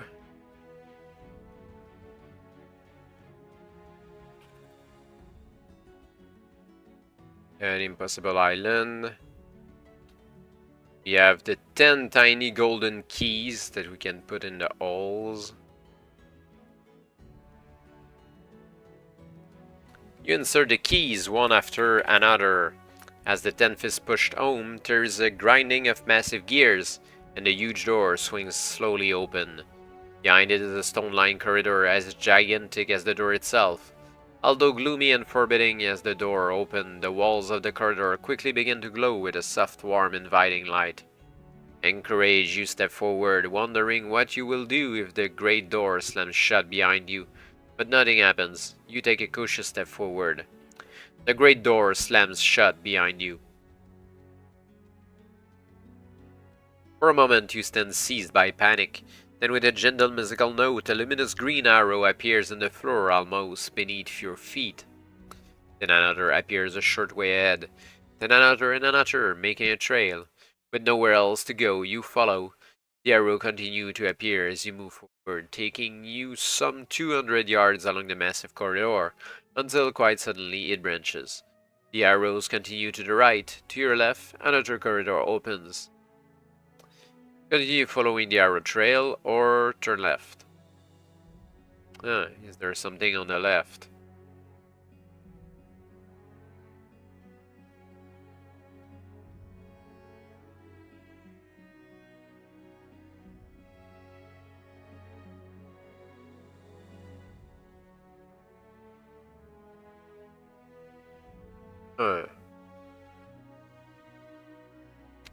I have absolutely no items, so...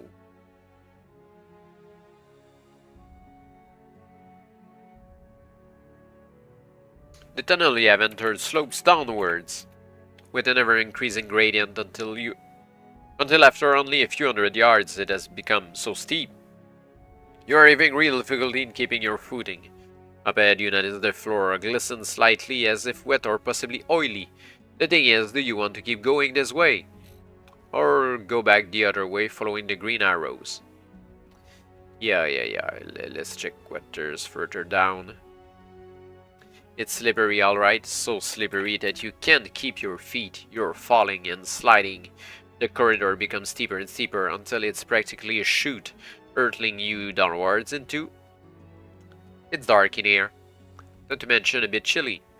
And the darkness must be magical, since you find within seconds that absolutely nothing will dispel it. You begin to fumble around, hoping to find a wall, but after nearly 15 minutes you're still fumbling with no sign of anything, which will help you get your bearings. Psst. You stop fumbling to listen. Is anybody there? You ask a little nervously. No. A voice whispers so close to your ear that you nearly jump out of your skin. When your heart stops thumping and you catch your breath, you say bravely, "If there's nobody there, how come I can hear you talking to me?" "A good question," whispers the voice. "But I have a better one. Pay close attention." "Alright," you whisper back. Funny, isn't it, how you always feel obliged to whisper back when anybody whispers at you? "Good," whispers the voice. After a while you whisper, "You aren't saying anything." "That's because I'm thinking," whispers the voice. "Specifically, I'm thinking of a number. Can you guess what it is?" "Don't be..." You begin loudly, then remembering your difficult situation, you whisper, "Don't be daft. How can I be expected to guess what number you're thinking? It could be anything from 6 to 128,753,209. "No," whispered a voice. "It isn't either of those. I tell you what, I'll make it easier for you. I will add 5 to the number I'm thinking of. Now I'll subtract 2. Now I'll add 15. And now I'll take away the number I first thought of. Now I'll multiply by 2. Finally, I shall add 151. Can you tell me the number I'm thinking of now?"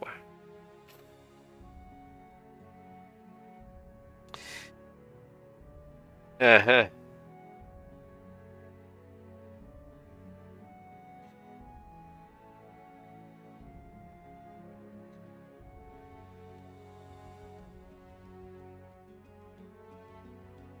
It's so late. I'm not sure.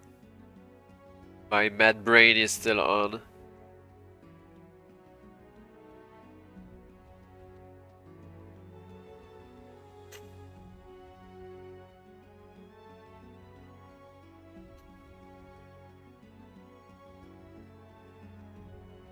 It's 18.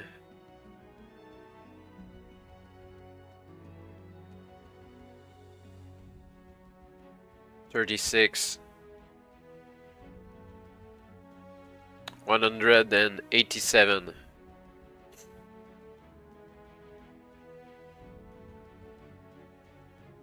Bing!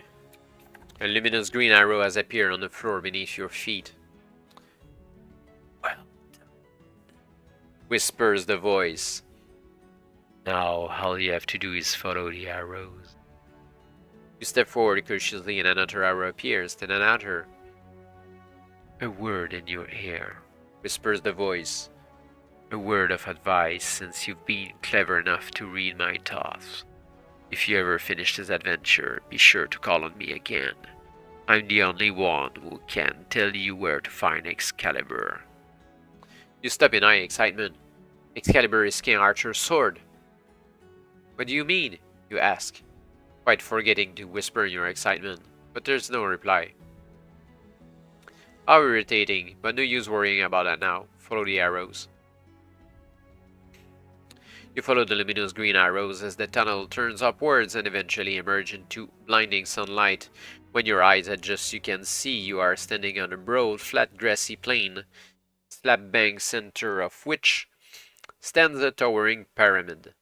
and hurrying towards you from the direction of the pyramid is a very familiar white robe figure wearing his pointed wizard's hat over a thick bandage round his head. Merlin, you call excitedly. Merlin, it's you! Of course it's me, Merlin exclaims grumpily. Who else will it be, and what kept you? Messing around with monsters, I'll be bound, like all young adventurers now. No sense of proportion, no indeed. Excuse me, sir, but what happened to your head? It collided with a bucket. Merlin tells you irritably. But never mind that now. While you've been amusing yourself and lolling about in the sun, the Saxons have been invading Avalon. Hordes of them. Great airymen in ships. Worse still, the king has lost his sword, Excalibur itself.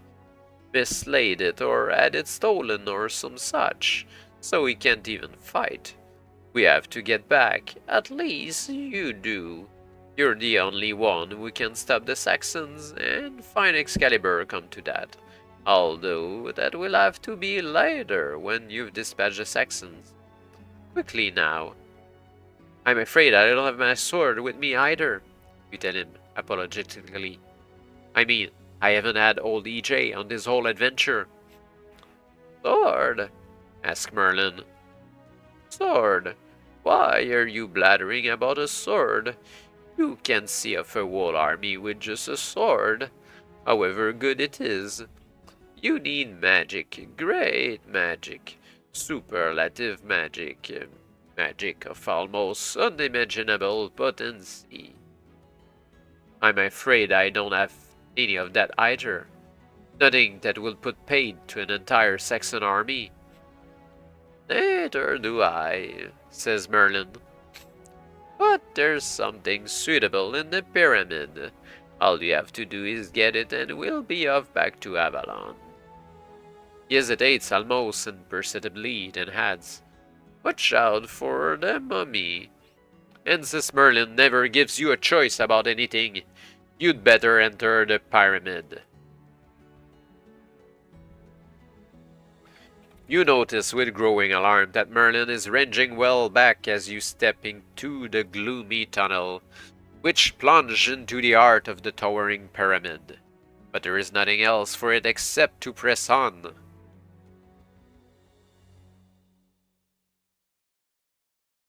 The tunnel runs level for about 100 yards, then ends in a flight of stone steps downwards. You descend into what seems to be a cubical stone-lined crypt, in the center of which is a granite sarcophagus.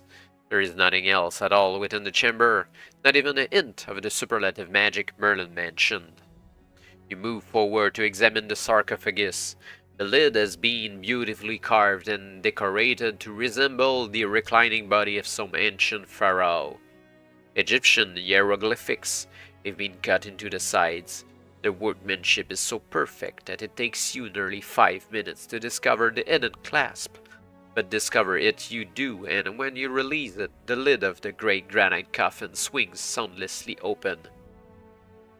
Hello, sucker, says the mummy within, reaching for you with huge bandaged hands. Although largely rotted away, this animated corpse still retains 33 life points, which may not seem all that much until you realize it is magically protected, so that every dice roll you make to it is at -5. Even magical weapons, which will normally hit, automatically require a roll of 5 or better to work against this aura. The mummy, on the other hand, scores full dice damage, no pluses, and it's successfully on 4 or better. What's even worse, the mummy's touch is poison, so that after his first successful hit, you will lose 5 additional life points during each subsequent combat round. Ah, he does to me what I did to Haldi. The other ones.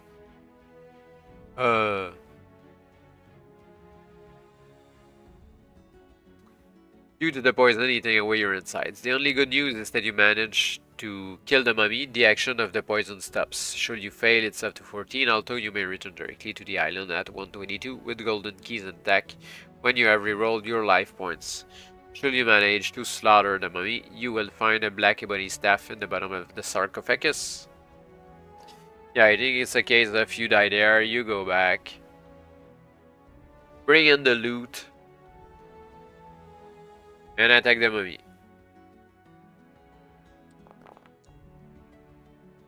Initiative roll. Pip is first.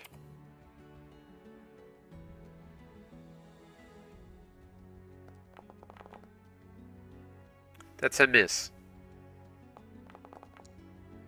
A miss for the mummy too.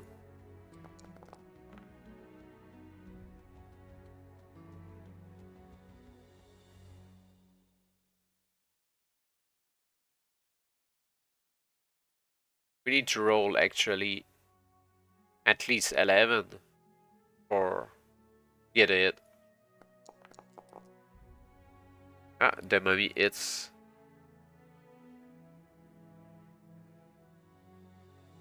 It was a -5, right? Yep, -5.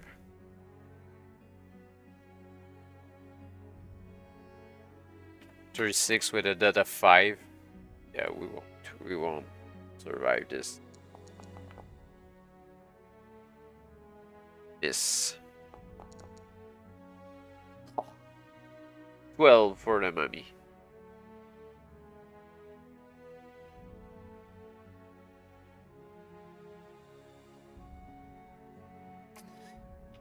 $28, $23. Does the 5 is cumulative?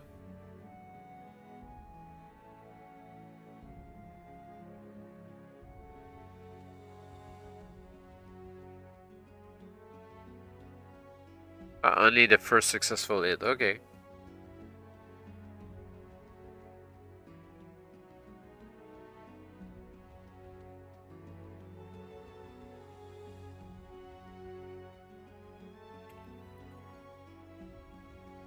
I don't see how to survive this though. Miss for Pip. Mummy hits. It's 7. Oh.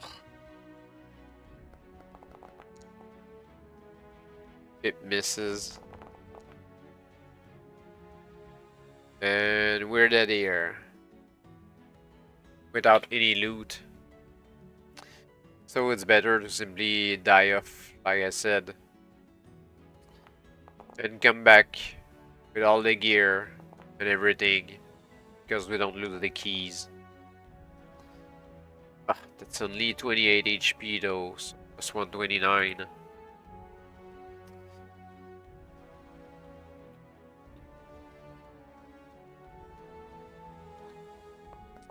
Initiative roll. Pip goes first. Now we have poison too.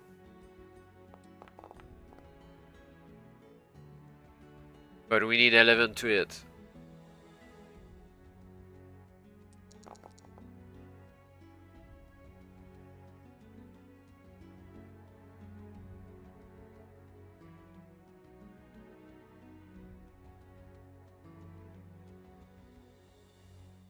Yep. Okay. The mummy hits.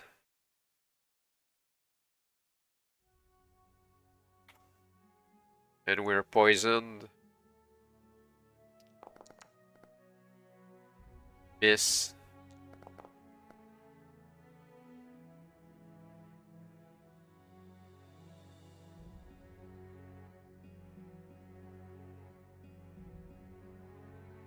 It's kind of a crazy boss fight. Miss. The fact that we need 11 or 12 to hit is the damaging part. With 5. Yeah, with 5. The mummy hits. I think. 5.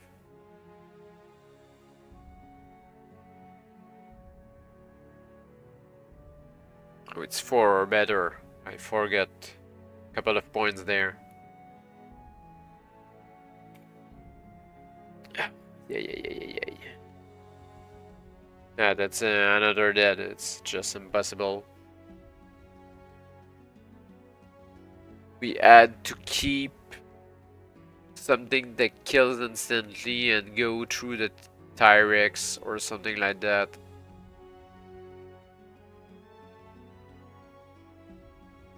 Yeah, well, it's late, so let's forget everything. It's the last boss that gives a black ebony staff.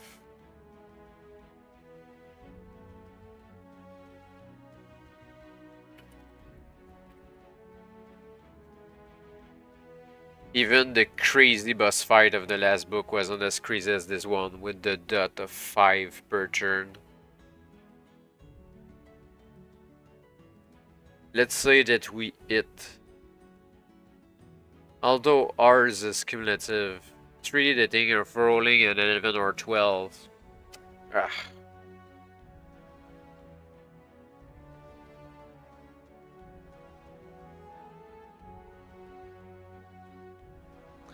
We need to roll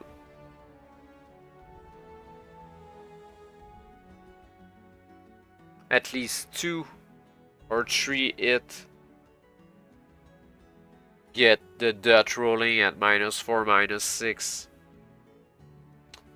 I'll try it last time just to not skip the boss, but it's kind of a travesty. Oh, 40 HP.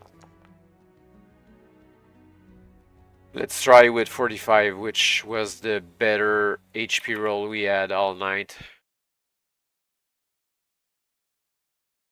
Initiative.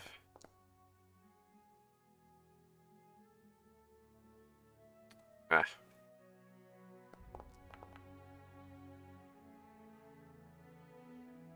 Pip first. Miss. Miss for the mummy. Miss for Pip. That's it for the mummy, so 1 HP and the dot starts going on. Pip misses again. The mummy hits with the friggin' dot.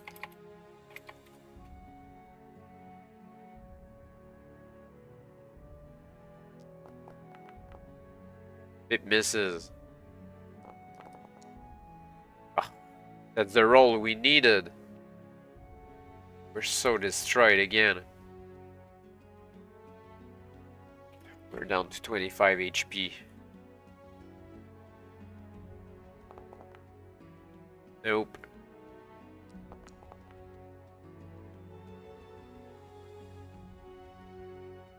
Six.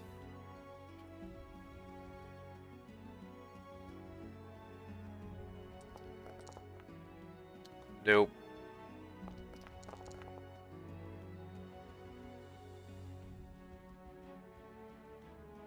It again.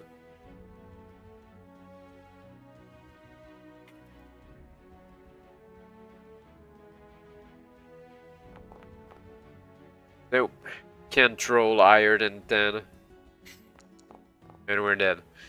I'm just going to reread all the instructions for the fight. Case. Although largely rotted away, his animated corpse still retains 30 life points, right? Which may not seem all that much until you realize it is magically protected, so that every dice roll you make to it is at -5.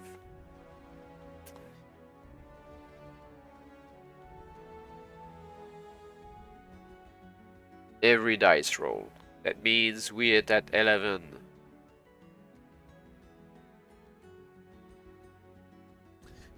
The mummy on the other end scores full dice damage, no pluses, and is successfully on 4 or better.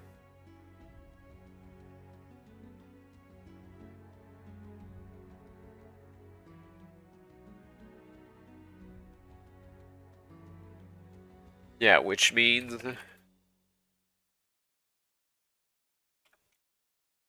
we have 17% chances per roll to eat the mummy.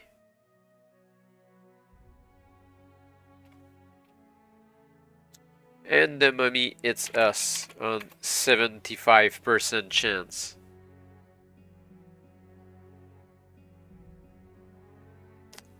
When we're hit by the mummy, we have about 8 turns to kill the creature.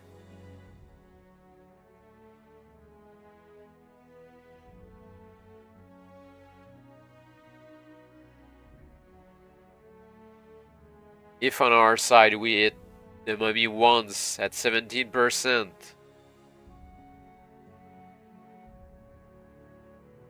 we'll need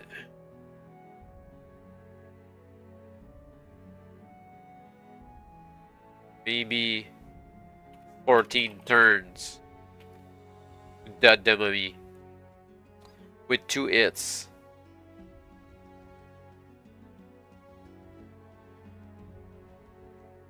We'll need about 6 turns.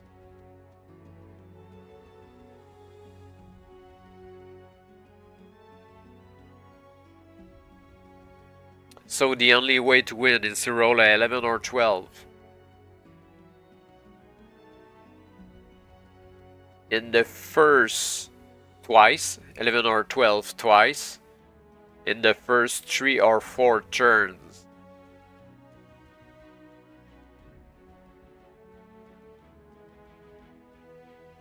Which is even worse.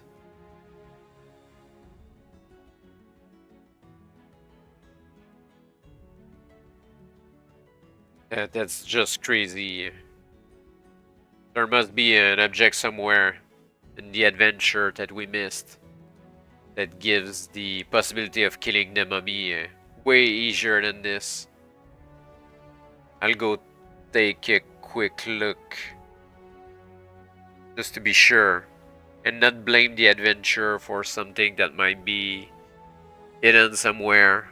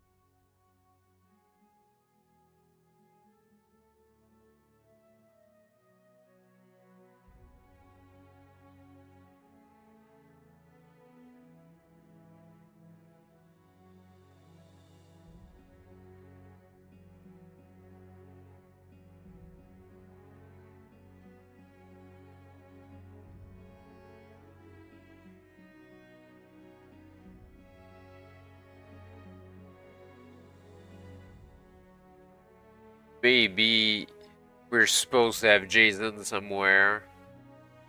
And they help us though.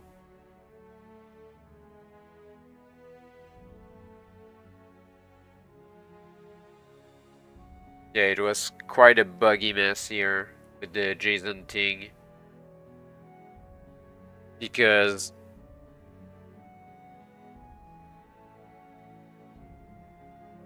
when we go up on the bridge at the beginning of the adventure, there's a possibility that Jason isn't there.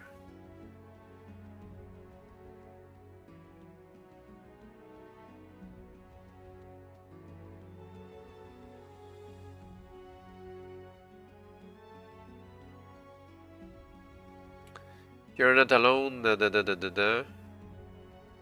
If you're not alone, then let the battle royal commence. If you're all slain.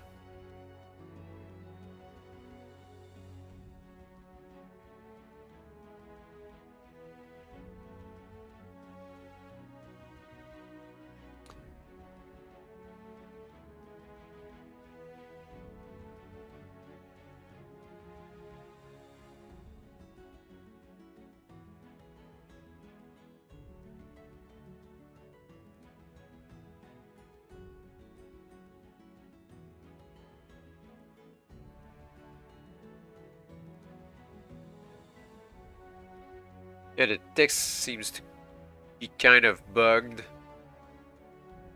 Because it says, if you're not alone, it might be... I think the text should read, if you are alone at the moment, might be a good idea to be cautious. But it says twice, if you are not alone.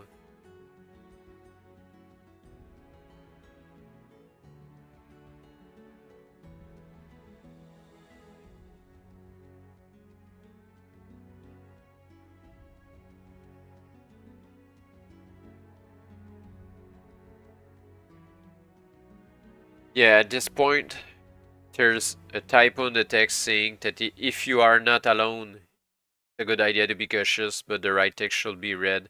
If you are alone, it might be a good idea to be cautious. And it says, if you fail the sneak check, the stealth check, you have to fight them, in which case, don't bother and simply die. Hinting that you can't do it alone. But because the text was badly written, it misled me to think that the fight was possible alone, and actually it was, because of the wallbanger ritual. You can poison all the guys. Or almost all of them.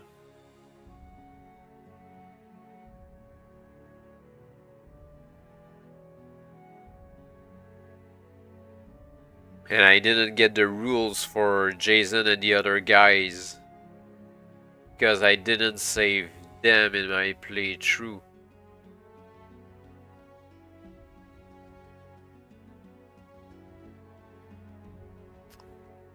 Yep, so everything broke there with the error in the text. I'm going to check to see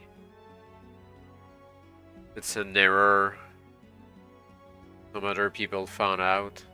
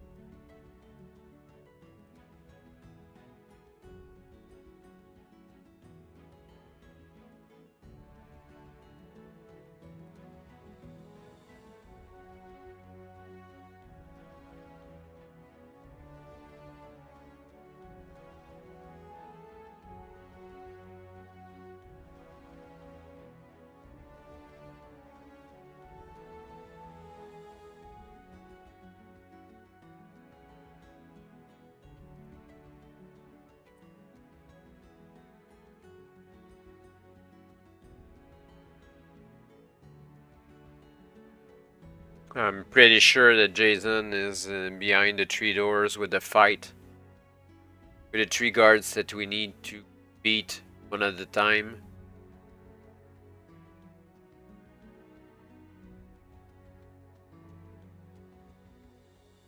I'll go take a look just to be sure. I want to find the rules about Jason. Here are the guards. If you win against all 3.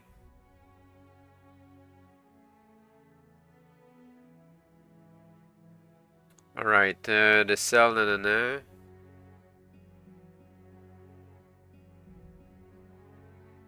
There's Jason, who was the captain of this vessel.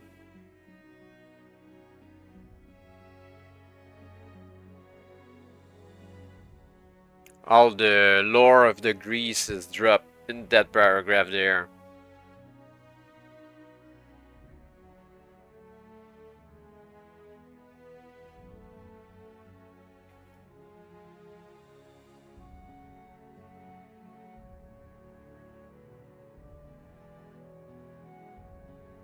Alright, there's Jason, Hercules,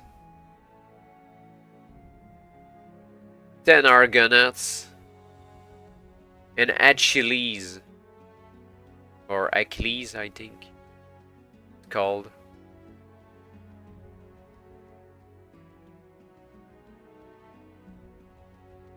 Yeah, that's the thing. And do we keep them afterward? I think so, because it says that you emerge on the upper deck. 3 companions win with Jason still alive. Direct.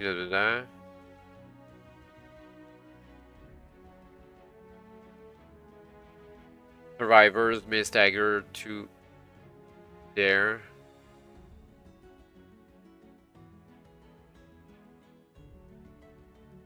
Yeah.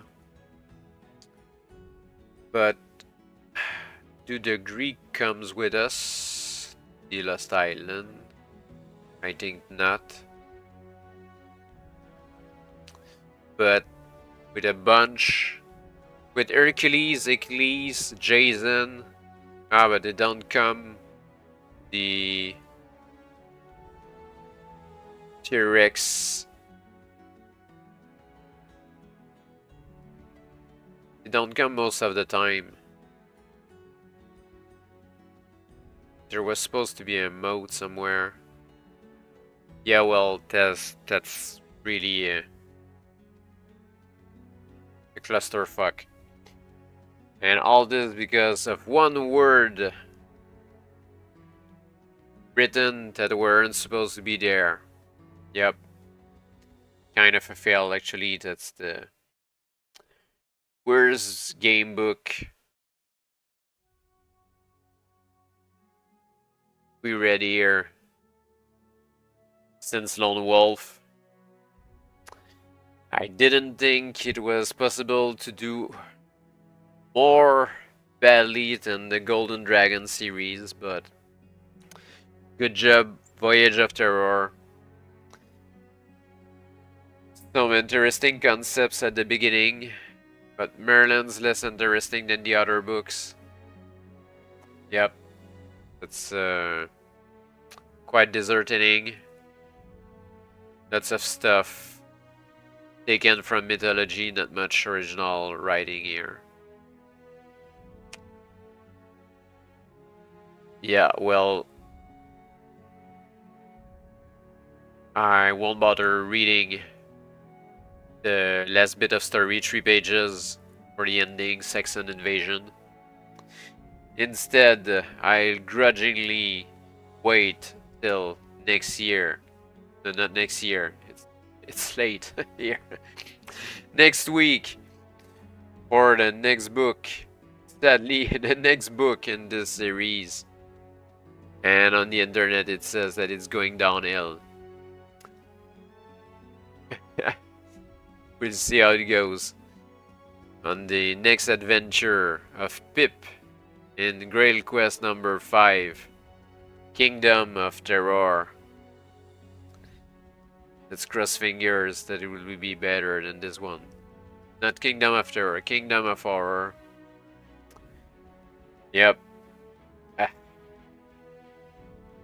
Disheartening. Well, see you next week, same time, same channel.